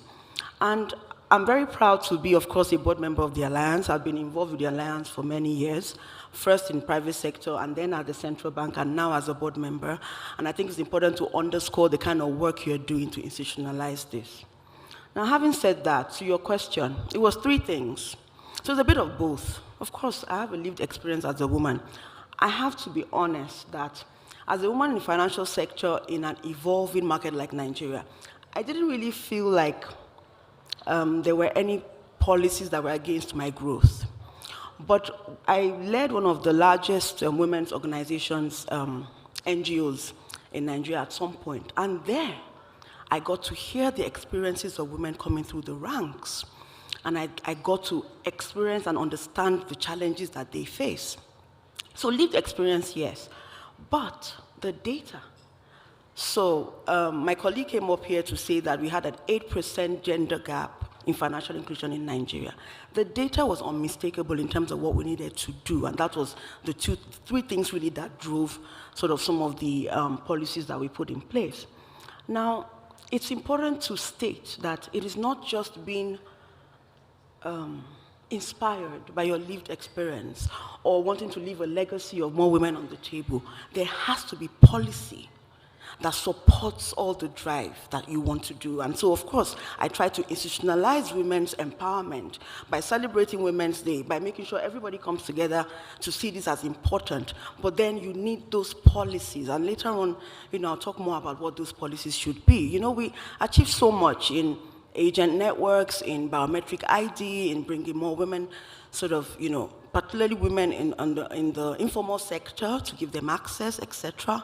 And so I feel that you can't just do this because you're a woman. Mm-hmm. What makes it lasting is those policies, that keep it going. Sure. So that's the public sector, and I think this morning we did see, the female governor. It's only the third female governor on the African continent of central banks. So extraordinary. And I think everybody was very moved by the First Lady's vision. Yeah. And after that, the governor shared with me that, the First Lady has been mentoring girls for 25 years, and those girls are now women. She went into the schools and she started mentoring, and they've become, I don't know if all of them are, but a lot of them successful and empowered women. I thought that was extraordinary. It's not just, it's walking the talk, right? So she's coming from that deep pool of experience. So over to Lindalway and ABSA, Pan-African Bank, 10 banks operating in 11 markets, and you're the executive sponsor of the Banking on Women Forum at Corporate and Investment Bank. Do you think there's a correlation between women in leadership at the bank and the focus on women's financial inclusion? Thanks, Inez. Yes, absolutely. Firstly, I'd actually want to say thank you to all the women and the other panelists that sat before everyone here today.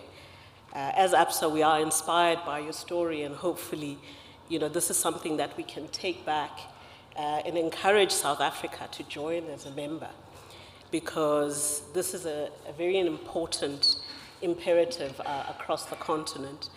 So, in my role as executive sponsor for Banking on Women within the investment bank, I found that it is very important to make sure that you not only have women at the table, but we are also encouraging a broader representation across the board in terms of our products, in terms of how we facilitate business. And I want to share some stats with you from ABSA, just to get some context, given that we're also new to this membership. ABSA, as Inez has said, is present in a number of jurisdictions within the continent, but we also have representative offices in the US, the UK, and other securities businesses in China as well, and are going to be opening up a new office in Dubai. We're 36,000 strong employees, of which across the continent, of which a number of these women within CIB. So if I look at my stats across the board, even from an SA perspective, where we have 51% of the population being women, we have over 60% of our staff as women. And a large number of these women are at entry level and middle management, so junior and middle management roles. But we do not have enough women across the bank at the senior level levels. But there is progress that is being made across the board. And I'm proud to say to date that we now have about 39% representation at senior management level as women. But within an investment bank, we still have more to do. I'm sure you're all aware how South Africa's agenda, particularly on financial inclusion of women, has been wrapped up in the transformation agenda, which is a topic that covers race, gender, and other inclusion aspects. And in that, we can't only focus on women. So initiatives such as this really bring this to the fore and will help us make better decisions. I'm also proud to say that our board is 50% representative, and a good number of them are women. We've also had previously a CEO and a chair that were female. So I'm trusting that all this work that we are putting into initiatives such as this will really drive the representation agenda across ABSA and really have a good impact across all our jurisdictions where we want to create a presence and impact in. Thank you. Thanks, Lindelway. And when we were initially introduced to ABSA a few months ago, one of your senior leaders, we were talking to one of your senior leaders, and I thought it was very interesting that while you have in South Africa diversity, so you have mandates or equivalent around race, you don't really have yet around women, right? So it's an incredible gap, right? So you have all this, we have to have X number of this color and that color, whatever, however we, us humans, define difference. But sorry, we haven't even thought about women yet. So it's an incredible opportunity. Like, you've built the platforms that you can include people, but the women have been not thought about it in the same way, that depth. Yeah, no, 100%. And I see it as not a gap, but as an opportunity for us to build and be stronger in this space. Excellent. So over to Echo and Rwanda, Echo Bank. So you're CEO of Echo Bank. Congratulations.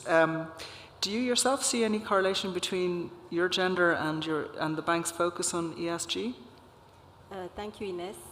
I first want to thank you for bringing the Financial Alliance for Women summit in Rwanda. We're very proud and want to thank the partners that you worked with, AFR, the Central Bank of Rwanda. I think we all heard the powerful statement of our First Lady, and I just wanted to really echo and repeat what she said around how overwhelming it is and strange to still see debate about whether investing in women in business, yet at the same time, we praise the capabilities of women to multitask, to be perceptive and attentive, to nurture the potential of all around us. I think really it goes without saying that all these traits are at the core of the S of ESG. So naturally, this is really correlated to women. So I think I'm not different to that. And I want to respond without repeating to what the other panelists say by giving you an example. About 2 years ago in Rwanda, we came up, it's an initiative from the women executive in the financial sector. I think you heard our First Lady say today almost 50% of our banks are led by women, which is quite a strive. This wasn't the case about 5 years ago. And we came up with an initiative. It really started as a peers conversation on how do we accelerate gender diversity, promote inclusive finance, advocate for responsible leadership, and we came up with what is called the Women in Finance Rwanda. Today, I believe, Ines, you know it, it is a platform that is really driving a lot of initiative, including policy change, including behavior change in banks. We're also mentoring our young finance lady in the entire banking sectors. We have over today 10 signatories of the Women in Finance Rwanda, and I don't think this would have been possible if we didn't have women leaders in the banking sector. So I think this is also something that I want to highlight that speaks to your questions. From an EcoBank perspective, really DEI is at the core of what we do. When you talk about diversity, EcoBank Group has about 45 nationalities across the group. We're in 35 countries. So in itself, it is really quite diverse. There's been a lot of effort from the entire group to lead the front in terms of diversity and inclusion, having more women as CEOs of the affiliates. I think today we're progressing quite well. We are about 10, I believe, out of 30 countries. We signed the various code that commits the bank, and this is really overseen from a board perspective. We have a board that is in charge of ESG. I don't think many institutions have a committee that is only looking at ESG and diversity, so DEI is really, really something that we believe will transform the way we give financing.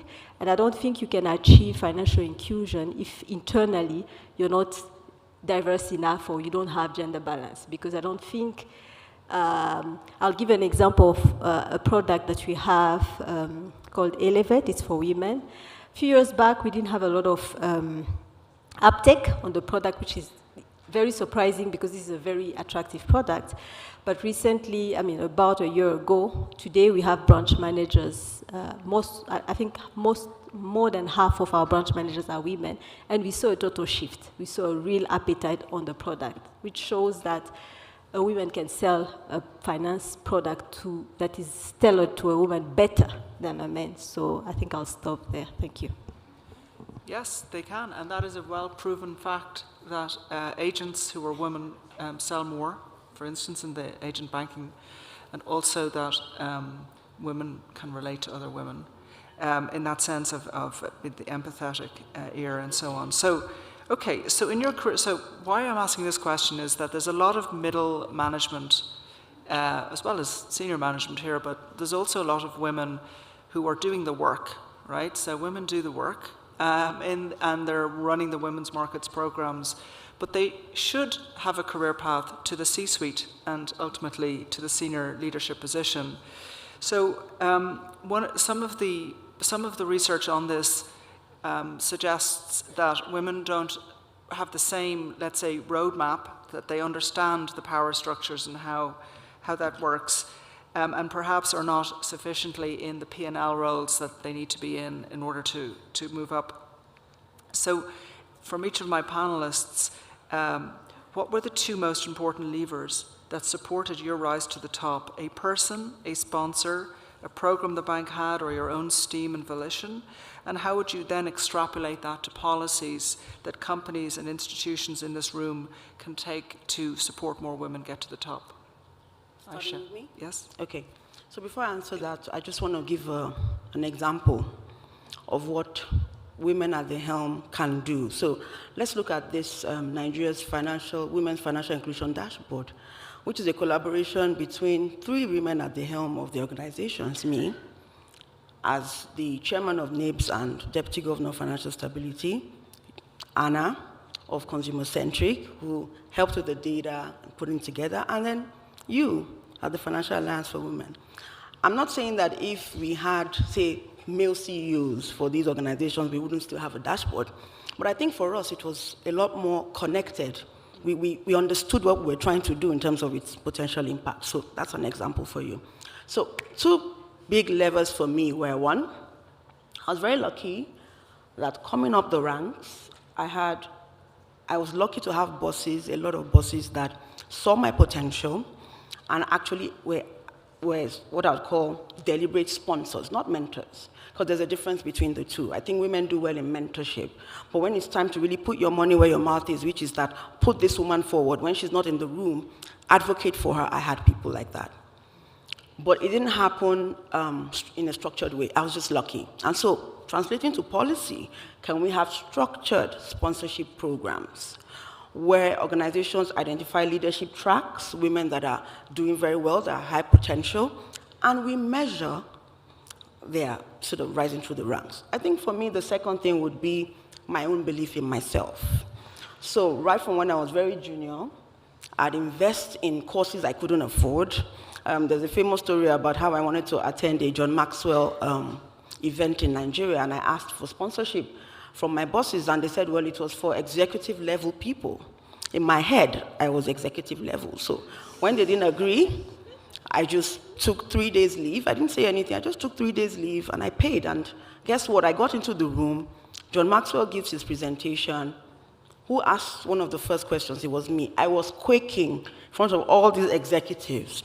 But there's something powerful about when you really, really invest in yourself. Because I knew I'd paid so much. I'd paid something like 4 months worth of my salary, and I wasn't going to leave that place without making an impact, And I met so many people from there. So, translating to policy, what can we do? We can encourage women to be ambitious. We can provide flexi working that allows them to take time off to go and pursue education. I did my CFA when I had a job and I had a young family. But I was able to do that because I had support, and doing the CFA has transformed my life from an analytics perspective. So those 2 things I think would really drive things. And we need to let women be more confident, to really think big about what they can be and what they can do. It's not just having a structured program and saying, let's push you through this organization. It's about looking at the woman and saying, where do you see her beyond your organization? So we need more confidence building, and we need more women to come out and talk about how they got there. I know a lot of people say, it was God, well, we're Africans, God helped me and everything. But you can have some specific, say how it worked for you, so that's what I would say.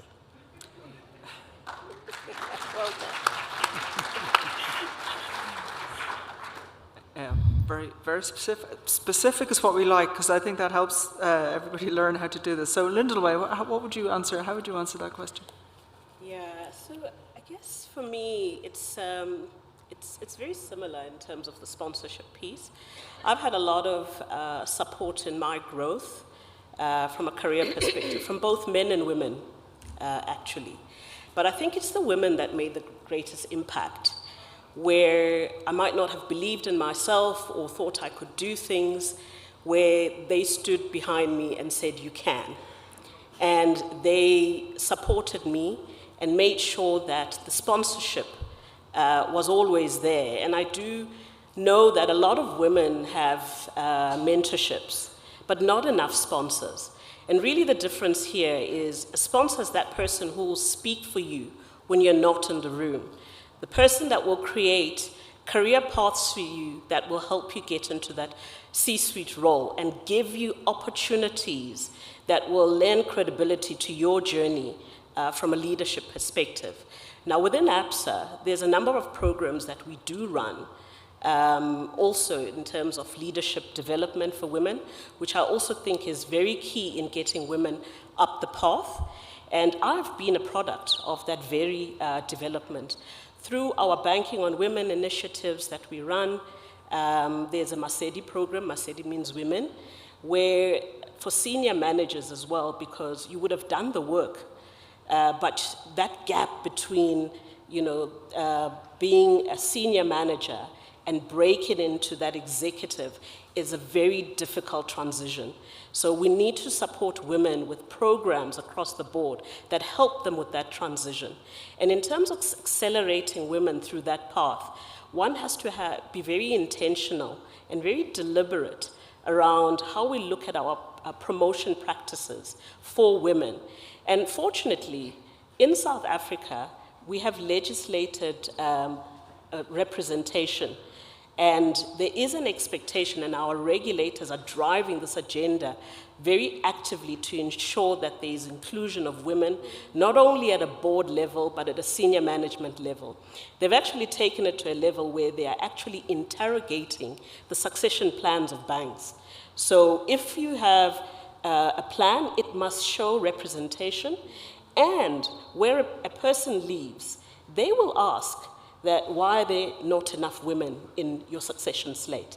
So we really have to be very focused and intentional about how we do this, and programs such as the Banking on Women really help elevate women within the organization to help them rise in those ranks, and not only just get there, but we need to retain them there. So there are other things that we do, but it is a very important topic within South Africa, and is something that is supported across the industry as well as by regulators. Amazing. Would you like to comment? Yeah, just to complement, I think it's not very different from what you both said, and I want to congratulate you for doing your CFA with children and work. I'm a dropout just because of that reason. At some point, I just said I can't do it all. So I think that speaks to sometimes the choice that women have to make in terms of, juggling. For me, it's also a leader that believed in me even before I did. And because of that, I felt trusted and I didn't want to disappoint. So I really invested in myself. I learned hard and really wanted to prove that it's possible. At some point in the beginning of my career, I was the only women executive in a bank. And it was really a test. And I felt like it was a responsibility to ensure that I deliver better than what it was expected, so that more women can be trusted. So I think as institutions, we just have to make sure, because we know that women usually tend to wait to be perfectly ready to take on position. So we need to have structured way of, even if we're never ready, men and women, we're never ready. I think usually men are more confident to take on the job or to advocate for themselves, or even when they are not fully ready. So I think we need to also have a way to have sponsors that will really push and put the women at the table, so that they get ready as they sit on the table. Because I think it is a little bit of push that is required, and I think sponsoring is what you say that would help that. I think for me, what I also want to add is, I think the Rwandan ecosystem has also allowed us women in Rwanda to really be at the forefront. It starts at government today, so the corporate world really followed through. And today, I'm sure that we have a lot of young finance women that aspire to be CEOs of banks, because they actually see some of us who were not CEO a few years ago, that are now leading institutions, gives a lot of trust. So I think it's also about representation. So when you see that there are women that are doing it, then it's possible to inspire the young generation. Thank you. And in terms of, let's say, so we talked about the sponsorship issue, and thank you for clarifying that. I didn't realize there was the difference between sponsorship and mentoring was when somebody wasn't in the room, that they were advocating for you. But of course I know there's those sponsorship programs in terms of senior execs identifying high potential women within the organizations and ensuring that they're. Are there any other kind of structural policy type DEI things that you would say, like perhaps pick one each that would be the most important thing in addition to the sponsorship that you would say about getting women right to the top? So we know there's a little bit of a hollowing out in the senior middle management layer in the financial services industry. So we don't have that pipeline to make that pyramid less of a pyramid and more like this. Go ahead, Taisha. I'll go. I think it will surprise a lot of people in private sector to know that it's as simple as flexi working. These are things that we've been talking about since the 60s, about flexi working. The problem, because if you look at, say, COVID did something transformational for private sector because everyone started working in a more flexible way, but you've not seen that flexibility come around, especially in the policy side. So I like talking about the policy side.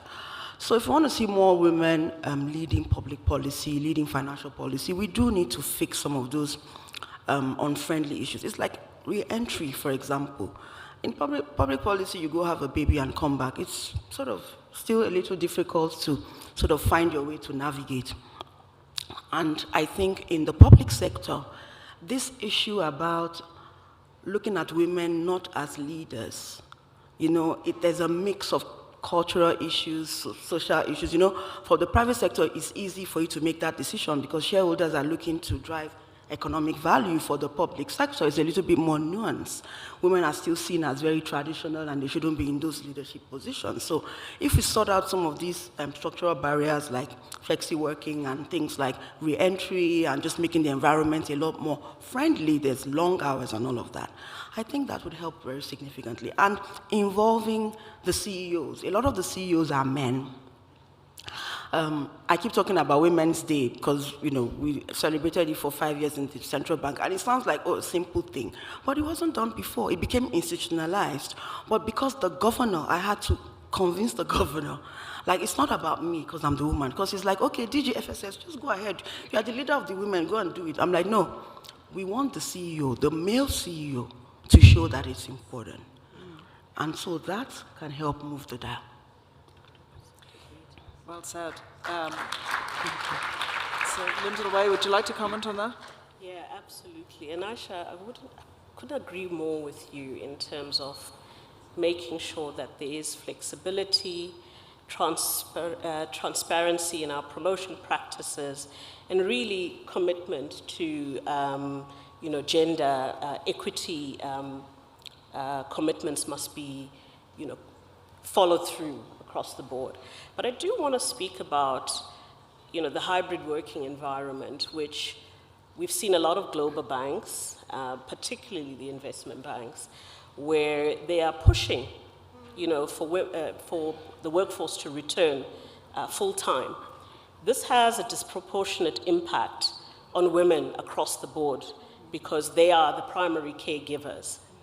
And often this then means that they deselect employment in favor of jobs that will allow them the flexibility.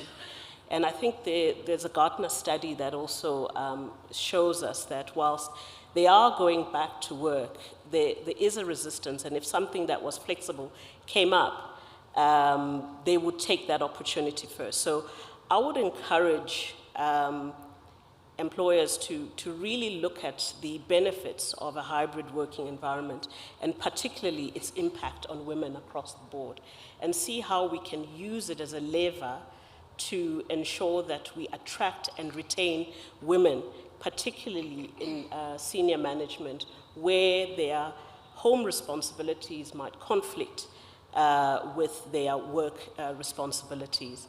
So I know for a fact that within the investment bank, if you have a role that's available that requires you to travel across the continent, there are very few women who put up their hand for that. So we need to find ways of supporting women across the board to enable them to succeed in the C-suite roles.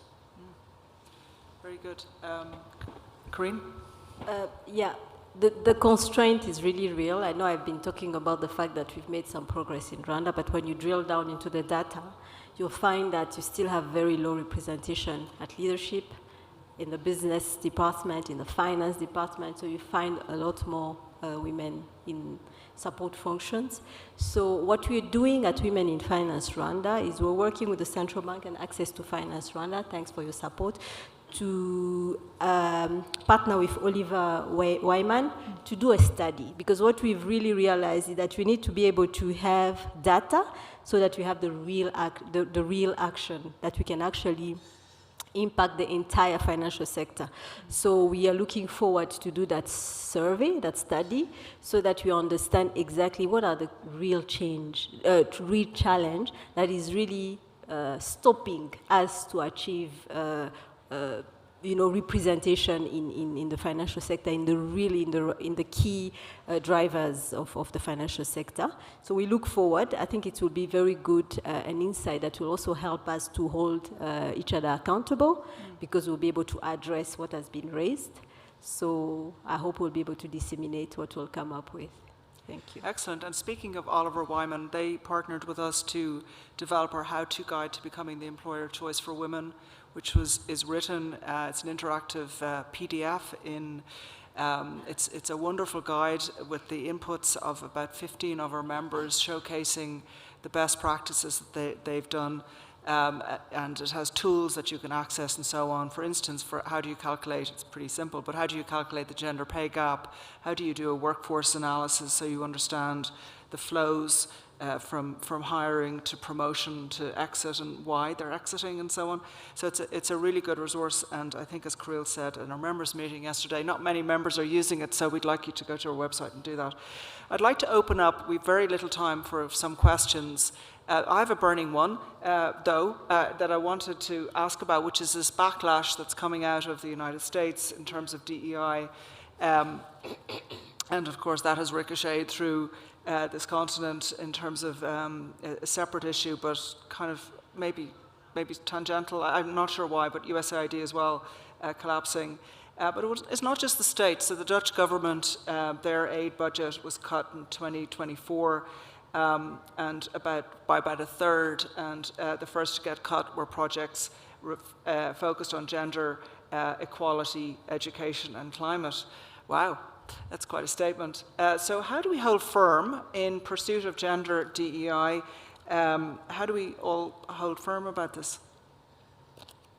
And any questions, please, as well? There's one over here. So maybe we'll have, yes, why don't we answer this briefly, and then we'll get the questions from the floor. Thank you. Okay, I think the short answer for me would be to anchor in business value. And we've always tried to anchor in business value. So position it as a risk or as an opportunity, depending on where you're having a conversation. You're having a conversation on financial stability, it is a risk for you to have women excluded or contributing to the number of excluded individuals, because it affects monetary policy transmission, for example, and it can affect many other economic indices. On the business side, we position it as a lost opportunity, like the Alliance is trying to do, the $6 trillion opportunity. How do we hold fast on this? I think I look at this as temporary. I look at it as a fad. And what happens to fads? They come and go. But facts are always evergreen. So we focus on the facts, and we persist as leaders. So whatever position you are in today in this very critical times, it's important that we are sending the message that we have always been about value, and it's never been about fairness or looking at equity as an ethical thing.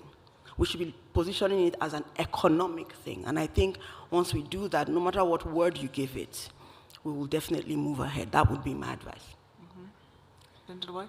Yeah, and I think we're really at an inflection point as a continent when it comes to financial aid. And we've really got to, as financial services providers, I think this is a call to action for us, because we can't always rely on the charity donors, we have to find solutions, African solutions to African problems. And as a result of that, I'm expecting us to innovate in terms of how we make sure we reach women's markets and actually make sure that they can also have access to financing. That's not only donor funding. But I do understand the importance of having it. If I look back at my own history, my grandmother, who was a midwife by training, ran a shop as well as did some farming to feed her family of 8. And again, it was through necessity that she did that. And because things are expensive, she decided to scale and wanted to go into commercial farming and was growing tobacco. But in her local SACCO at her age, during her time, it was only men who were, within those agencies. But it was the donors that came up and said, we want to make sure that the women are included. So she benefited from that. And she was able to send all her children to school and make sure that, they thrived. She'll remind you that, I've got a Harvard graduate, simply because donor funding is there. But I think we, as banks, can step in and make sure that we build Africa's tomorrow together, one story at a time. By the way, that's our purpose statement. Oh, nice one. Very nice. Good training. Corinne, and then we're going to go to the one question from the audience. Yeah, thank you. I agree with what they said, and I think for Africa, the cost of exclusion is too high. 50%, more than 50% of our population are women.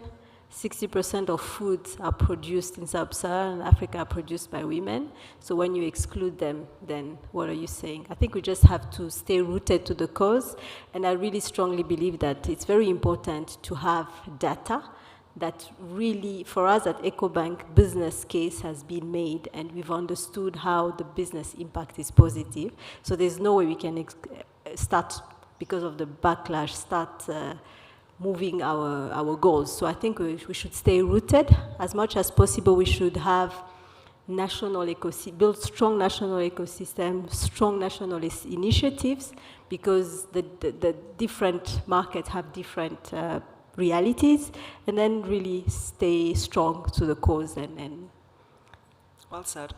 Please.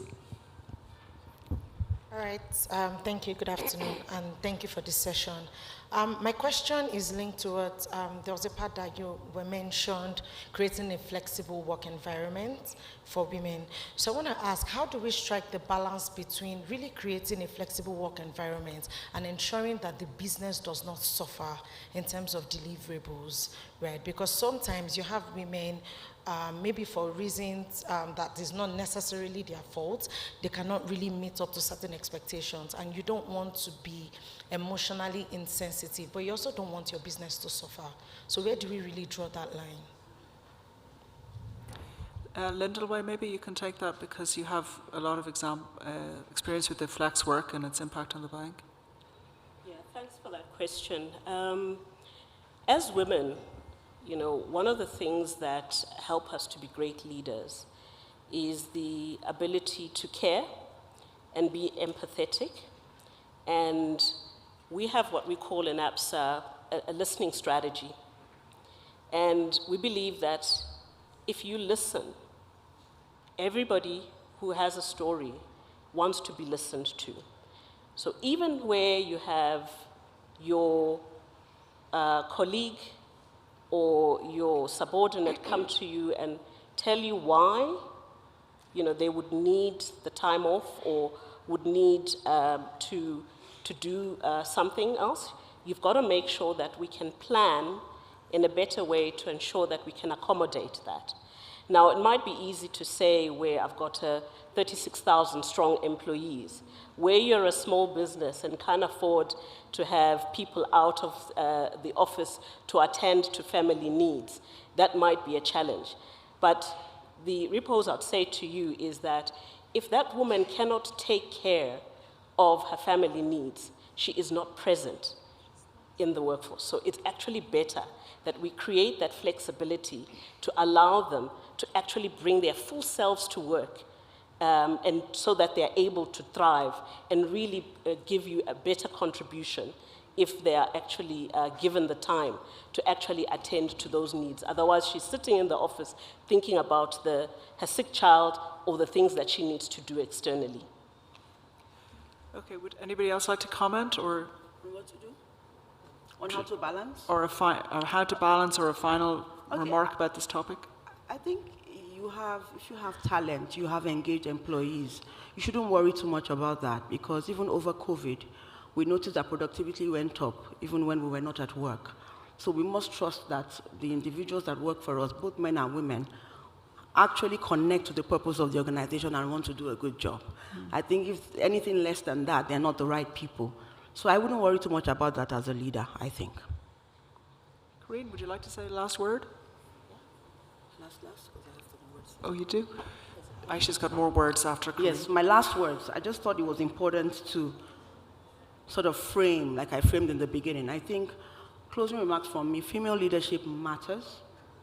It matters because when we are at the table, we make a big difference. We change the narrative. We shift the systems. It's important. I know that this is a very testy time for leaders, but I don't want us to focus just on being resilient. Oh, let's get over this time. No, we still need to create ambitious targets for ourselves. It is even when you have these backlashes that you must press on and press forward. So it's not just about resilience, it's about defining the North Star and moving forward with it. And I think the last word I would say is that the leaders of this generation, us, would have succeeded when the ambitious woman, ambitious young lady in this room gets a seat and knows that she can start changing things immediately she gets there. And that will be the result of the work that we do in this moment. Thank you. Thank you. So 2 things from me. I would encourage institutions to ensure that we measure our success when it comes to women. What gets measured gets done.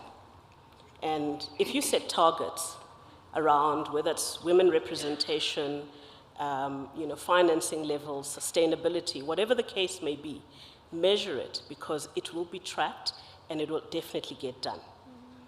Then the second thing I want to leave everyone with is, as women leaders sitting in this room today, we would have heard very important messages in relation to how we lead as women, the barriers to financial access and inclusion. And I trust that each of us will lift as we rise in our own environments to ensure the success of all women across the board. In South Africa, we have a saying that women are imbogoto. Imbogoto is called a rock. So I really loved the First Lady's parting remarks, and that will stay with me. Let's rock that boat.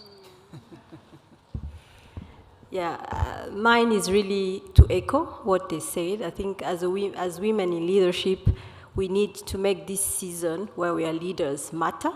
We need to really change what is not working. Our challenge in Rwanda, in Women in Finance Rwanda, is really how do we impact these entrepreneurs, these businesses, women businesses that are not accessing finance. Let's really, really change that, because otherwise we would have been leaders for nothing, because we wouldn't have changed anything. Secondly is, as you said, lift. It's really a responsibility. As you sit on the table, please make sure you bring 3 more on the table so that this continues and we don't really go back to a world where diversity is not a discussion. And I think we will say that we've succeeded if we no longer actually have to convince and talk about gender diversity, because it's too obvious. Thank you. Well, thank you. Thanks for our panelists. Lift and rise. I think you have a lot of very nice tweets and so on out of this panel. So I'd like to thank our leaders. They're really exceptional, and there's many more in this room. So congratulations, and thank you for your words of wisdom. Thank you.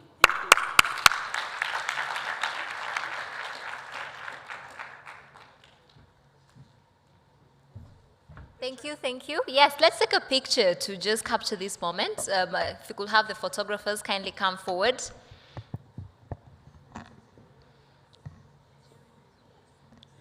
I think as women in this room, we're also challenged. Let's take up space. Let's take up space and do everything we can to continue with building bridges. Thank you. Okay, photographers are happy. Thank you, Inez, and our amazing panelists for sharing insights.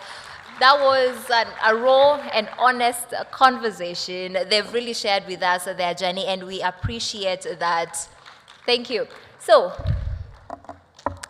as we get ready to wrap up today, a lot has been said.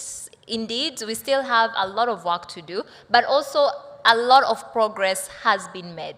So, the next coming minutes, we're going to be spotlighting individuals as well as organizations that are really doing amazing in this space. And now we're really going to celebrate. We're going to transition to one of the most inspiring moments of today, the Champions of the Female Economy Awards 2025. I am excited for this. These awards are presented annually by the Financial Alliance for Women to recognize financial institutions with bold, data-driven strategies to champion the female economy. And each year, the Alliance celebrates member institutions that have made outstanding progress in closing the gender gap in finance and transforming the lives of women as entrepreneurs, professions, and head of households. This year's awardees represent 4 continents. We have Latin America represented, Asia, Africa, and the Middle East, and each one has taken measurable steps to put women at the center of financial innovation and economic growth. So we're going to go category by category, calling out the winners. So get ready to cheer.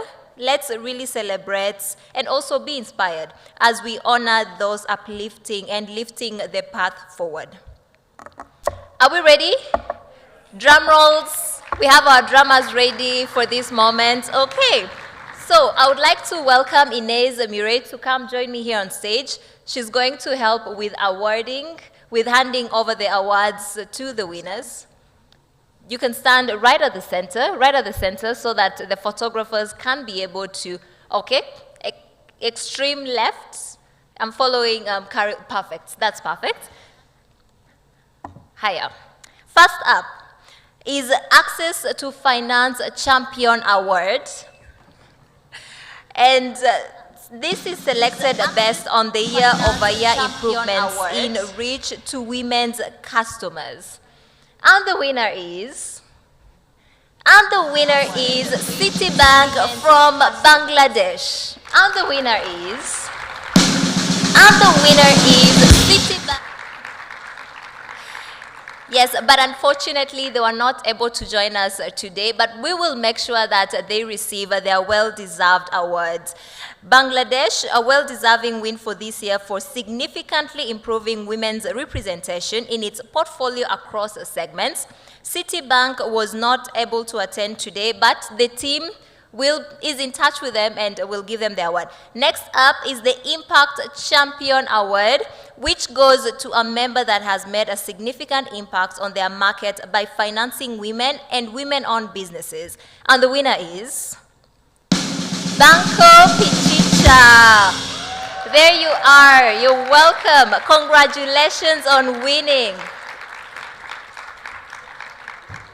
They were named Impact Champion for their outstanding impact on women-owned MSMEs in Ecuador, providing them with more than $1.7 billion in financing in 2024 alone. Let's give a round of applause to Marcia Diaz. And before you exit, I want to give you like a minute to just say a few words.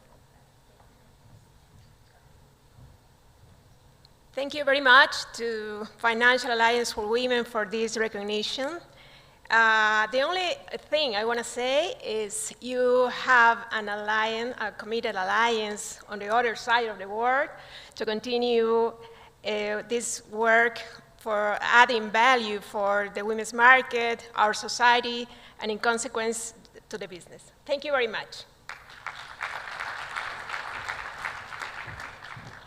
Thank you so much, Marcia. Up next, we have the Non-Financial Services Champion Award, which goes to a member that reached more than 100,000 women in 2024 with non-financial supports, including financial literacy, business enablement, access to networks, and more. And the winner is KCB, Kenya Commercial Bank. Let's give them a round of applause as they come forward to accept their award. There she is, there, Naomi Ndele. Congratulations, Naomi, to the entire team as well. KCB has been a long-time leader in the provision of non-financial services, and we applaud their continued growth in this area. Amazing, amazing. And let's capture that moment.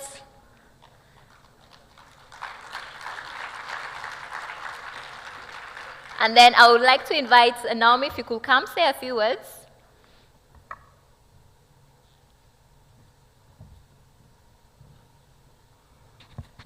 Thank you so much. And on behalf of KCB Group, I'm honored to accept this 2025 Non-Financial Services Champion Award from the Financial Alliance for Women.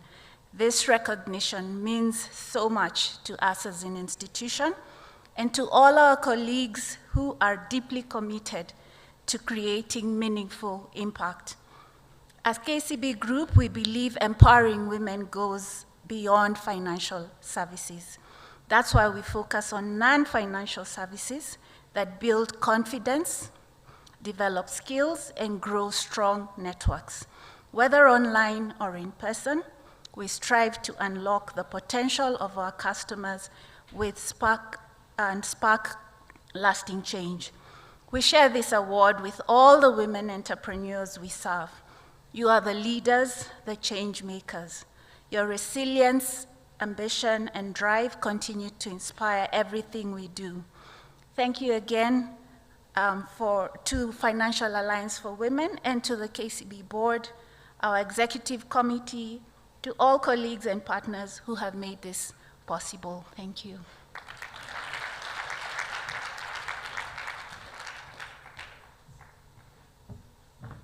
Thank you so much, Naomi and the team. Our fourth prize is the Digital Innovation Champion Award, going to a bank that demonstrates how digital financial services can be a game changer in women's financial access. And the winner is NMB Bank Tanzania.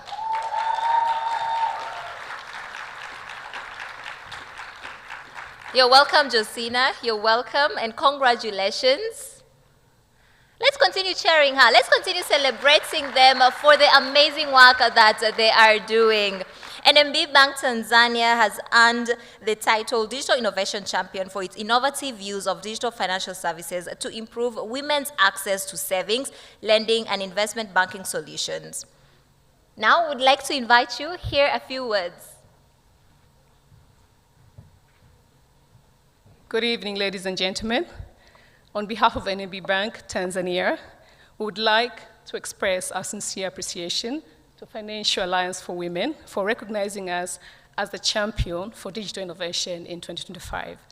NMB continues to foster a culture of innovation. We recognize innovation as a strategic pillar within our organization. This allows us to create digital products that are accessible to market, push our bank forward, but delivers a positive impact into our community. Thank you very much. Thank you so much. Next up is the Women in Leadership Champion Award, which goes to a member that is making impressive strides in getting more women employees into the leadership pipeline. And the winner is HPL Pakistan.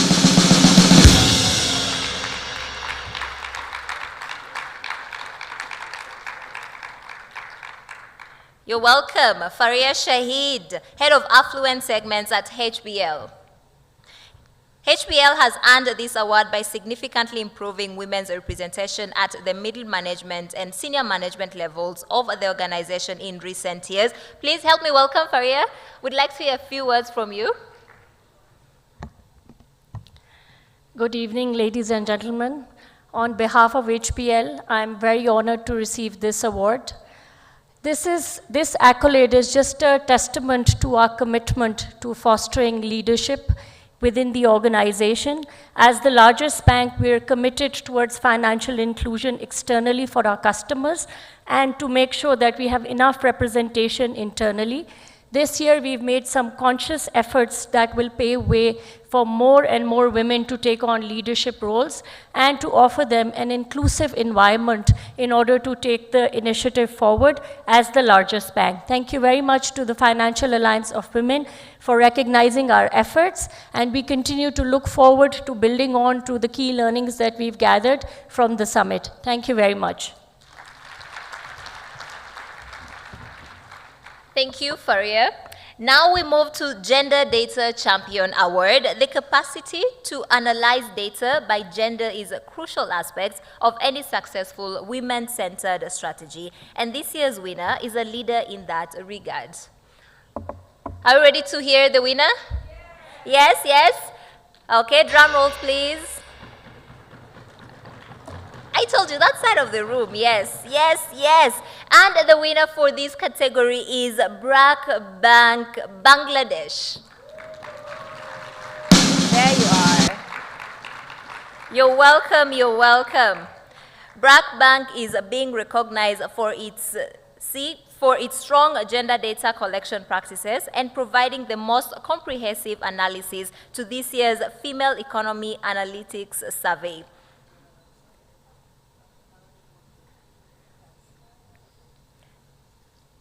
Right after they receive the award, we'll invite the bank's Chief Technology Officer, Ms. Nuru Nahar Bagum, to come and just give us a few remarks. You're welcome. Good evening, everyone. I am Nuru Nahar Begum, CTO of BRAC Bank, and I am thrilled to accept this award because as a CTO, it's my duty to keep the data and provide the data as business requirement. This recognition is a proud moment for our organization, reinforcing our belief that data guided by purpose has the power to drive transformative change. At BRAC Bank, gender integrated banking is not an initiative, it's at the heart of what we do. Our platform, Tara, is not about simply creating financial debt products, it's about building pathway for women to grow their business, manage finance, and take control of their future. This is possible when data is used properly. Data is not for just a number. These are stories. Behind every data point, there is a woman who trusts us and with her dreams. I want to thank Financial Alliance to inspire us to invest in strong analytics, innovative technologies, and inclusive models. I also thank them to arrange such summit for providing a platform where stories, strategies, and solutions for the women's economic empowerment can be shared and celebrated. Thank you. Thank you, Ms. Nurun, for sharing your remarks with us. Up next is the Engagement Champion Award, recognizing the member that contributed the most to the Alliance peer learning programs in the past year. And the winner is Banco BHD, Dominican Republic. You're welcome. Congratulations. Yes, let's continue with the applause. Amazing things are being done, breaking barriers. We celebrate you today. Banco BHD contributed invaluable expertise as speakers and mentors in the Alliance's peer learning programs throughout the past year. Let's welcome Elizabeth Rojas, second VP Women's Business Strategy, to say a few words. Hi. Good afternoon, dear friends of the Financial Alliance for Women.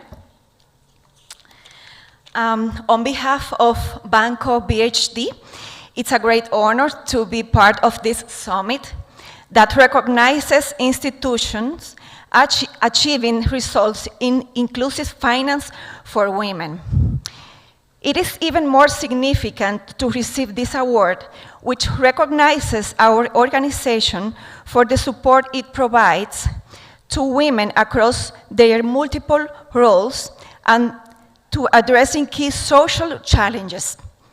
We sincerely thank the Alliance for acknowledging Banco BHD on our ongoing commitment to the advancement and well-being of women, an effort that positions us as the leading financial for women in the Dominican Republic. Thank you very much.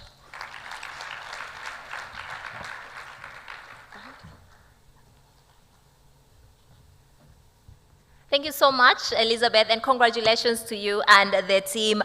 Now, for an award that is a little bit different, the Changemaker Award, which goes to an individual who has made a lasting change as a champion of women over the course of their career.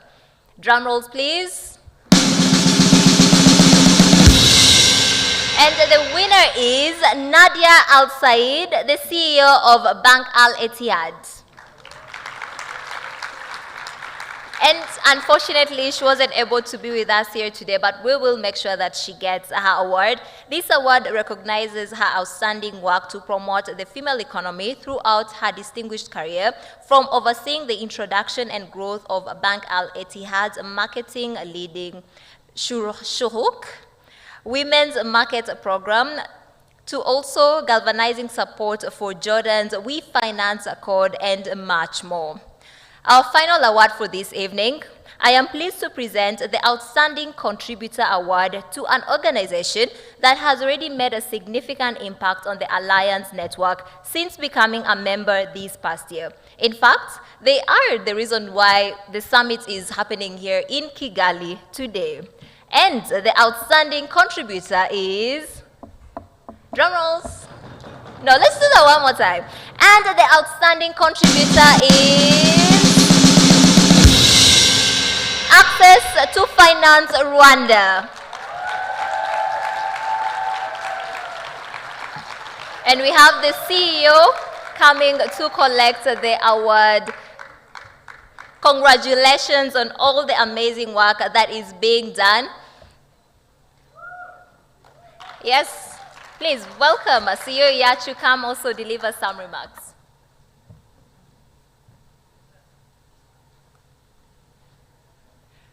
Did you see that I'm the first man to get the award today?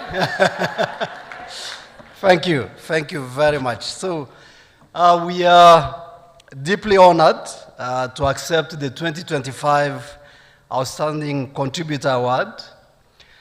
This recognition is truly humbling and reinforces our commitment to continue catalyzing the Rwandan financial ecosystem to uplift and empower women entrepreneurs across Rwanda through increased access to and use of appropriate financial solutions. On behalf of the AFR board, the entire team that is here, I hope I can see, yeah, good, and the Rwandan financial sector fraternity, I'm sure they're here, yes. So we extend our gratitude, sincere gratitude to the Financial Alliance for Women for recognizing the work we are all passionate about. Once again, thank you for this incredible honor. I think Inez and Yachu, before you leave the stage, I want to call all our winners. Come, let's take a group picture together as we continue to celebrate the amazing work that is being done. If you could all kindly come forward with your trophy. Yes, do come forward. And also we call the photographers to be on standby. Yeah, and the group photo will conclude the 2025 Champions of the Female Economy Award, well, Female and Partners Economy Award. Very excited for the amazing work that is being done.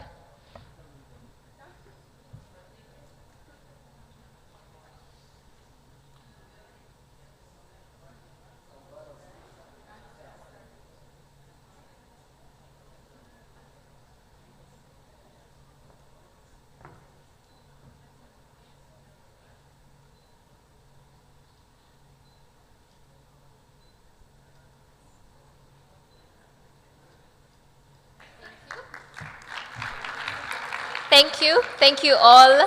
Let's give them another round of applause as they exit the stage. And I would like to call back Jean Bosco Iachu, the CEO of Access to Finance Rwanda, to come and deliver the closing remarks for today. Let's welcome him with a round of applause.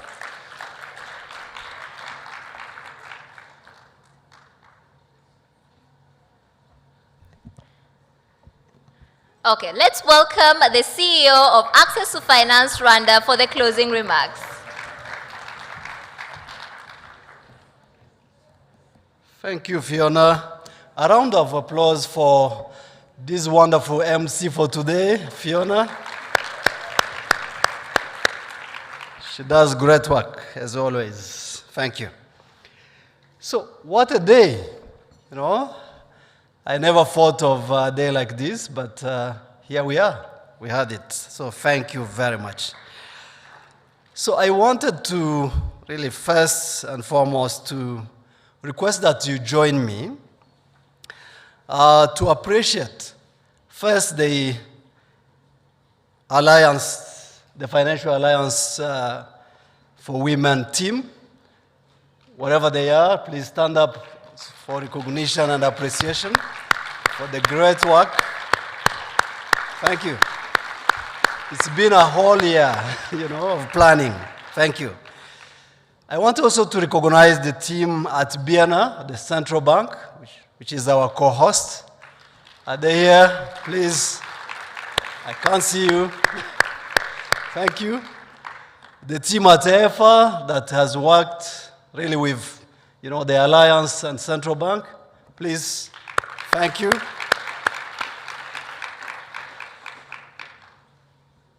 The team that is helping us with the audiovisual translation behind there in the booth, please accept our appreciations.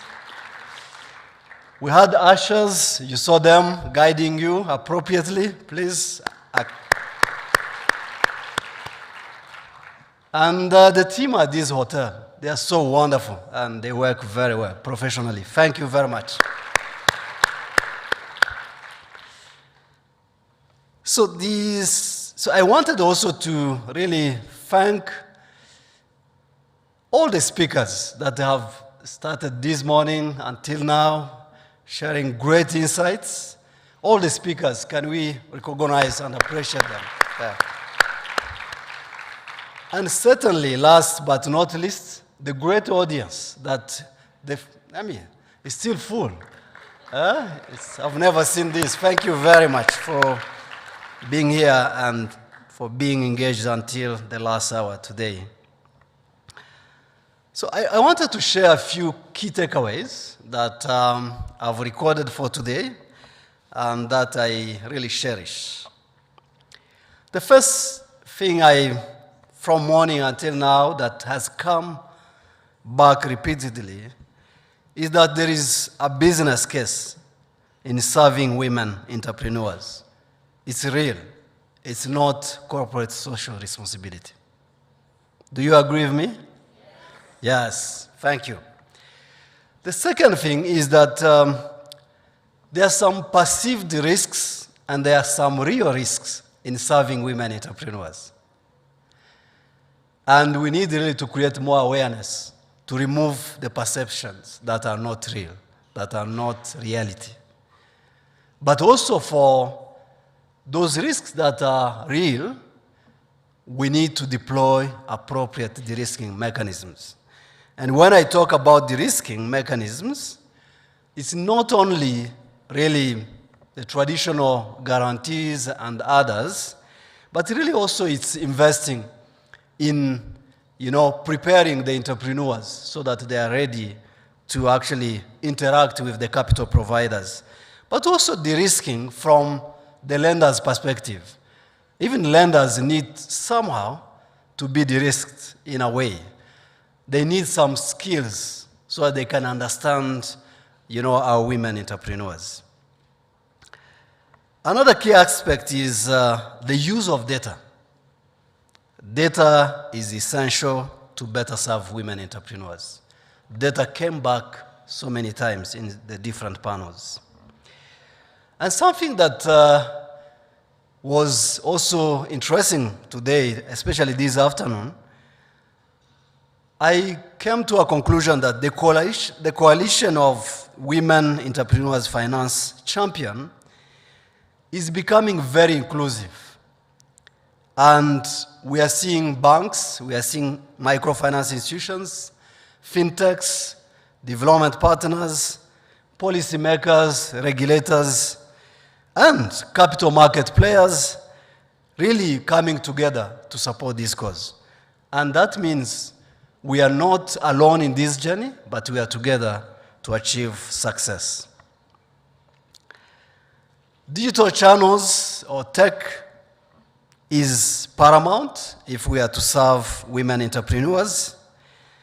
And something also very important that was highlighted is that we need to combine both high touch and light touch. You cannot just go with light touch, because women, they like relational banking rather than transactional banking. So it's very important that we engage with them. In fact, what I heard from one of the ladies that are running successful businesses, they told me that they need growth partners, not just financial service providers.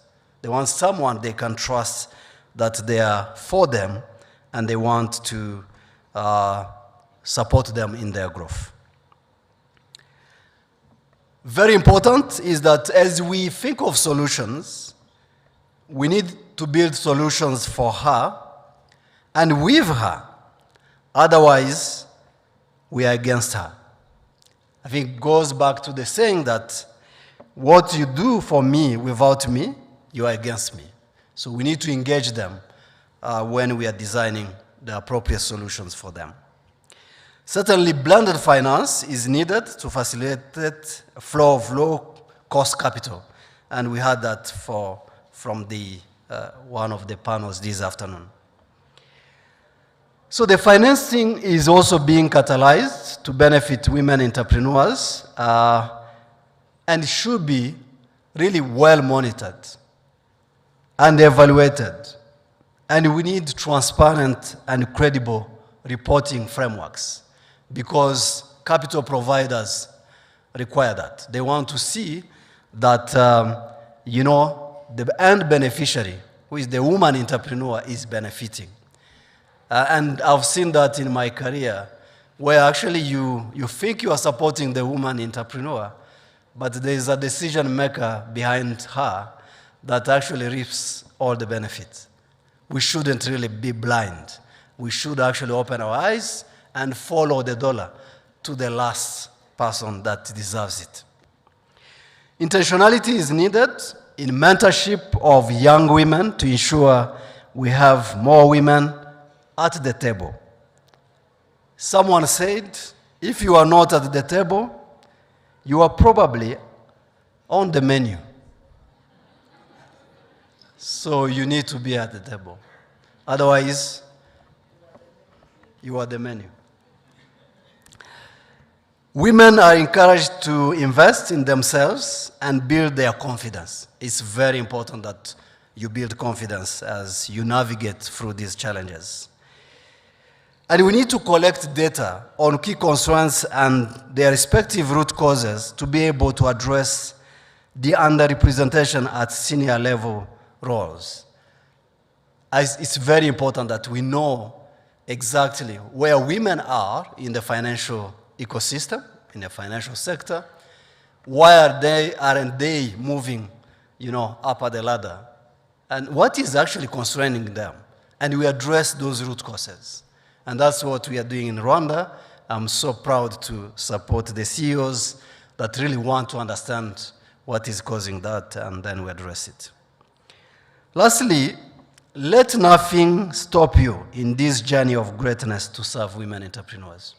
There's nothing that can stop us, and we are with you in this journey. So over to you, Fiona. Thank you very much.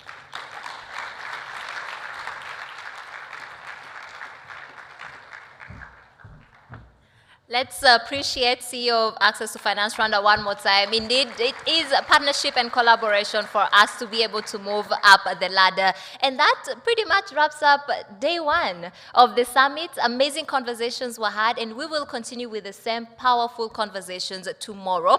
Let's meet back here.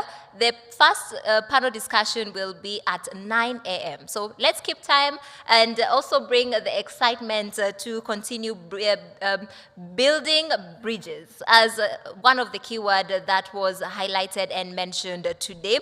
And please do join us for cocktails and also continued conversations as we continue to reflect together. Thank you all. Enjoy your evening.